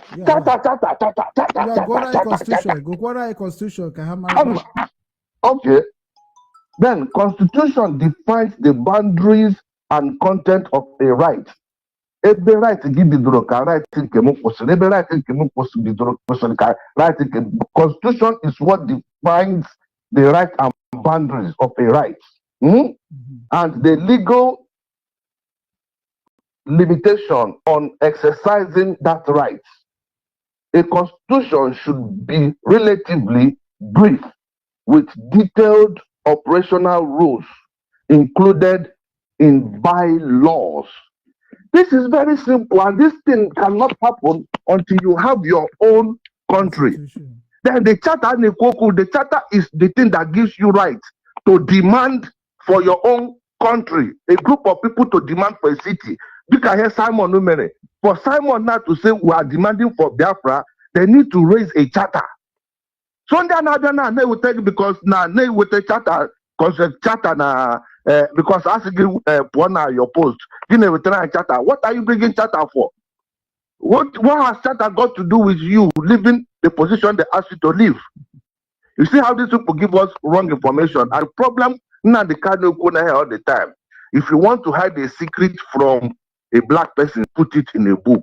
Can you consumer they got Google draw the meaning of charter, the difference between charter and constitution? Later man, what is charter? What is charter? What he could have just gone on Google and find out by himself. No, the one is okay. And when if you want to do if you want to change cabinet, Biafrans will vote. Are you crazy? Biafrans can vote to where? Where will Biafrans vote for Simon to raise this charter? He organized delegates from different countries. Somewhere in Finland. That was last year. It was those delegates now that decided, okay, let us vote for us to have a charter.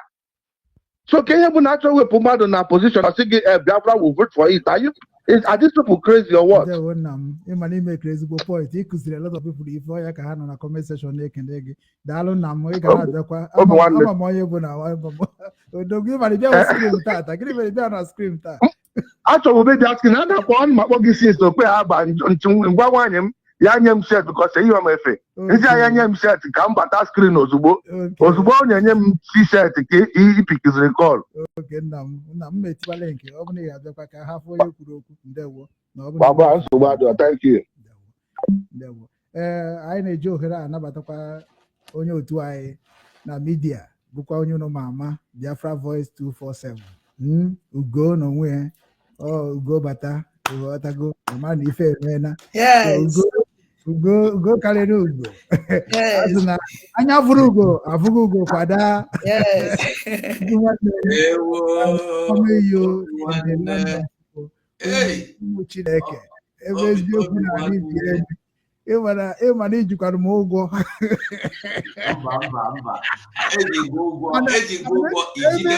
Ebe ya akwụsị m ụgwọ a na United States of Biafra. Yes. So gawa n'iru were microphone ka ọrụ m na onye batara n'ọgbọ.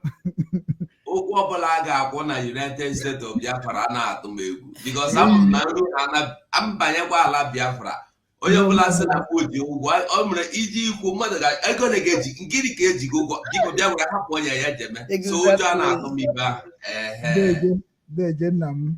obi nwanne ekelere gị ekele ka gị ekedasi nkele nna ekene gị amamotu m ga-esi ekene gị ekelere gị ofuma dito maka na ịma mere ihe wụ mmadụ hụ eziokwu okwuo ya maka na ọwụhụ na ahụ na ndị Igbo na-ekwu na ahụ ekwune na ọ na-egbu okenye mana e nwere ndị na-eme ha ahụ ha agaghị ekwu ọ gaghị egbukwenụ ha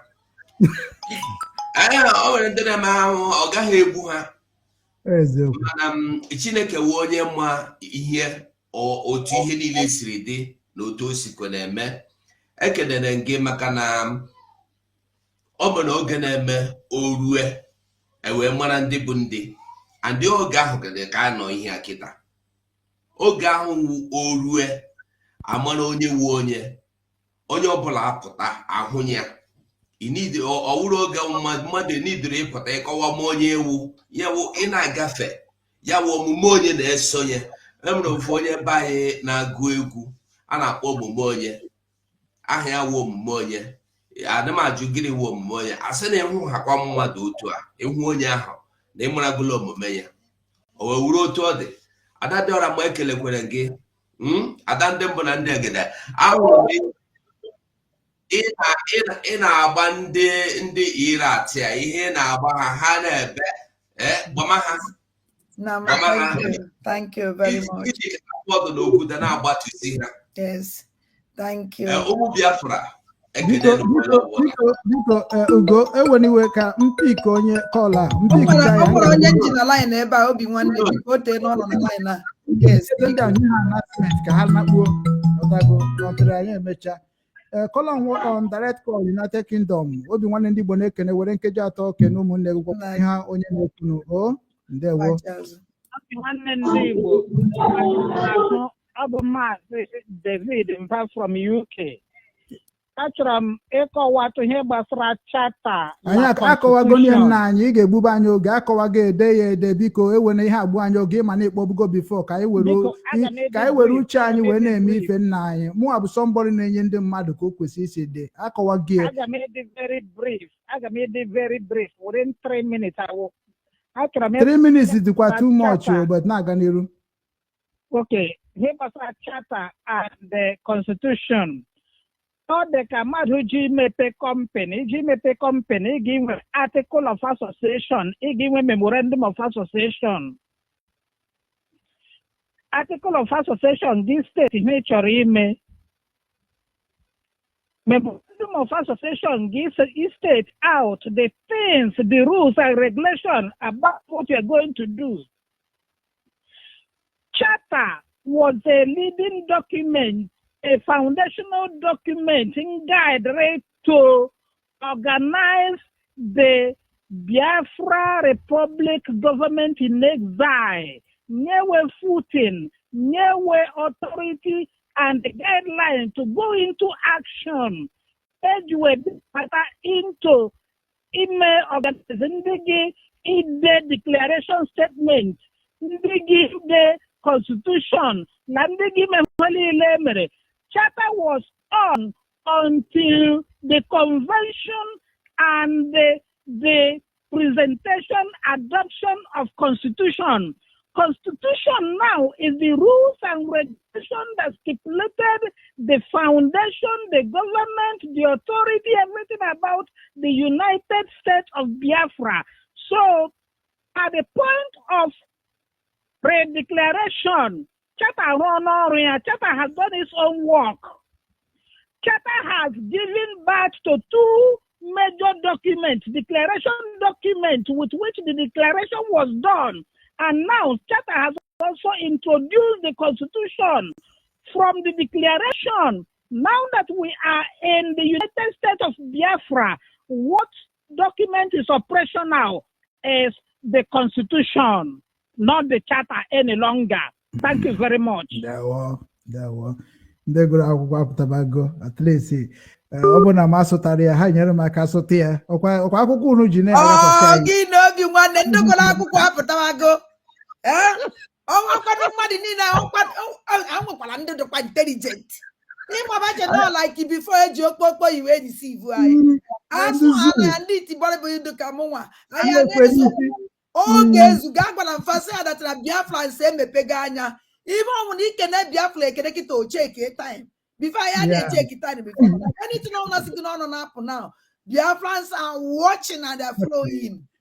Biko ndị niile bụ ndị ga-akpọ on call biko agbanyụ biko nụ ọ charugo ọkụ agwara na USB kwadoro ọfụma ihe a na-akpọ ya USB ọtụtụ ịma na ihe a bụ USB maka nkọwa nke m ana m akọwa ka onye Igbo ọ USB dị ihe dị n'ime ihe a kịta na ịma nkwute nwunye na ọ bụ na m akwụ ihe n'ọkụ ịhụrụ ya so anọ na mgbe iji ihe n'aka na-akọwa ihe dị n'ime ya ị chọrọ ịma ihe dị n'ime ya kwụnye n'ọkụ ka wee fụ ya ka ọ dị ka o si kwesị dị ndị ihe bụ ịkwụnye USB Biafra ije na transition gọọmenti kwụjara kịta na nke Ngozi Ọrabeze na-etiri n'ukwu dipatmenti karịrị na onye echefukwara ka nla afịa m na afịa m ka dịkwa ya ụnụ echefukwara na Department of Defense speak to Biafrans today by 4 p.m. so nke Biafra na anyị anọ so anyị ga-eme ngwa ka anyị naba ka anyị jeje gee ha ntị n'onu so anyị ga-ejiri ohere akịta na wee nye Adadora mma ama m onye ọsọ nọ ndị ọ bụ na onye aka nọ ọ gaba n'iru ọ bụ na ọ nọhọzie Ugo gị buruzie oche gị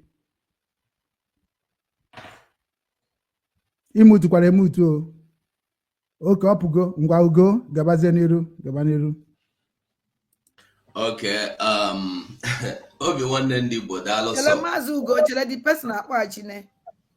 Okay. Hello nwanne Ada. Mgbe onugo na after 1 minute biko 1 minute. Ụmụnne m na ụmụnna m a na-ekele ụnụ ya mara ọnụ mma obi nwanne ya dịrị gị mma Ada m ji eme ọnụ 247 Ugo ya mara gị mma onye akpọ ọnụ aha nwụ retired naval captain Uche Ogunofo. Now, ihe nkwekwa ọnụ just 2 things aga m egbuo n'oge. First, this thing on na-ajụ ajụjụ charter and constitution ọ na-ewe m iwe because ihe niile nwere oge. Everything nwere oge ọ kwacha ọ ga-adarịrị. Constitution and charter ụmụnne biko nu were na ya tụfuo na one side anyị need here now.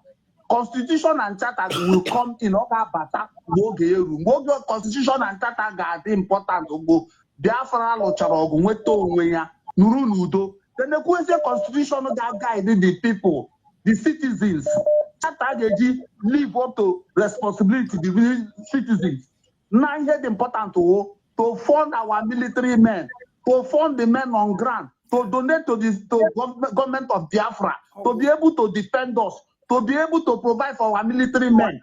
That is the most important thing now. Leadership to support Mrs. Ngozi Orabeze. Who Ajanuku, go we can run your Simon before Yaga answer government to Finland. All you Simon Yerikere, all you want to present the Simon. Simon feel them when you Kayama, Simon again, that woman that power. Only the power because only time who saw that woman when he wrote the job. So leadership is important. Ngozi Orabeze is important. We should look up to her. Now she's our mother. Only actually believe here. Then the second thing Choziriku now. I respect them anybody. I don't care. I'm a military man just like Ojuku. Ojuku will leader. I respect him as a leader. But who here go Sabo? Time has come. I get to deal with in the Sabo. On the Sabo on the opportunities of Sabaka. Nama, Emaiwa. Anybody who Sabo, I deserve anything good from us. On the video deal within the Sabo, on the Gambo that I would I don't want progress. On the when the who should deal within the Sabo, how many all are actually me, a guy matching here, mayor. You also deal within the Sabo, and the Sabo has now what's one for. So, okay, look at my one, the video deal within the Sabo. So from today, I'm making number. When you want Fibo, Moya Sabo, you make a man on you want that picture. What time you go? I don't make an Anquata 10 million naira to anybody Basronia Sabako. Any Sabo man Alibo, Basoya for who are getting 10 million naira. I make one qua. I don't know. I may get my personal number. You picture, not your picture, you only my Sabo. Not to Haka. What that picture? Mana family Yoshi, 10 million naira. Nonsense is nonsense. Simon Epa, go Masin the Kano, media this in Biafra. Also, everybody must come and contribute. Yes. I need enough is enough. Actually, 20 years ago, what kind of nonsense is this?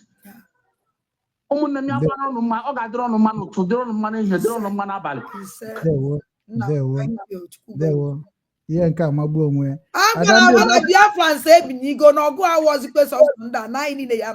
Go say it.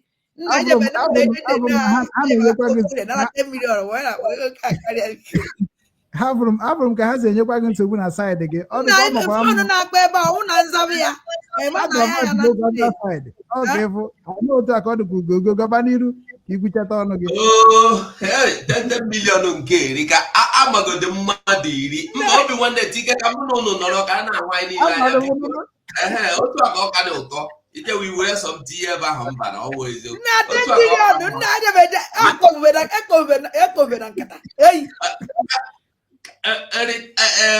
Colonel enwere m abatụ mmadụ iri agbakọgo m ego ya 10 million times 10 ole ego ka nkụ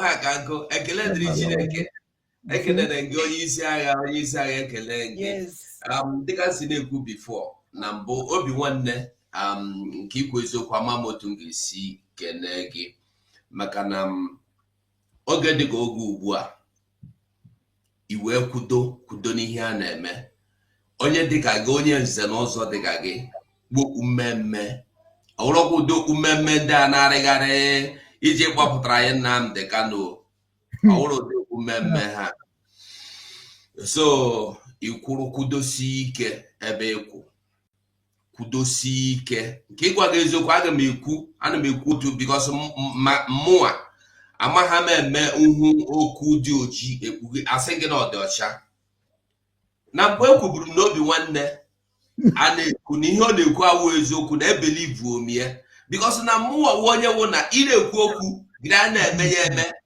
ana m ekweta ọtụle hụ na ihe anyị na-ekwu na ị na-eme ya na-agwa ọkwa mụ na gị n'ebe ana m agwa gị ya ana m ekwu mmadụ okwu azụ mana oge ihe abịaziri setizie ụgbọgụrụ wee họọ ndị afọ ọjọọ ahụmobi nwanne akwụrụkwa ebe ọgwụ ha enwere m na ekwu nna na nke a karịkwara nchọta ọ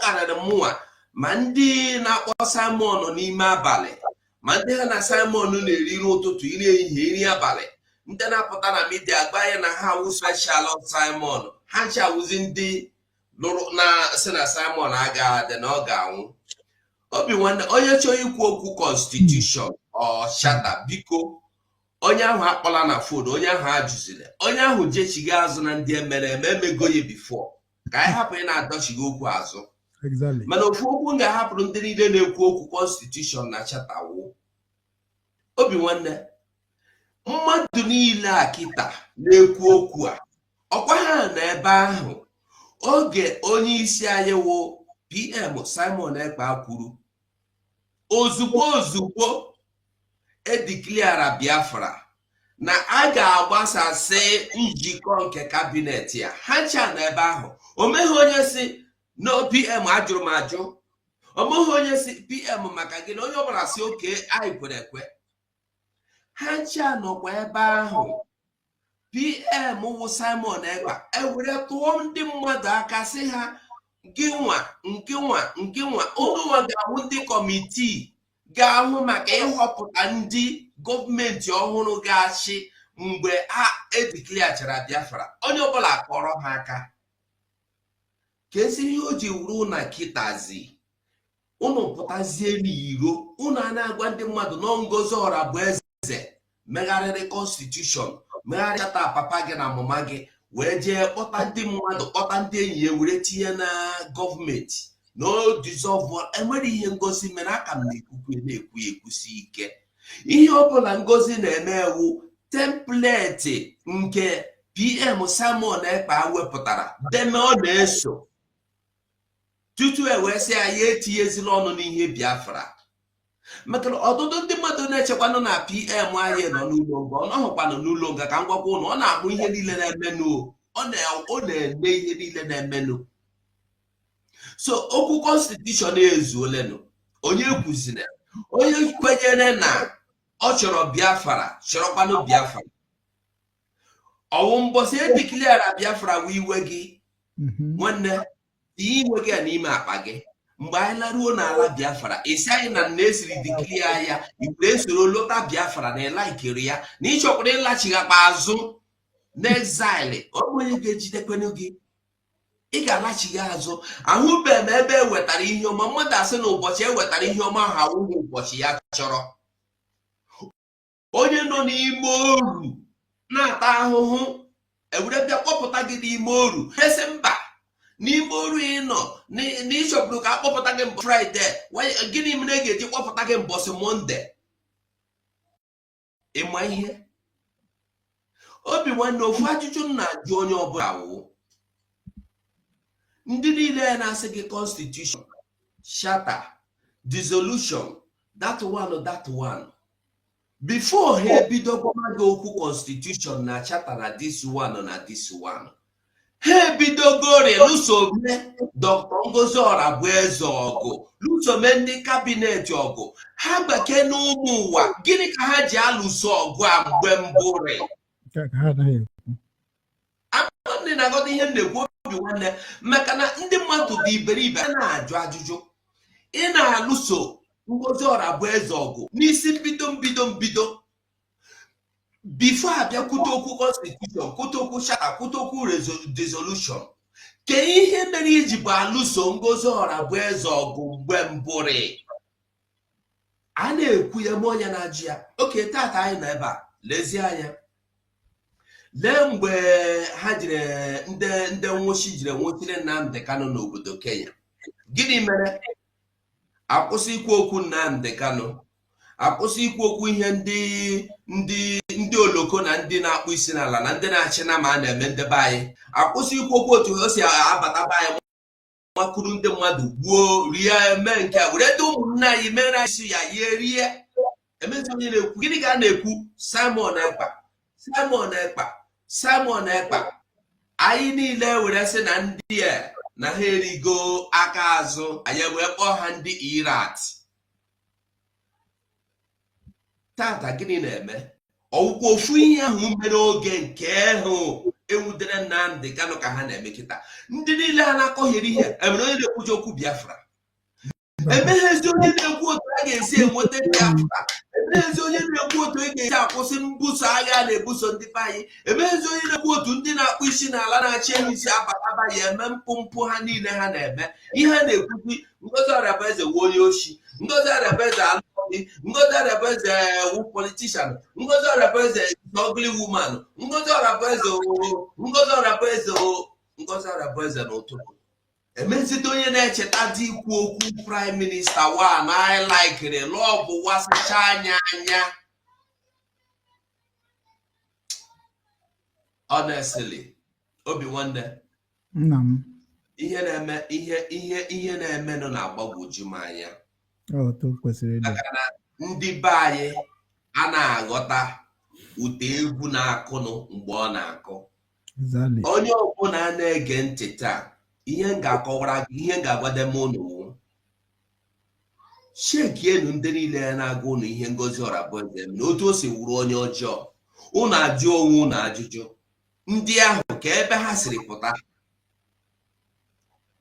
ebe ka ha nọ nya ka ụzọ ha gato ka akara ejiri mara ndị ahụ unu ajụkwa n'onwe unu ndị a na-asị gị n'ọha mama ihe niile ka ebe ha ga-eduga eje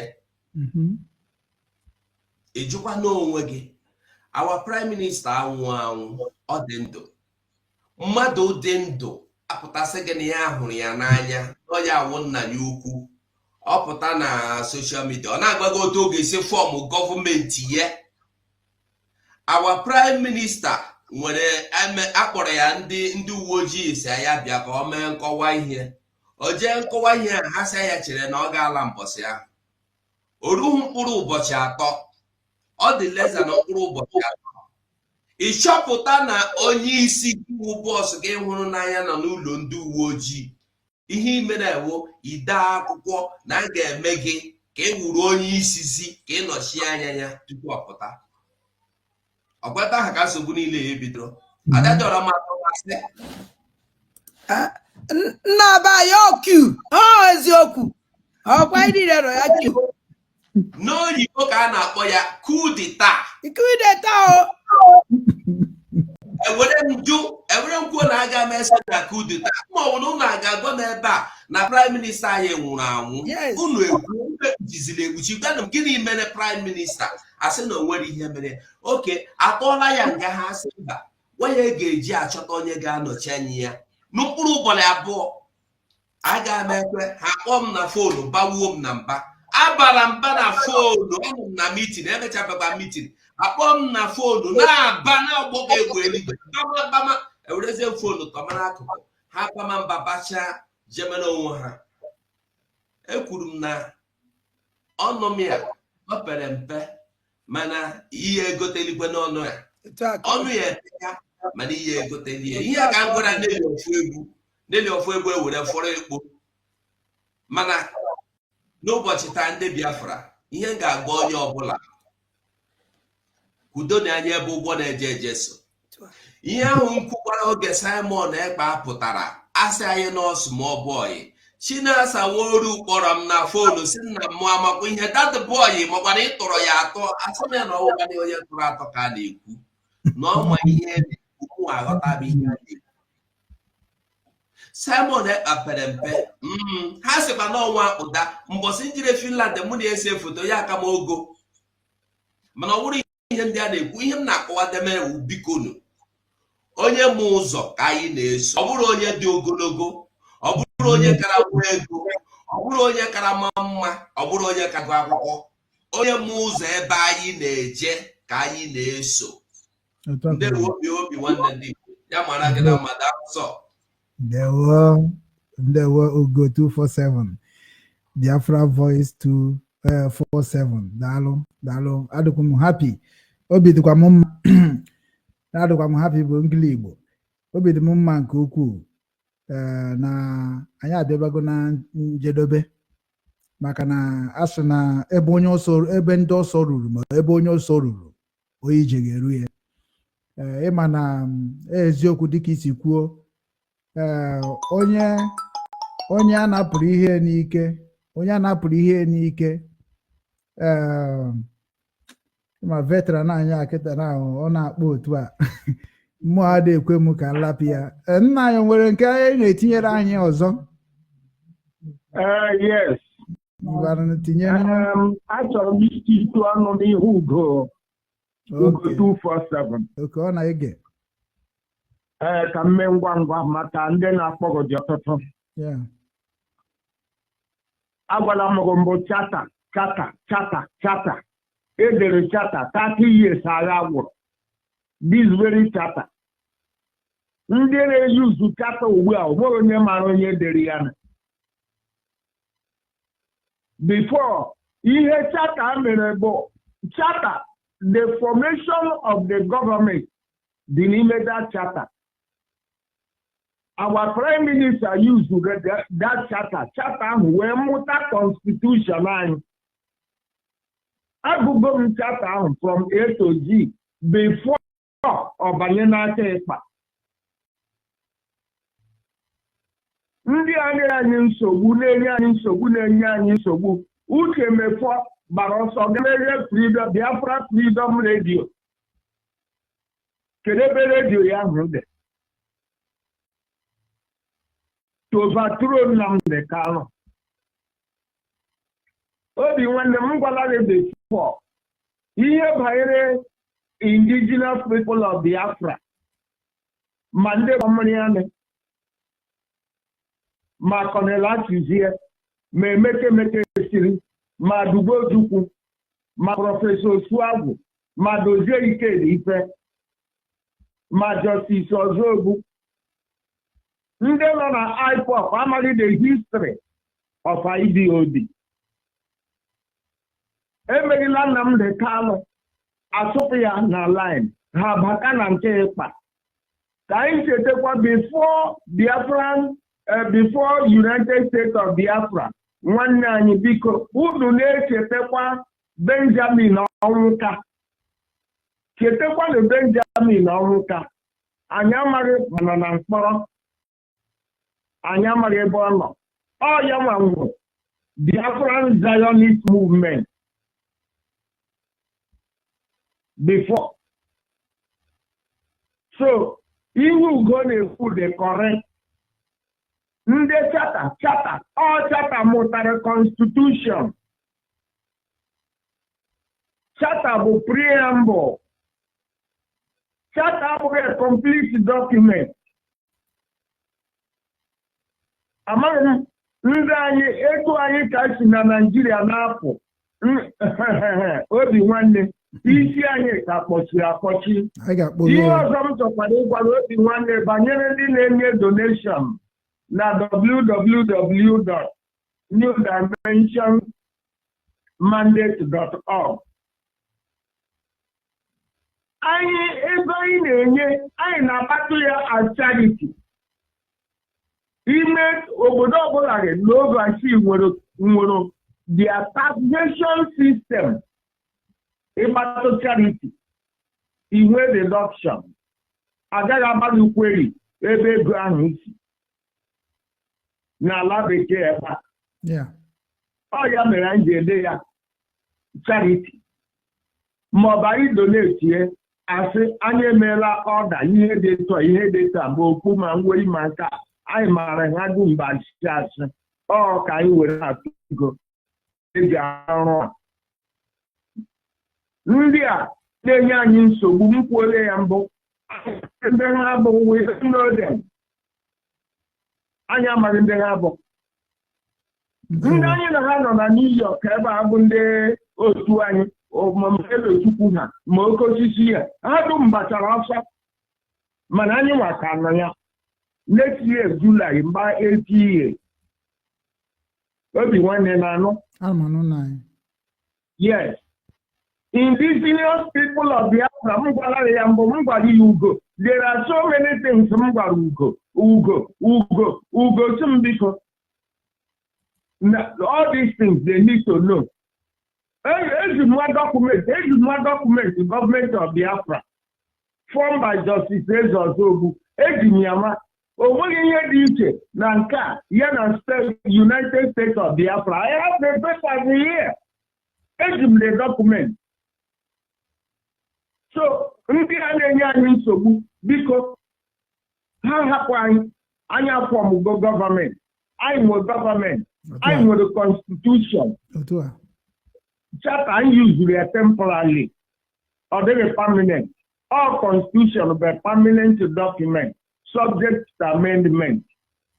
Madam, Ndana George House, so Kwamazanam de Kano, Onya Biazuk. Ọpụta kedu ihe ọ ga-abụ ọpụta kere ọkwa ya ọnụgụ mgbe Nnamdi Kanu kwuru I don't want to be a leader na Biafra ọnụgụ ya mgbe ọ sị na ya chọrọ ọchịchị enweta Biafra aka ya pụla ọ nwere ihe m chọrọ ịgwara Obi nwanne the first governor of indigenous people of Biafra aha ya bụ John B. Cross onye Portugal ya bụ gọvanọ Biafra anyị mụrụ ya na school na standard school long time so Biafra abụghị something new. Ekele m kele ada ndị bụ na ndị egele kedekwa 247 ma 555 vision I like the program ya Ugo I like him here everyone with spiritual eyes mara na ndị abụ sabotua Sani Akparawa ana m anụ asụsụ ha m chọọ m ewere asụsụ ha gwa ya okwu onye akpa nọkọta chịkọta ekpozu eju aka ilifre ha amaghị left and right ha agaghị school jisi ike ma anụrụ m onye kwuru okwu ma logo army logo gọọmenti logo Air Force logo Dragon logo every department nwere logo nke ha which is correct. So onye ahụ the right eziokwu erukwa n'ọkụ ka anyị ego Minister of Defense onye isi agha ọ bụ nwa gwara ndị amị anyị nọ na Biafran land BLA ọ bụghị every time ha pụta na-eme ike speech na-ede nke a na-ede onye asị na ya bụ nka onye asị no it doesn't work like that. Mụnwa arụgo m amị Biafra rụọ ya 3 years achọ onye ọcha na war front. I was commissioned. Then when we feel the commission, GCK, until one day that come privately, we will want your history. If you hear say you go to Baranya. Thank you. God bless you. Bless you, sir. Papa Kelerengi, Papa Kelerengi,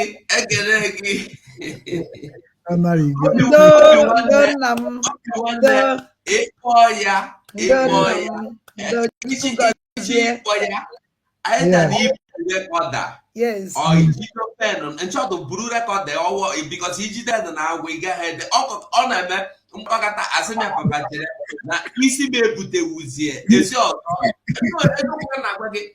na na this Gulf of Guinea amaghị bụ Biafra Gulf of Guinea amaghị no bite of Biafra onye nwakọrọ m ebe 2 or 3 years ago ebere na-eti otiti eziokwu ọ bụ ihe niile ọ nke bụ ihe a na-ekwu experience nke a ndị oyibo na-akpọ experience ọ gụtara n'akwụkwọ everything I need see. Yeah, I need ndị ọkwa na ụmụnne m ndị batara na n'ọgbọ anyị n'ụbọchị tata na ọkabaga akara asịrị ezu ka esi eri ude na totu mmega. So unu na-anya ifu na anyị niile bụ Biafrans and we need to go home today tomorrow. Nke a bụrụzi nke onye pụta na-agba ibe ya ọkpa, ndị na-agba igbe ha ọkpa gbagba igbe ha ọkpa na-asị na Igbo si na anya ka eji ama ọka chara acha.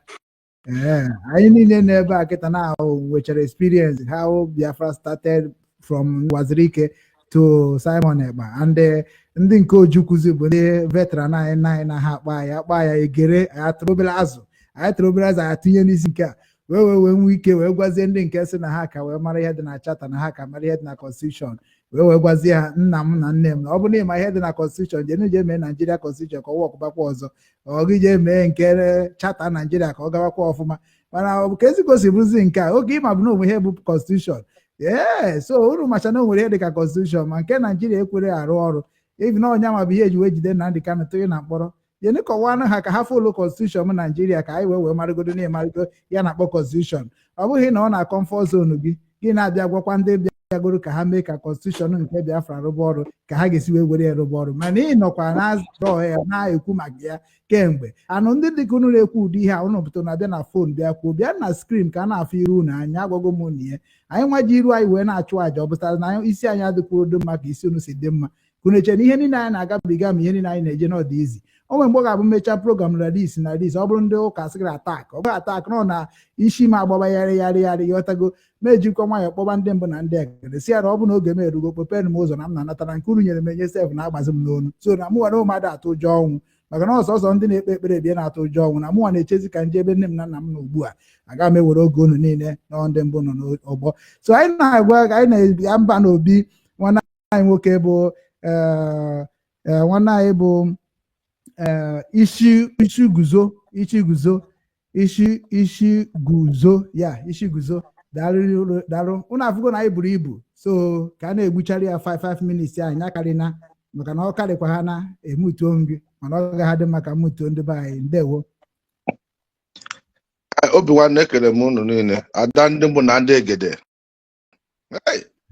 ọwụ na ume DJ na ịkarị hype woman that is ọ bata obi ọ na-eri mmadụ isi seriously ugo 247 na ekerekwa go ekere m unu obi nwanne na enweghịzi ihe ọbụla ihe niile m chọrọ ekwugo m ya na ekpọgo gị na fon kwuo ya ọkwa dịsem chata onye bụ onye gbuwara chata gburie ya chata ọ dị very easy abịa na screen ka thank God. Man, these people nature na some of them because na ha nwere platform there's a platform ha na-ekwu okwu ha echekwuzie na Biafra we are over 80 million people and these 80 million people a lot of us gara akwụkwọ because you will go 247 na-ekwu okwu ndị mmadụ na listen to you does not mean that onye nwere doctorate degree onye nwere PhD an engineer na listen to you. You have a platform, don't make you the most intelligent person. Though you are doing something good, stand that. But ndị a na-ekwu okwu as if na ha nwa kacha ama na ndị ọbụla na listen to them they say foolish. That is why sometimes I pụta na-ekwu okwu dịka anyị na-agba mba. Now, asị na-eke ọrụ eke onye agwa Simon taa agwụ na agwa Simon last year na ọrụ niile ọ rụgidere ahụ niile ọ tagide na-eti mkpu December 2nd sacrosanct December 2nd na nya onwe ya bụ Simon agha anụ on that December 2nd onye ekwe ọwụ na agwa Simon na December 2nd etigide mkpu ya na o mechazi ọnwụọzi December 2nd ọ bụrụ December 29 onye ekwe what am I saying? What I'm saying is Makandi Anadia now what this our movement. I'm sorry to mention them. Akparawa Vam na this on a Ghana where Secretary of Finance yeah. Imagine Nanda Yafutana na wage defense of our land is our prerogative. So diplomatic part of it, the diplomatic side, and they make this thing look so much as if now. Hello, my brother. They make it look so much as if now without Akparawa and Vam, they won't also fundraising for our defense. As if now water fundraising na men on ground if we see I wanna chop Akparawa chota afoya, I chop Vam chota afoya, then men on ground I want to see. That is why Njiku Simon. Now Simon Kuroku December 2nd or no here, December 2nd. So why do these people think that on how we make the fundraising now until Enwete Biafra? Our people must understand that when you go to court, the judge is judging your case. I know we hear me. If you go and why judges in the GM, most times judges make correct decision based on Okwani Gwaraya, Nankem Gwaraya. Judge ye make correct decision. Okwaya can about evidence. Yotago, this stupid. These people no here they have not been able to come, even though Nakparawa they using this thing now, on the using Twitter. Anytime he may play Twitter now, so Nakparawa no life. Yet they have not been able to convince anybody. All our defense, our men on ground. So in Agwam Nangozo or fundraising now, Atukote Gonyengozo or Abueze. Negon Kea Awuru fake. Ego out to the Negoza Awuru fake or gas Savuzi men on ground. Also ego out to Nere Van Gasavu men on the ground. Onye Madisu Habiko, we have come a long way. This man now 10 million. Okay, equipment defense them for again 1 million kamu atinyere. Now this is our problem now. Our problem is the sabotage within beginning from government senators. Because 1 million each year na gini because kamale bembe bido na ogalanya ma akwana. 1 million because from our senators, all our lawmakers, ndeni na go from Nigeria, na sabotage okay. Time you go buy a clean the way up. Ada bara no ogalanya o. Hey, I achieve a bunch of key. Ana mabia. Times Kerugo can clean this people up. What I go because this is the only that is our last fight now. In my film, I said okay, yeah, last fight before film I go. And that go Nigeria Google since someone Mazina the Kano. Hey, Mary go Nigeria since. Ogunde Nigeria is not in America has since. The only go for now or go between us, anyone will Biafra now. We will have to fight internal fight before this Biafra guy there. And that internal fight won't not sabotage in there until we clean them up and force a lot of them to go on exile. Okay, take it time. I talk about Biafra now. We have to start cleaning this people up. Mother Attorney Senator na Governor Dan Ta. Ndị ọzọ Tinubu na exile. Ihuzie na Biafra bịanụ ka onye eke ya na-akwazi ya. Ọsịsọ na ha abịa. Ndị ọzọ resign ya. Anyị na-agazi meeting na Abuja. Okwu agụ. My brother, okwa ka ọha m n'ọnụ. Can you do my this thing? Ndewo. Thank you. Ishiguzo. Ndewo. Daalụ. Anyị na-ebue n'aba na nke Obi nwanne anyị nwoke bụ Ukenye ngwa biko na-eme na ka ọ na-akwụsị na 5 ahụ maka adịmala ikuku ime ihe ahụ na-eme ka ndị ọzọ dị ka o nwere ihe ha na-eme. Ndewo Ukenye. Ndewo Igbo kelenu. Yeah. Can we get from 4 my brother? Kerebe ọnọdụ adịmafụ ya ọpụgo. I'm ekele onye ọbụla. Ada, je suis là devant toi. Onye na-asụkwara gị asụsụ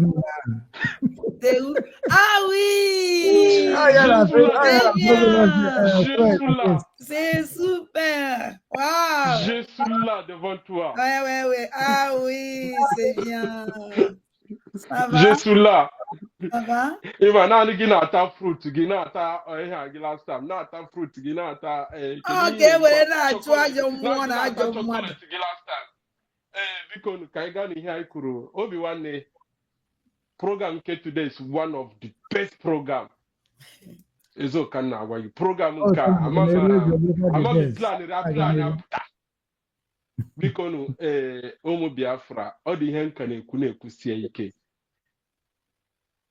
As na after everything, Umifenda Gabia, but I got crossfire.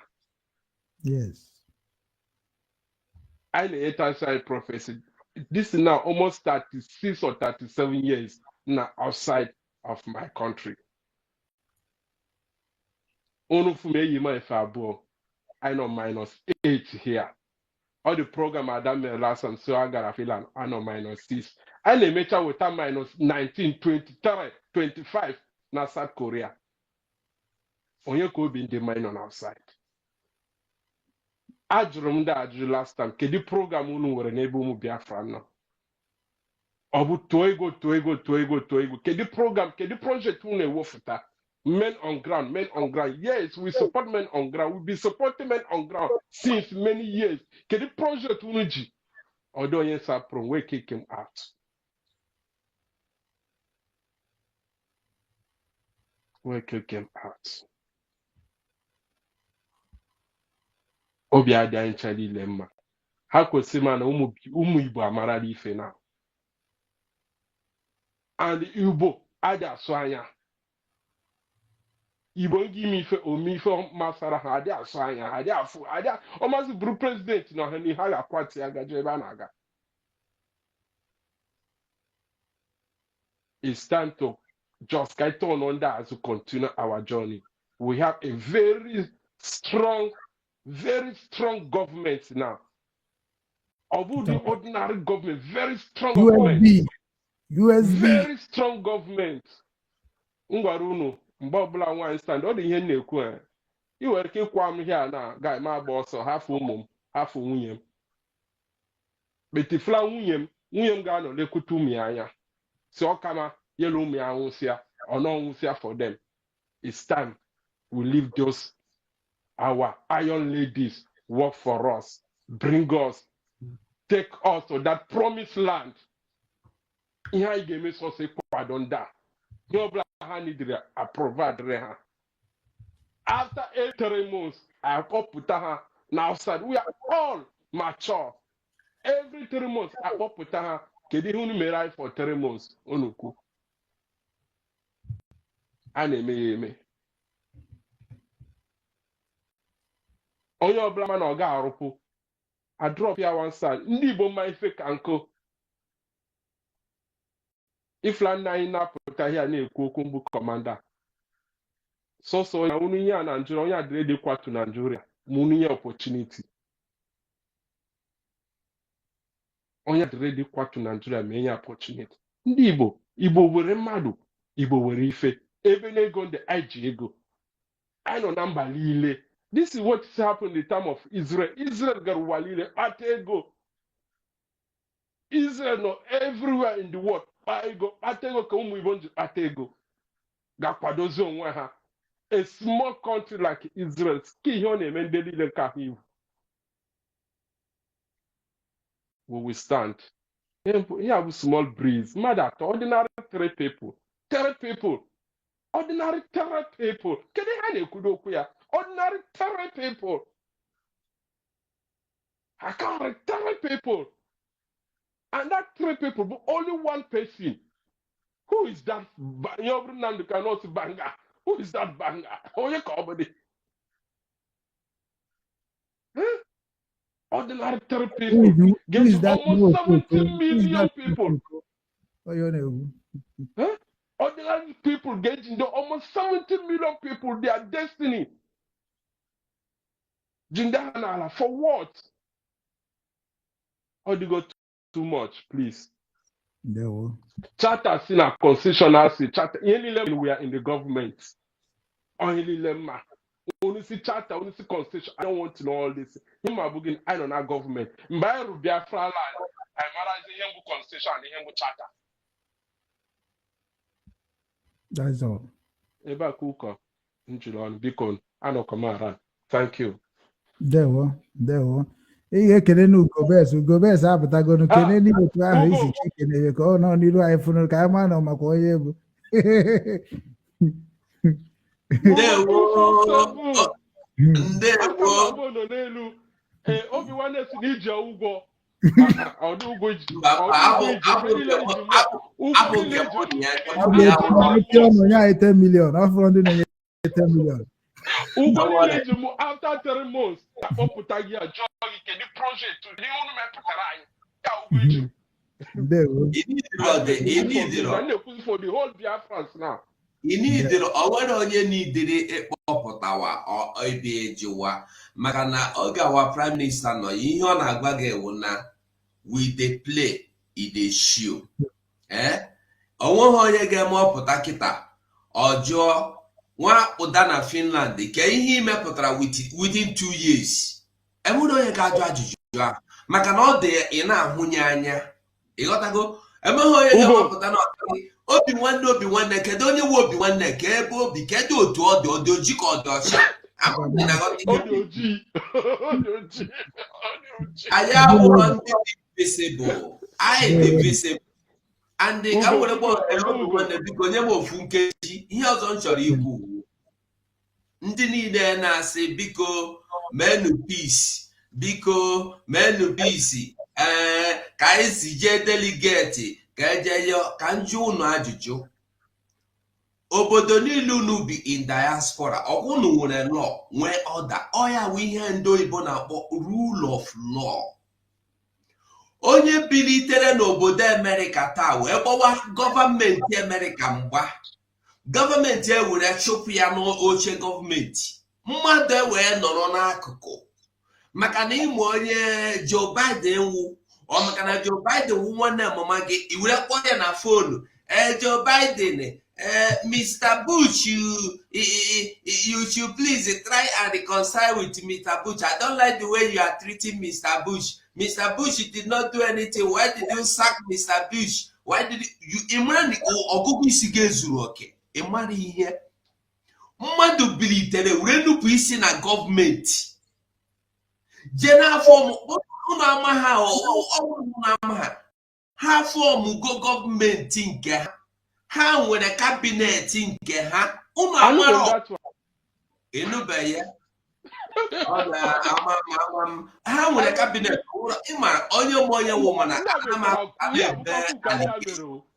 ihe ọbụla m gwara gị ihe ọbụla m mepere ọnụ ma kwuo na soshal midia ịjụọ m proof enye gị proof ma mkpọ gị na-asị gị na enwere ihe imere nsị gị pụta bịa gọọ ya agọ na ọnwụ na-asị ka ntụrụ so ha fọmụrụ gọọmenti nke ha edesigo aha ọ na-ama m obi nwanne aha ahụ dịkwana na ihe a ọ dị na WhatsApp ọ bụrụ na ị ga-ebu mba ọ dịrọ necessary anyị enwe oge iji bịakụma ka ụnụ mata na ha fọmụgokwanụ gọọmenti iji tọpụlọ gọọmenti Simon Ekpa ọkwa ndị si gị na ha hụrụ Simon Ekpa n'anya ya mara anyị mma obi nwanne ndewo go first igo anyị na-eje na nke nwanne anyị nwoke ama m na isi na mgbada wee kpọọ chus ka m ga-akpọdobe chus iru were nkeji 5 wee kene ụmụnne egwekwa na ihe dị n'obi ndewo and we go 247 and I'm making everybody know our house like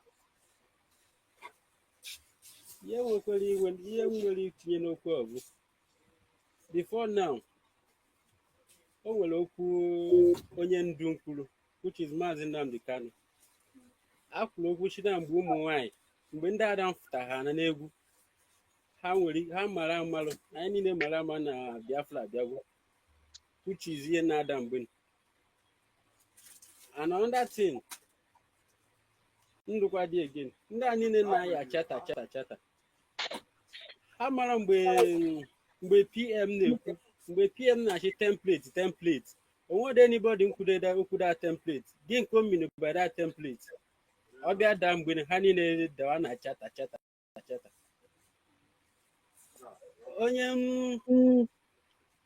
Onye shi na nchom ji aka wee chee onwe ya na moto ya shinogwe na achọfe na moto akwa ji aka wee chee onwe ya o akwa ji aka wee chee onwe ya o because ngwa ha niile mere agbagharị na ọnwa otu ohodo nwere otu sef PM start tomorrow bịa jee nwa niile gị nke ịlụtalụ with ọkwa enyegolo before gị nke ọ ga-eshi bido wee ka ọ gụdị sef ọ ga-achịkwa na after ka emechara edeclare Biafra na Finland COS bịa chofia ka ọ ga-achị na onye bụ nchofere ọ ya ji aka wee chee onwe ya onye na-eji etukwula ọ ha ji aka wee chee onwe ya because mgbe achị everybody ya bịa weta akaụntụ ya bịa mee akaụntụ ya ihe ọrụ enyegwere before lụọ ọ bụ na nwanne ya futalụ shi master ihe nyekwere m dekwa ihe m ji wee lụfta dị ya 1 inyere m ji wee lụfta 2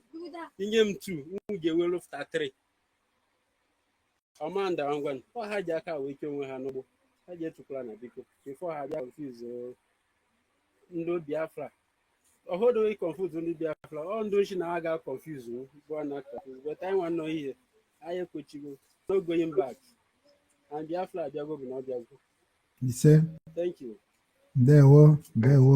Ndewo Kochus ikwuru ọfụma deje anyị na-eje na nke Obi David gaba n'iru ndewo rikwa nkeji ise nna thank you Obi nwanne ọnụ m na-apụta ọnụ gị na-adakọ ogene ndị Igbo okay thank you nna jisike n'ọrụ gị ị na-agba mbọ ihe niile unu na-eme n'ịkpọte ndị be anyị ọ dị mkpa nnọọ unu jisi ike nọ ihe m kpọbatara m na this platform taa ịma ma like ịnọ down na anụmanụ because achọghị m ịgbapụta na media because there is a lot of things that are still a lot of people are combining a lot of things. Maybe I know that not everybody knows my face so much in media, but I may so much. Now, ihe na-eme.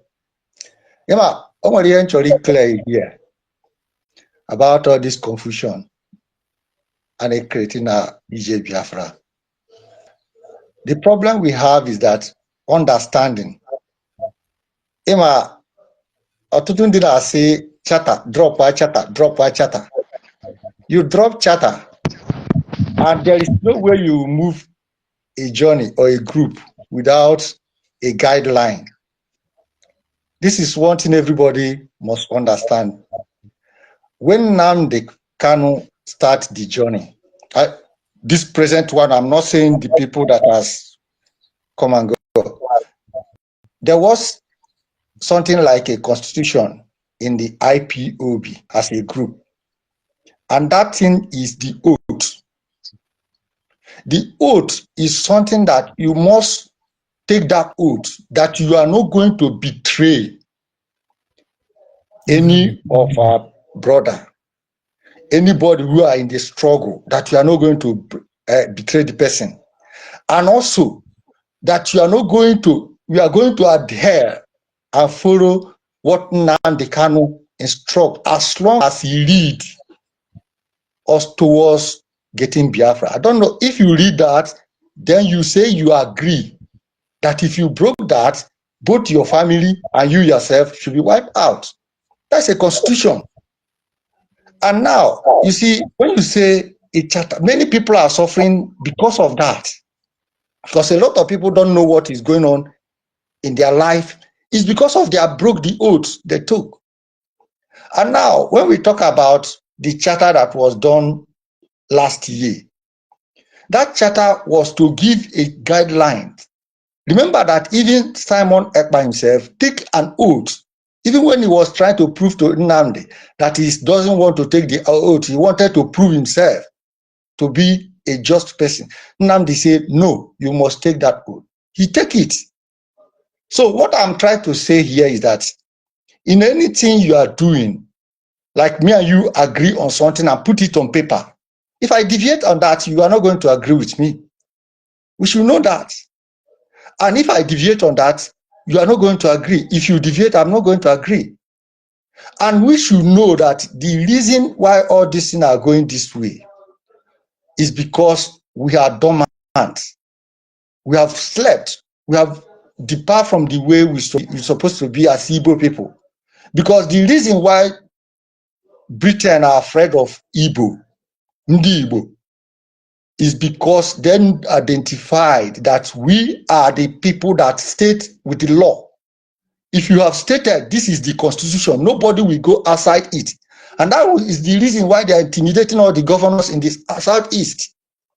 Because anyone want to make any comment, they told him the law is this. And they know that we are obedient to the law. So now, if there is any constitution that was present, call it charter, call it whatever you want to call it, you have to adhere to it, follow it up, to not to cause confusion. Because this thing that we are doing now is to create a confusion, and it doesn't work. The reason why our leader is still in the detention up to date is because of our divide. We scatter, everybody going on his own way. The only thing that will bring our leader out, even tomorrow, if all of us can come together and speak in one voice, our leader will come out. Exactly. And now, Simon has been detained now. Why are we causing confusion? If there is any charter there, we read the charter, whatever charter say, we stand on it. Simple. Because there is a people that sit down and make that charter. It's not a matter of who is the leader or who is not the leader. The issue is that we know that when the top person is go out, either the person that will follow the person will now take over, or there will be a provision in the charter that will say, this is the way to go. And when you follow that way, you are not going to get problem. Because if you watch what is going on in the whole issue, start from the IPOB to autopilot to what is going on now, is the question of money. And remember what our leader said. He said our people, he know our people. It takes 10 years to study our people. No matter what you do, our people cannot give you money except they understand you. They see you speak the truth.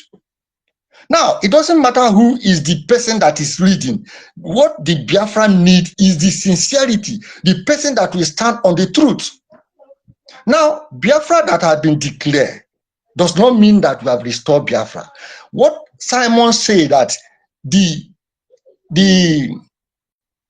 charter will have to lead us until Biafra is being declared and restored. Then this government will be dissolved and transferred to Nigeria to start the because when Biafra is defend, you have to form a government. You can't form a government where you have never defended your territory. This is what you have to understand. When you defend your territory, you form a government, then write a constitution and give to the people to vote. And when the people vote on the constitution, it will be accepted and start ruling the people. But for the now, the Biafra has not yet been restored. That charter is what has to be seen in active.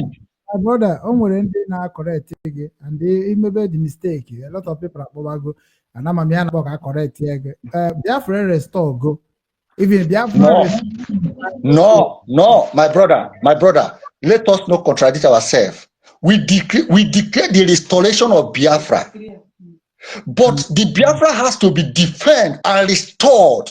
Now, if you say Biafra, excuse me, if you say that Biafra has been restored, can you take the Biafran passport and travel down to Nigeria, to Biafra land? Of course, now I get my ID card. Can you take Biafran currency and go and buy something where you are, or go and exchange it? Process. So what we are saying is that when Biafra is finally defended, then the government will be formed and the constitution will be made and passed to the people to vote on it. Let Let us not create confusion to ourselves. Because we should be, we leave DOS, which to me I see as the department of saboteurs. Then we are now going to congregation of saboteurs. What are we doing? Let us come to our senses. Igbo man are known by the truth, the sincerity. Let us start straightforward so that we get what we are looking for. I yield my mic.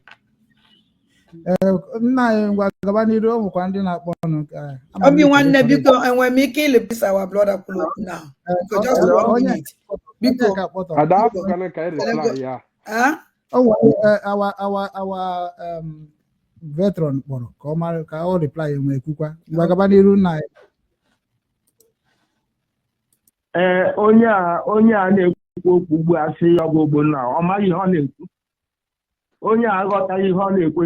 He does not understand anything and the constitution.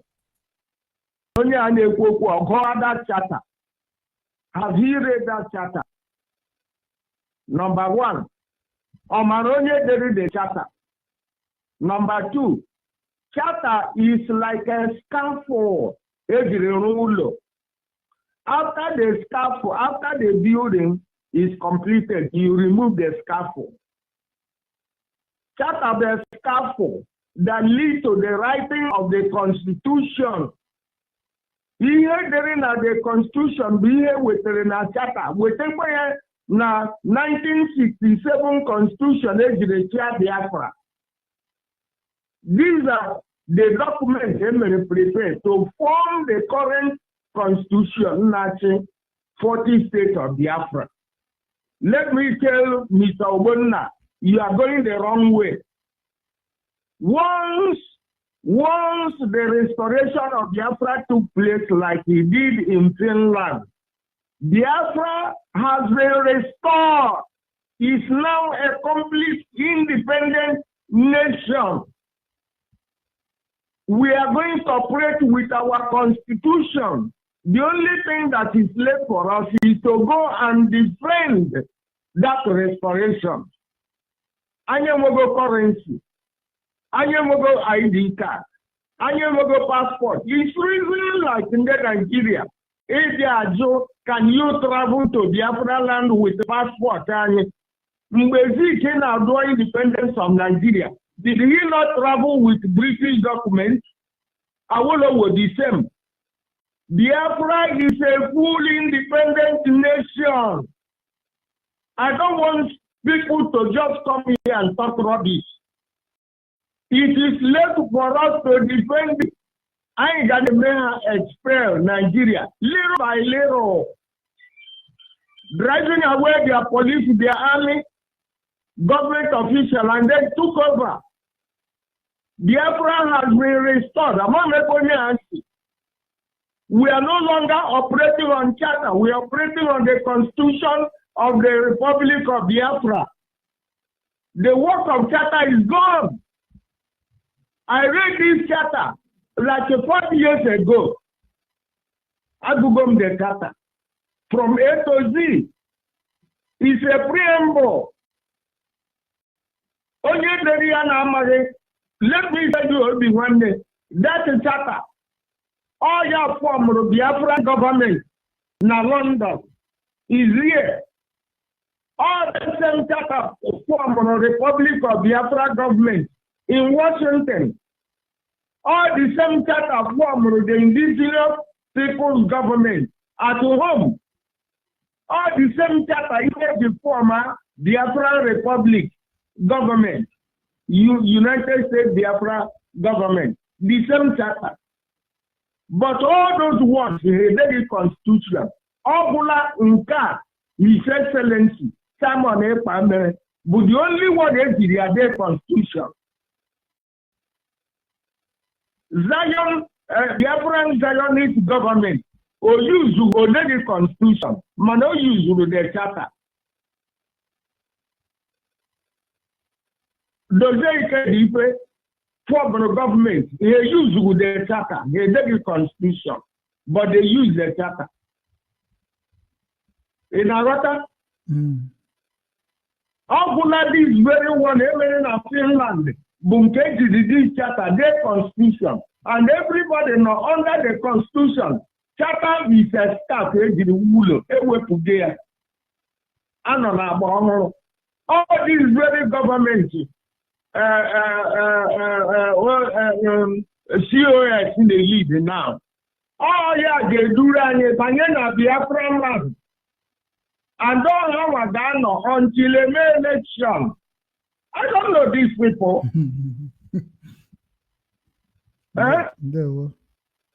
They were nice. I Google the charter. I Google the charter. Or book it for the charter. Or book it make the charter. Or book actually the charter. When you read the charter, you don't know them. Now they are 30 years after the war. Because me the charter, after 30 years, so no wrong. Your case is closed.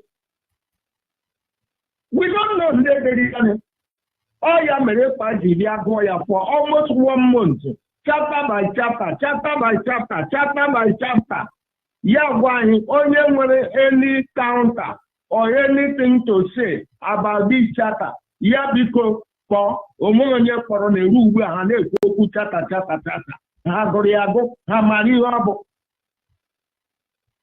So that's what I want to correct. These people should understand themselves. My question issue uzo. Yes. Because war is not just a question. Actually, can correct something there. I'm a veteran, but there's something I need to correct right now. As at now, we are not operating on anything. We are not operating. Let us stop making this mistake. As Biafrans, we are not operating on anything because we are not an independent country. I can actually independent. We declare the restoration of Biafra, which is an intention, and it has been registered.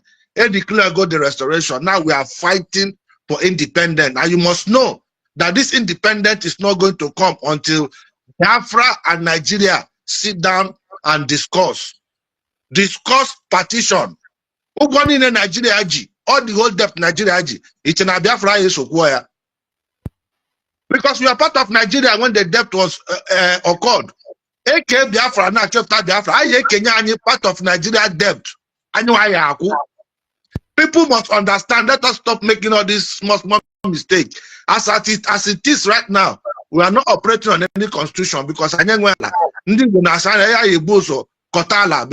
our own territory. You understand? Everything we are doing right now is just like what Simon did with the cabinet.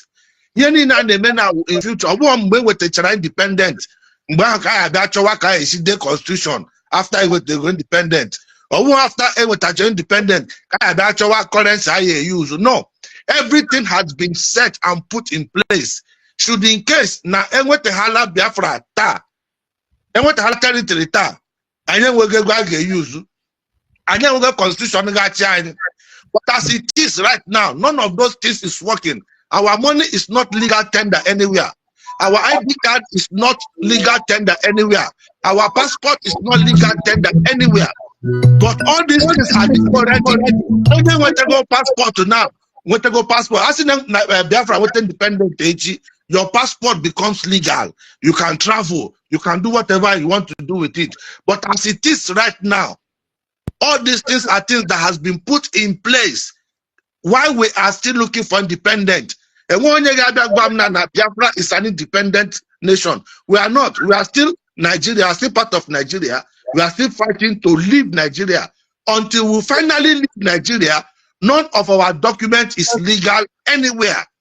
So how can we make this mistake? We are on social media. Whatever we say here goes a long way. There are people that will hear some of these things and they don't hear the right thing and they keep carrying it and that's how information goes. I didn't want to go use my Biafra. I didn't want to go passport I get use my Biafra. anyị enwetago ID card a ga-eyuzu mgbe anyị enwetago Biafra ọ bụghị na anyị enwetabeghị ya now I can achọ the thing. That is why we are defending our territory so that by the time UN AU na ndị ọzọ ya abịazi mgbe AU na UN ga-abịazi oke ọgụ anụ na anụ na this place ezugo ka ihe unu chọrọ akpọta Nigeria delegate akpọta Biafra delegate anyị emego referendum anyị chọrọ ịpụ UN nwere ike si mba na ha referendum nke anyị mere na ha chọghị ya na ha ga-eme anyị referendum eme ya anyị win asoke ke ka esi ke ana eke ana ke boundary enwe border Nigeria ji ego ide ekine ka Nigeria ji iche na the whole time to Nigeria ji ha hapụzi ya enye eke ya according to the nations of Nigeria no na kwọ amara ka ọ ga-akwụ. So we must understand all these things and stop saying what we don't know. Nigeria Biafra abịabe I can achọ independent mgbe anyị nweta independent every of our document come legal, but as it is now, it is just provisional, just like a provisional cabinet now. Now choosing into Biafra. Thank you. Call on what's up, Gavani Road, you want any Chief Daniel Chika, there were call Canary. Yeah, okay, yeah, take him. Adam Manam, Kegunume. Very good. Because more Chief Daniel Chika. Even if we were I believe I need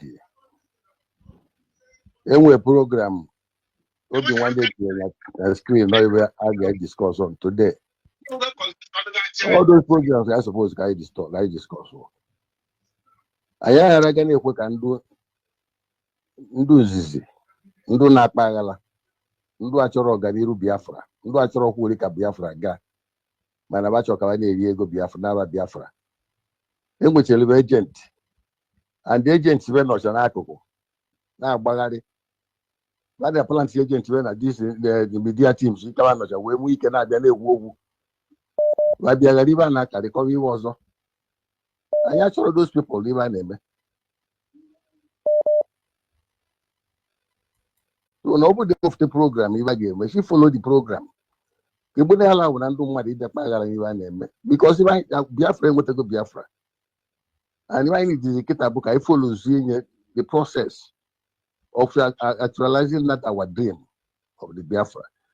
I actually look at my million there. Another nonsense you will not confuse them. We should not let them come and confuse us in this program. Biafra, United States of Biafra. Because every time when you get it from the other place or cover it, you have logic. We don't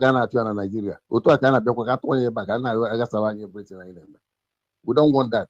We have to support this in Gozi. A team in that and I do Wolftel. Kai follow you. Because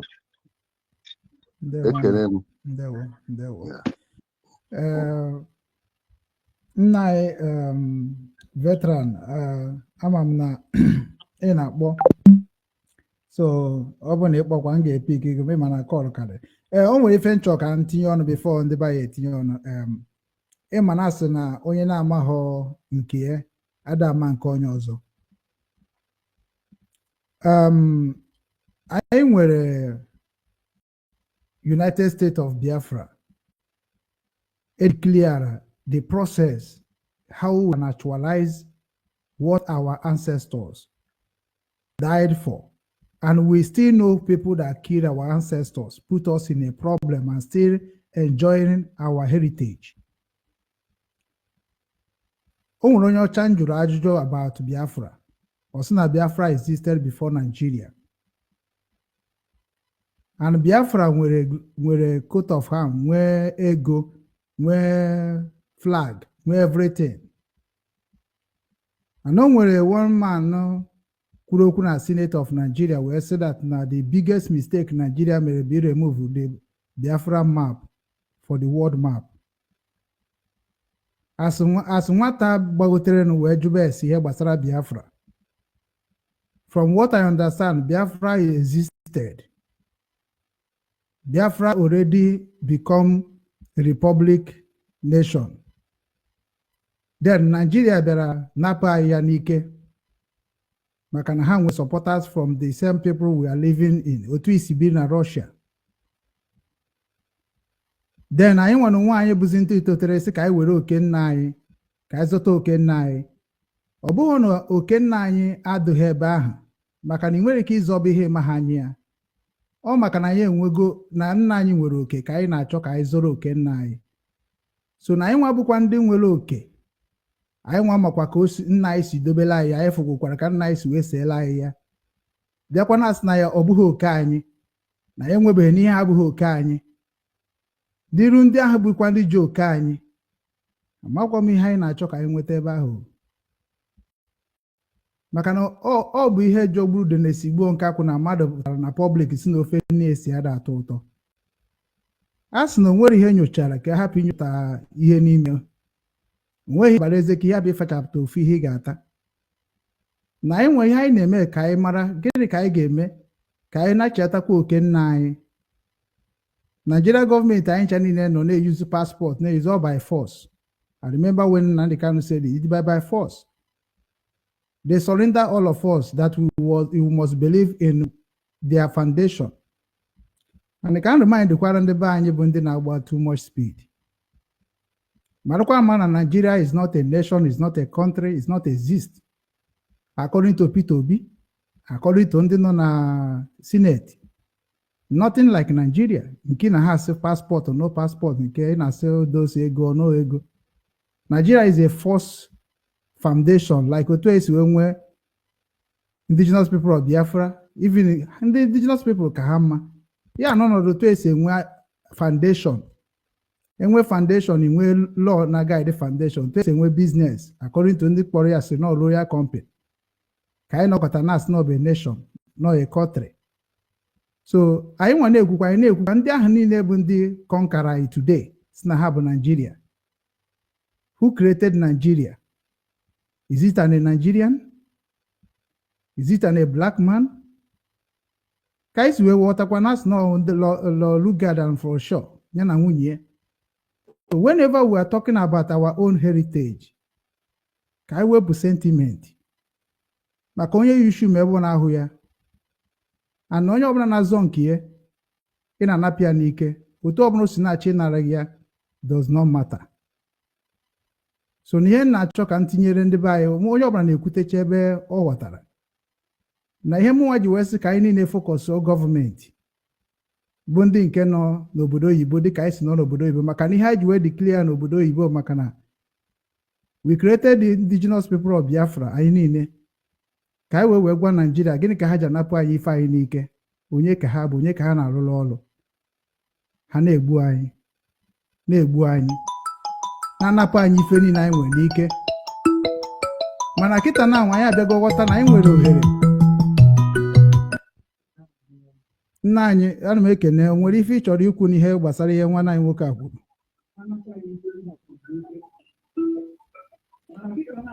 Nna anyị anyị pikiriokwana m igwe gị, mana ihe ndị anyị na-adị m adị enye much time.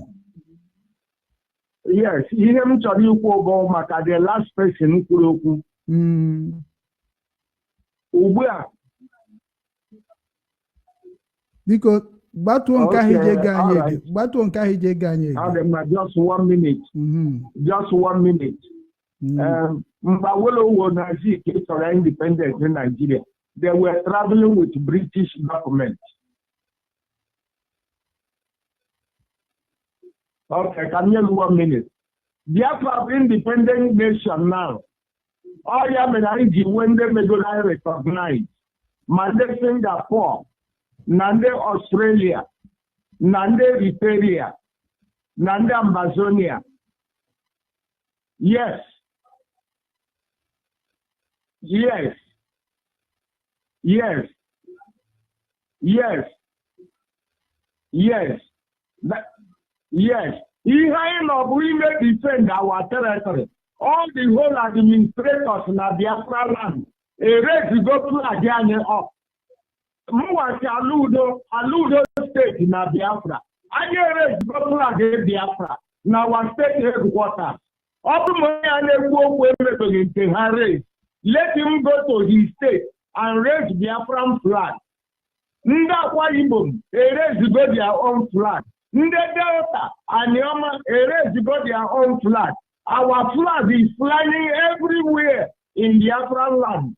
We are independent nation. Behind the number, our territory. Yes, all the whole states. More those states. Nadia. I erase go flag there. Only an Nanya independent. Yako state Yoshi. Ghana state here. Schools erase the go flag. So flag there everywhere. Then behind the visible the other Ghana work to defend this independence. Our first governor of Biafra, John Croft, only Portugal. Here they made the final territory. Every bite of Biafra, Bulgaria and Jaya to God for Guinea. All for go. Why no bite of Biafra, God for Guinea. A way change here, man, and made this restoration. He goes back to bite of Biafra. So, mommy and the other part of here. Because there were.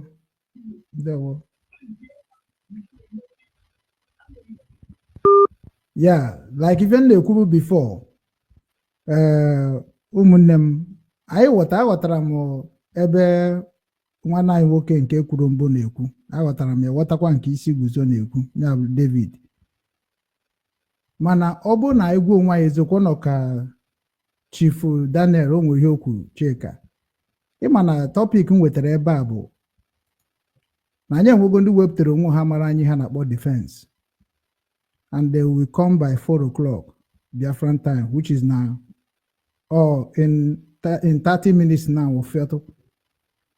So which is now kucha hanoku a nyonyo obuna 1 minutes to say whatever they want to say. Kaije meet kwa the Department of Defense. Kaimarifa haga kwande Biafra because of the defending our land. No nidu kainaga. Then office United States of Biafra in American is going to be announced and open today in American. So ebe n'ife anyị na-ekwu okwu onwe onye na-ekwu sị na anyị enwerugo onwe anyị ka ịgagharịba n'ụwa niile na ife anyị nwere bet na anyị nwere enwe na ọ bụ nke anyị mana duto mmegide Naijiria na-emegide anyị ka anyị na-achọzi ka ndị ụwa gịnị ka ha na-ekwu maka ife anyị nwere ndị Naijiria ji emere ka o si masị ha ana ọtụtụ n'ime ha na-akwadokwa ndị Naijiria na-eme anyị ife na-eme anyị and that is why eji wee nwee ihe a na-akpọ because na unu na-ekwu okwu na na-ekwu ya according to the etu esi wee mie ebu ụzọ mee gịnị bidie na masop bidie na nke nwanne anyị nwoke kwuru o nwekwara nke o kwuru before IPOB from IPOB anyị aba na Biafra Republic Government in exile then from then anyị create a foundation anyị ga-eji wee mee gịnị wee gaba na akpọ charter from charter to constitution. And echete mgbe na-aba akpọ na ndị ka na-ajụ ya kedu structure of this Biafra movement ọ nke ochie nke Ojukwu ka a na-eyuzu ka o nwere nke ọhụrụ so na-agwa ya sị ya na n'oge nke ahụ ruru na a ga-enwekwu ya na ihe a na-achọgodo ka ndị be anyị matagoro na anyị nwere right ikwu maka obodo nke anyị bụ Biafra so a na-emego okịta ihe niile ekwesịghị ime now so na ihe a na-ekwuzi ka defend ya ihe ahụ anyị nwere nwe and enwego process a ga-eji defend ya and the process I get defend there, but say to go this cabinet. This cabinet is set now. Obu ihe ekwesi set. Kobro ihe ekwesi set. On a gaita nanya ijeje restore our dignity, our respect to the world. Kobria. Na ndị ba anyị nọ n'ala Igbo. Onweghị mgbe since Nigeria bịa na-enye anyị nsogbu since 1960. Ndị ba anyị abụghị Nigeria. Ndị ba anyị nke Biafra nwana anyị na-ekwu na anyị bụ ha na-egbu anyị na anyị na-ekwu maka ya Igbo nwana anyị si na anyị bụ anapụga anyị ya nye ndị religion then a na-ekwuzi okwu maka ihe mmadụ nwere onweghị dị nke anyị nwere kịta ya ka anyị na-asị ka anyị nwezie ka anyị werezie nke ha anyị je defend nke ha anyị nwere maka onwego nke anyị nwere mana ọ ka defend ya so na defend ihe ị nwere enwe abụghị na inweghị ya ị nwere mana ị defend ya from what I'm hearing. So na ihe anyị na-eme bụ ka anyị defend nke anyị nwere enwe, which is na ọnya mere na ndị ụwa dị abịa anụsa anyị ọgụ na ka anyị si ekwu ya na ya na-ekwu na ka anyị si eme ya bụ ife bụ ihe ha nwada ọghọta ana ya esetigo ka ndị UN ga-aghọta ya setie ka ndị ụwa niile ga-aghọta ya anọzi ndị ahụ anyị niile bụzi ndị ahụ bụ Biafrans bụ ihe ga-esozi usoro ndị setigoro ka anyị ga-esi ghọta ya bụ ndị USB United States of Biafra Government. Anọ na-agwazi unu nwa niile bụ ndị nwere experience otu a nwanne anyị nwoke bụ isi guzo na nwanne anyị nwoke bụ David banụ na webụsaịtị a na-akpọ Biafra Republic Gọọmenti na-eza kunu soro tinye ya na-akpọ form to also follow the department enwechara ebe unu ga na-alụ ọrụ na-enye aka na ọ bụrụ sọsọ na platform kunu ga-abịa na-enye na knowledge otu unu nwere very very good knowledge iji wee restore our home iji wee na-etinye n'ụzọ dị mma banụ regista anụ ka unu sorokwa n'ọnụ na-ekwuru gọọmenti a ka ọ rapụ ndị ọzọ mechaa na-abụ ndị na-eme analyze ọ na-enye m aka because otu a nọ kịta abụ m somebody bụ na afụgo m ihe wee maa na ihe ọ bụla m fụrụ bụ ihe mere m ji eme program a ọ ihe m fụrụ mgbe na IPOB ka esi egbu anyị ma o nwere ife anyị ana ọtụtụ n'ime unu bụ ndị na-abịa ha n'iru anyị nwabịa n'iru bụ ndị na-emetụta kịta na esetigo United States of Biafra Government and ọ ka nọ na process position ka nka nkọ ife a ga-eji rụọ ọrụ ka nkọ baanụ n'ofu ka ihe niile anyị na-ekwu na public ka ọ bụrụ ihe a na-ekwu na gọọmenti then ihe anyị na-abịa ekwu ebe a bụ anyị na-abịa nye announcement maka ọkwado oke mkpa ihe ndị depatmenti a ga-eme ihe ndị depatmenti a ga-eme ọrụ anyị bụ iwepụta ihe ndị depatmenti na-eme enwere ebe a na-akpa nkata ka e ga-esi dozie obodo enwere ebe a na-akpa nkata ka a ga-esi mebie obodo enwere ebe a na-akpa nkata ka esi echekwa obodo so nke ọbụla ịma need good on it biko apply and go there and help our people because our people unu na-ekwukwa okwu na ha nọ n'ala Igbo ha nọghị ọfụma gị nwa nnọkọ obodo ị nọghị ọfụma so let us work together and make something to become happening to all of us. So aga m eji one minute wee gaa so ka anyị niile wee kwukọta maka na 4 o'clock ọ na-ahafịara obia so ka anyị wee jeje gee ndị our defense our Department of Defense ka anyị gee ha ntị n'ọnụ mara ihe ha ga-agwa anyị na X. So ana m ebido na Adadịọra mma nwa Chineke efugonunu ka o si kpọtụọ taa so werekwana ofu okwu ya wee weke na ụmụnne gị ọ bụ na ọ ebu aka ọ ga-abụ nkeji ịbụ nkeji mana ofu anyị ezu ka anyị na-ekwu ka anyị kene ndị be anyị wee gwakwa ndị be anyị okwu anyị kwesịrị ịgwa ha maka ihe ha ji maka abịa n'ụbọchị taa ada ndị mụrụ ndị egede ụmụnne m ndị gboo ekene m ụnụ niile obi dị m ụtọ n'ụbọchị taata eziokwu niile oteene nchọghara ọnọdụ a mgbe m fụrụ n'obi nwanne tinye ọhụụ na ọrụ raịfụ nkọrọ ya aka n'ụzọ si ya ome ha o mepere m ndakpute anyị na-emekwa ya nnọọ fat tata amaka bikos na ife anyị mere tata ụmụnne m amandat na so n'ime ụnụ nwa mere understand ife a na-akọ ọkwana ya ka ndị wee si na agba mbụ otu n'ogwe abụọ agba abụọ otu n'ogwe ọwụzi ogwe ahụ ka apịrị aka kịta nwa anyị nwawu ndu nwee ozi ya wee ike ọwụzi ndị isi anyị ụlọ ọfịs edela anyị ije anyị nwe ya agwazi ife anyị emela anyị and anyị eme emeketa akwasa bidokwa n'isi a akwasa na nke ụwa zuru ike kwasa nke awalida maazị Nnamdi Kanu na-achọkwa ịkwasa nke ọbata obi ọ dịghị possible anyị agwa anọ na nke ọbata obi ya ka o ebi anyị agwafakwa ifere nke anwụ nke ikpeazụ ya chọsịghị ịnụ ya ọzọ so ụmụnne m ana m agwa ụnụ anyị niile were otu obi were na-aga sọnsọ ya because na ọnwụ na-abanye n'ime chata a na-ekwu okwu ya ebido bifo ahụ chata ka a na-ekwu okwu ihe ebe a na-ekwu okwu o bido na fundraising from fundraising onye dị intelligent karịcha wee wetara m chata from chata kịta ọnwụ na ya ewerekwa wetukwa na chata o nwere ọzọ ya apụtakwanụ doritin na-achọ ime ka ụnụ mara dat na ife ebiudugo ya masị ụwa awụrụ ibe bido ibe ahụ ọkwata ata ka o bido kama zi opportunity wee strike ya so ya wu na ebi alụ ọrụ n'afọ ha many wee and na-eche ọtara olu oge o ya eruzi kpam apụta mana a gwara na osi imi bịara late eyi ndị nzam nwere chenji nwa onye gwara ya ụnụ biko ụmụnne m ana m ayọ onye ọnwụ na-abịa iji m ole wee na-ekene ụmụnne m ndị m na ha nọrọ today a na-afụ onwe m n'etiti ndị odogwu anyị a na-enye m obi aṅụrị ịnwa na ada na-ala ike ụmụnne ya ịgba ya ogige. Ana m ekene ụnụ ụmụnne niile isi guzo na be anyị ekene gị wee na-ekene Ifeanyị James eji afụ m nke Igbo jegụba nke oyibo agwara m ụnụ na anyị na-achị azụ n'okeke na okenwa na okonkwọ na mgbọkwụ ife ukenye ukenye ọya ka afọ ọkwa m ukenye m ihe m ji na-eje nke ndị be Eliza ka karịa ekene nwanne anyị nwoke ọsụnọdụ gịnị ọsụnọdụ David ọkwa David ka edere ka ọ daghị ọkwa ya eyi David ga-ekwu n'afọ Igbo ya. David gwara ya afọ Igbo nke o wee kpọọ ya afọ. Afọ ndị mbụ na ndị egede gị biko. Ịma na ada dị ọra na ihe mere m ji laikicha ya na ọ na-ebupụta omenala anyị ana ọ na-alaiki ikwu ihe otu o si mee na be anyị anaghị enye mmadụ afa echi amụrụ gị na-egosi afa gị so ọ ya ka eji ọ bụrụ nwaanyị ya wụrụ nwaanyị etizi ya nwa mana ọ bụrụ nwoke ọwụ okereke okonkwo just like that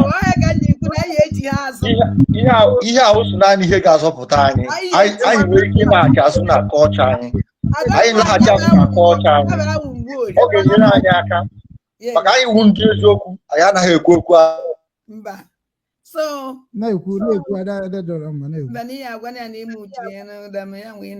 ọ bụ na o mechaa mgbọdụ nwa amara nọ wee na-ekene nwanne m nwoke odogwu karịrị ibi ihe nna be anyị ahụ mara ndị be anyị sị na ọ kachara achọ ya wee ọ kakara aka eji anya amụ ya ugo 247 in fact ọ na-ahụ mkpa afa gị mmụọ ma nọtuo nna m jisi ike Chineke gọzie gị Chukwu gọziela m gị mmaji kwunu mmaji and also n'ife Chineke ji wee dekọ m na gị because since anyị nọ na pre gọọmenti na-eme mana gị na-aba akọbe obodo ụtụtụ mụ na ndị ọzọ agbacha na yanwụ mgbe mana mụ na ya na-abụ mọdụ otu ntụtụ anyị atụba onwe anyị bụ wee ito onwe anyị iche bụrụ otu a ka Chukwu si wee dowe ya ọnọdụ wee na-ekene nwanne m nna m ekene gị jisi ike kwudukwa ebe ikwu ndị eziokwu ahụ akụkwa na mmiri eti ewepụ emego emejọ okeke sụala otogbọgbukwa ego na okeke ka emejọ emejọ okafọ sụkwa otogbọgbukwa ego n'ọkwa okafọ ka emejọ anyị achọrọ friend na dis agite na ọkwa ifuru ọnọdụ anyị na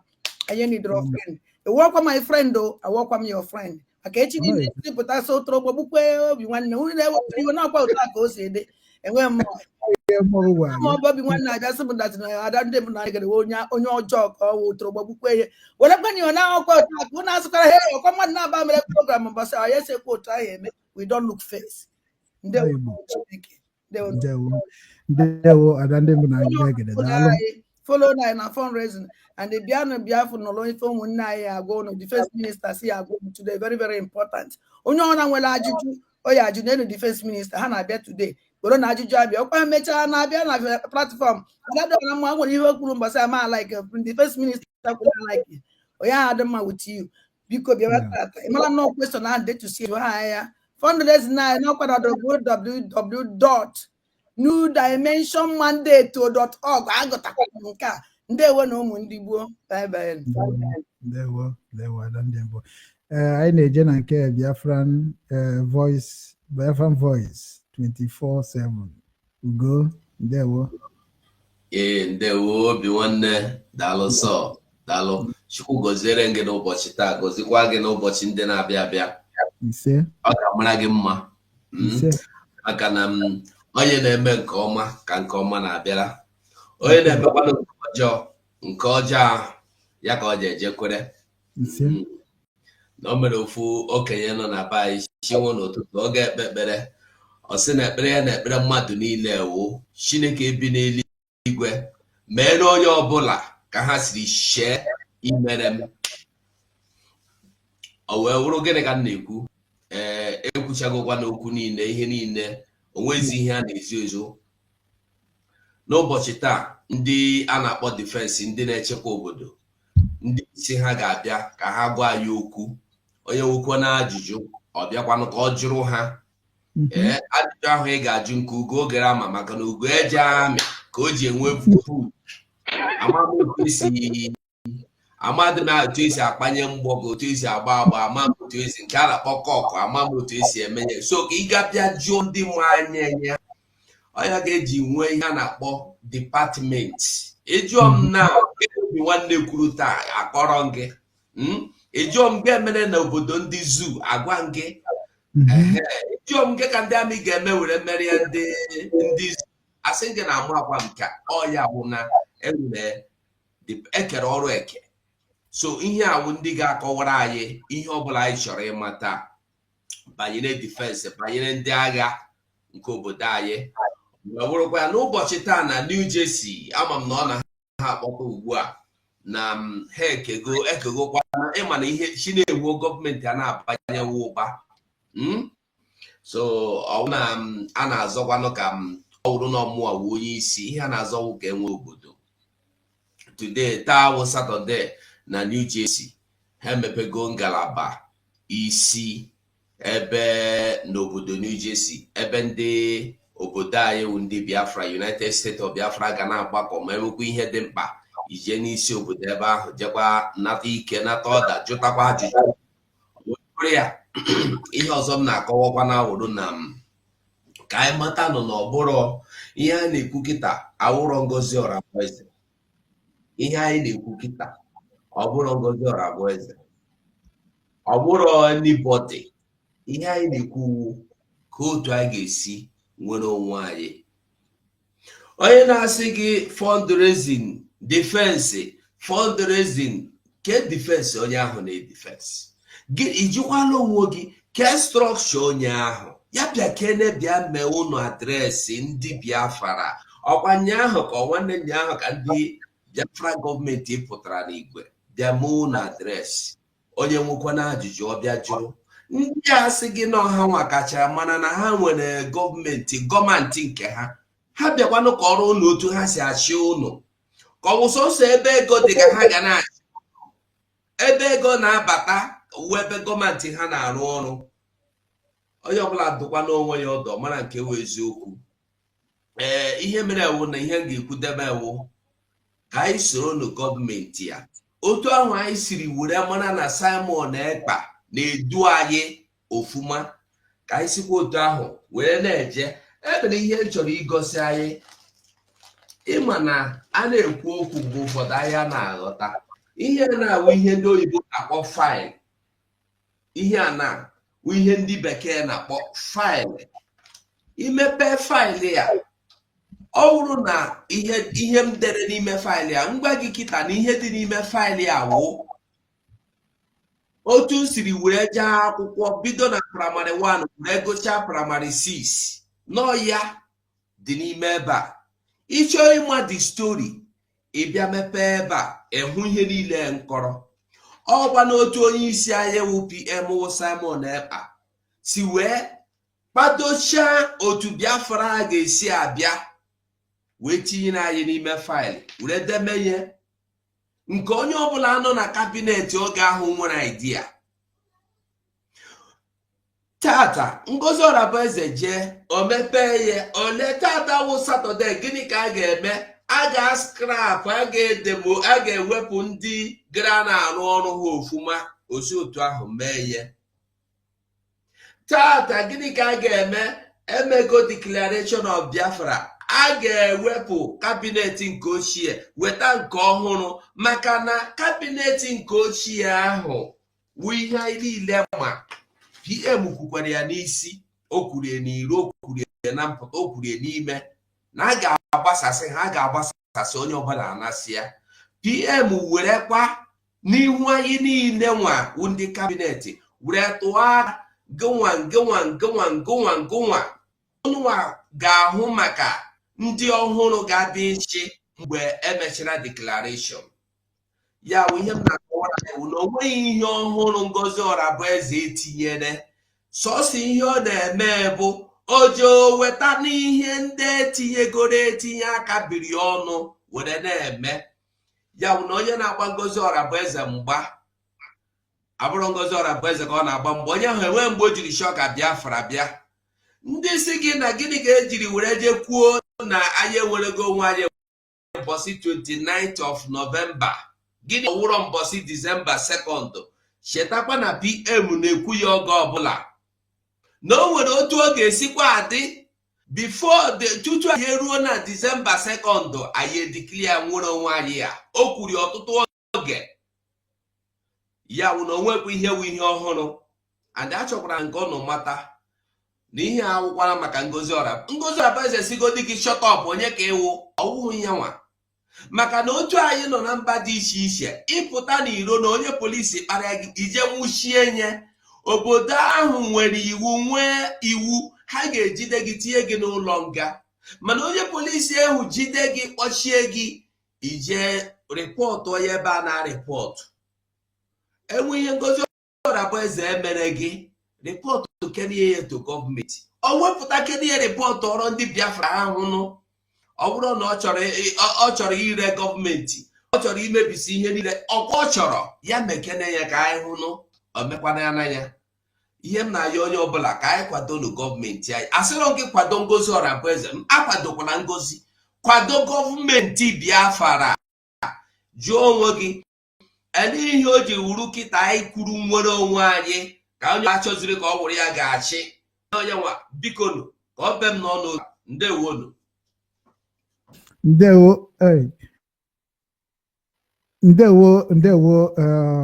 Ugo 247 nwa Chineke daalụ na kịta na bụzi ndị soro oyibo si we are now to set the record straight. That's why Agumune did very intelligent. I love asking Igbo ma ihe ama na nwatori Igbo asị onye na-atụrụ onye Igbo ibe ya asị ị ga-emecha daa n'ụzọ anụ Igbo na like ka akụọ stọd maka echete mgbe m pere mpe mụ na nwanne m na-eji ịchụ mmiri ọ ga-akata ọkụọ m stọd ka ọma na nga ada nda ọsị m ha ifu n'isi ha ike ịda isi so obi ya niile bụ ihe mmadụ na ihe onye ama eji kwudebe m kwudoro kemgbe ụwa maka amago m na one day na ife dị otu a ga-abịa n'oge nwe oge nchịkọ oge nwe oge anyị ga-eji bịakọta ọnụ wee kwubezie ka ụmụnne na ụmụnna anọ onye ka anyị nọ so daalụ nwanne m nwoke niile nọnyere m Go 247 daalụ anyị na-eje na nke ụka-enye ngwa biko ihe for 30 minutes ebe a biko emena ka ọ karịa 5 minutes ka m wee jezuo na everybody before ya na ndewo mba nke m a ga-erudi 2 minutes biko ngekwe aka nke biko no Iwela government, it's time to us with that government to help them. Yes, I declare Biafra. Now it's time to us to defend it. Because umunem. I actually letting yaka. Kaikwadono nda nda na iron lady die with us. Because Okohamlono. Thank you very much. Ndewo. Anyị abago na nke isi guzo na anyị ngwanụnụ anyị egwucharago. Okay, my brothers, when he was here, but that we are here to set the record straight. I'm a veteran. I'm a Mudi, the man, the very enthusiastic. You went this Biafra code. I need but in the course of this excitement and enthusiasm, ndị Igbo na-asị onye na-anọghị ebe esi li ozu obido n'ụkwụvọ ya ọ ya dị mma ka na-enwekwa the right informations. Now there are 193 independent countries in the world. Biafra is not among them at the minute, of which Newete Biafra tomorrow there will be a record that there are 194 countries. There are 54 countries in Africa without Biafra. That is the record now, of which now Biafra Biaichi or 155 countries. So this idea here or what's also young with this like kind of idea or mentality. Now I want to go now Biafra is an independent country. No, we are not independent. All Nigeria will go independent country. We will not be in Nigeria. Let us understand the English or whatever we are using. We are not yet independent. We are seeking. I cannot know go for independent. That is Ebe Charter. Ebe Charter comes in. Yeah. All this charter now na this charter ka anyị nọ n'okwe anyị niile ụdị Biafra nọ n'okwe na anyị chọrọ inwere onwe anyị chọrọ inwe in fact na that Biafra enwere 67 na anyị arịstọgụ ya ọ n'ime charter ahụ nyeziri ọbata obi right ime referendum a emere ọ n'ime charter ahụ nyeziri ọbata obi right iji megide inweta amị. For example, enwere oge ọbata obi ebidoro na-epost picture ọ na-agụ scores ndị njele anyị na ndị Nigeria. Ịma na enwere ụdị pictures ọbata obi dobịa tinwe na his X handle. Ịma ọ na-etinyebu those picture before. Tinye those picture mgbe o nwetara the right to form an army. Ka o ji tinye that picture ọ na-egosi gị our self defense ka ihe si aga n'ebe anyị. Before that charter, before Oji form more army, on etinye those pictures, we must understand. Ebaka charter nyere right to do some certain things. Charter nyere right to form constitution. Of which na Nigeria na-akụ gbasgbos. Ndị nwezi obodo bịa ka ihe nụ na-achọ dị sef. Asị na anyị declare go na anyị chọrọ inwe onwe anyị. Ajụjụ gị enye ụlọ onwe ụnụ na ka ekunu si eru ụlọ onwe ụnụ. Lekwanụ anyị enwe constitution. Anyị enwekwana na amị. Anyị enwekwa gọọmenti, lekwa gọọmenti anyị nwere gọọmenti. Unu nyezi anyị independent anyị na-achọ na anyị afọmụzie polisi. Anyị enwezie immigration. Anyị enwezie custom. Ama ma anyị nekwu na ndị ma na wọta ya. These are the processes. Onye chọrọ igu akwa white na onye nwere akwa white ọ bụghị the same thing. So let us stop putting this in the head of our people now. Enwetego independent. We're not independent yet. Onye nwere independent ana anụ independent. Anyị nwetebe ya. Anyị ka na-achọ ya na-achụsi ike adaghị enwetekwa ya. So right now, everybody needs to support this government anyị nwere now. Anyị nwere government, our government, the leader of the government enyere anyị now, n'echete government now is Dr. Ngozi Orabueze. Like 247 said, and I'm supporting Ngozi Orabueze. I'm supporting the government. I know this government, they look after the men on the ground, they look after the men on the air, they look after men on the sea. All governments, they look after whatever. So here, outside this government is on their own. So what we are doing, let us do this with understanding so that we don't make mistake along the way. For example, let me round up. Can these people naku constitution example? In a constitution name, constitution is the document that leads to rule of law. For example, in what company in Nigeria now, the company say now, okay, na run 24 hours a day, Monday to Sunday. Then give just the constitution. Constitution when you see employment in employment constitution, the employment. Anybody now run in Biafra, you are now run with 2 hours off in a day. You what I go? Now, from that constitution, can company make say their law. If you don't that law, I was in a run 24 hours Monday to Sunday. The company is constitution only now run in this Biafra. They now run break 2 hours every day. What I go? So when the company are taking run 24 hours without giving you 2 hours break. That is what constitution is. Constitution helps in making rules and regulation in the country. So in the constitution chatanka, yeah, just to deceive people. All these things are not in, our constitution is not in play yet. Our constitution will become legal and binding after we go independent. Thank you very much. David,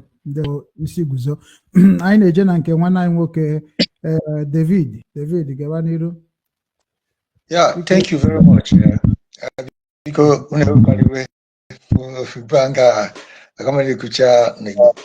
there's a little big problem about this issue. We talk constitution,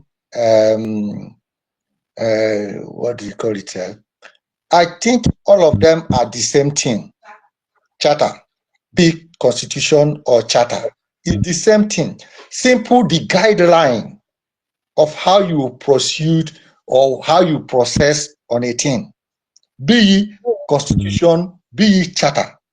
It's a kind of a document that safeguard you how you will do things. Even if the head is not there, that guideline will guide the masses to follow that way. That is that area. Now, what I want us to understand is that if we go back to understand what our leaders say, our leader make it very clear that we ought to come out and speak. Though he make a specific something when he say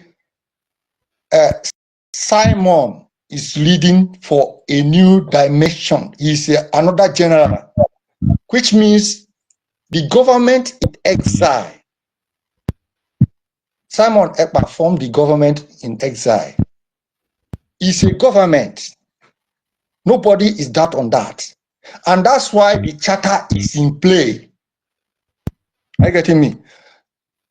I'm not in the include, but what I'm trying to say is that let us be loyal to that. And then we that are in the media or is able to speak, the major thing is that to create awareness to our people. Because our people are sleeping. Imagine many people will be answering Okeke Okafo, but they will tell you they are not Igbo. This is a very big problem. Look at our culture. In our culture, it is very difficult for you to lie.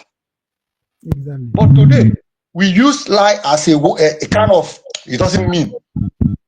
You see, the reason why it seems like all our people silent while Nnamdi is still in the custody, it's not that we cannot act, but our people are waiting for Nigerian law to determine. You can't do you can't just kill Nnamdi without decide what your law say.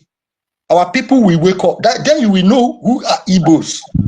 So what I'm trying to say here is that let our people wake up. If we are wake up, we know that Igbo man stand in reality. When Igbo man is giving you money, you tell Igbo man say, I want you to contribute for this purpose. At a point we request, what have you done and what area have you reached for that thing I'm paying my money for? You don't have to fight the person. You have to know that you have to explain to that person because he's contributing to it.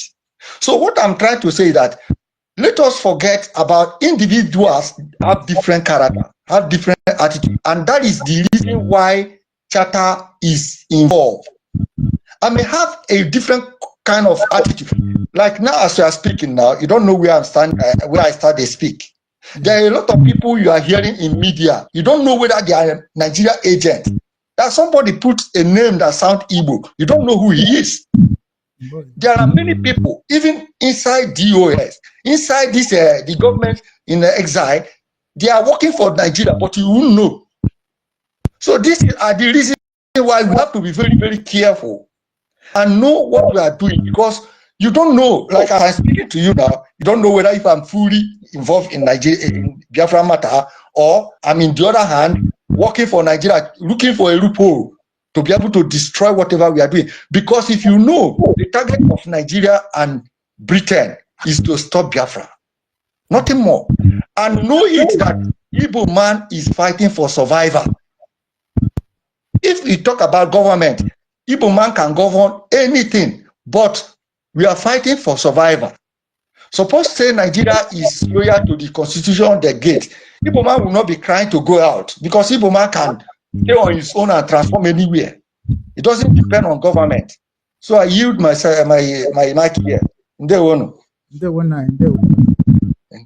Nwanne anyị nwoke time ọma agwụgokwa Chidi biko ekwena ka ọ gafee 3 minutes biko na ka anyị jee gbasara ndị defense ya na biko na ya 4 o'clock Biafra time na 3:54 na-akụ ebe ndewo Maazị ndewo obi nwanne okwu m egbu oge bekee so network na keep at time since mana afọ nwanne m bụ Ugo 247 na platform ya yesterday anyị akọkwa Nge one day abatakwa m. That ọra ma akpọbụ m ya yesterday mana mgbe ọ sị mkpọ the other line anọ m on the way. So ihe ga ka mgba unu ume. Ọ dịghị izi ịnọ n'oche a wee na-agwa ọha okwu for a very long time. Ihe ndị ise bụ n'ịgba igwe ka anyị jekwa kwadokwa maka ndị defense then wee cherekwa maka our fundraising. Maka onye ọbụla na-abịa agụrụ anyị chata ịba na space ihe a na-akọ awụrụ eburu maka Ngozi Ọrabeze onye ahụ adịba ready inweta Biafra because ọ bụrụ na ọnwụ ihe Ngozi Ọrabeze ngịnị ya ji differently ọ bụ ya ka a na-ekwu today because na PM debere anyị template so ka anyị rapụ anything gbasara Ngozi Ọrabeze kwado our government ihe m dere enye ụnụ bụ okwu mgbamume Adadịọra mma jisi ike obi nwanne jisi ike Ugo 247 jisie n'ike because ọ nwere okwu Ugo 247 kwuru ebe ọ sị na nke wutere ya so much bụ even also wute m because I'm abakwa na platform onye a for this 55 vision eche na okwu ya na-aga okwu ndị 55 vision na ama na okwu ya na-aga zigzag so okwu a dị wute mana ya dịba mgbe ọzọ ka anyị were laborate ya mmụọ jisie n'ike daalụ ndewo Ugo 247 kedu ebe space ebe anyị ga-anọ wee mee ife ka ndị a wee ka space ebe ndị defense na-akwadobe ọ na Twitter space ka ọ ga-ahịọ and a ga-etinyekwa na YouTube aga m eshia link onye chọkwara like obi nwanne ọ bụrụ na ị chọrọ itu tinye na nke gị iklik dị link ịma otu esi eme ọ bụrụkwa na ị chọrọ ichi ya direct nke ahụ ịma otu oge esi akara gị izi mana mụa ga-agba mbọ ka m tinye the link ebe anyị ga-echi ya na YouTube na grupu anyị now mana the space ga-ahụ ebido obere oge now aga m ahapụ anyị now ka m jee ka mmepe the space ka onye ọbụla nwee ike na-abata ya enwere m ike ịkọnekt kwa self direct ozugbo ndewo Adadịọra ma ndewo nje kwado unu maka nke ahụ ka anyị na-echekwa unu mfụkwa ya I can connect direct. Yes, bye bye.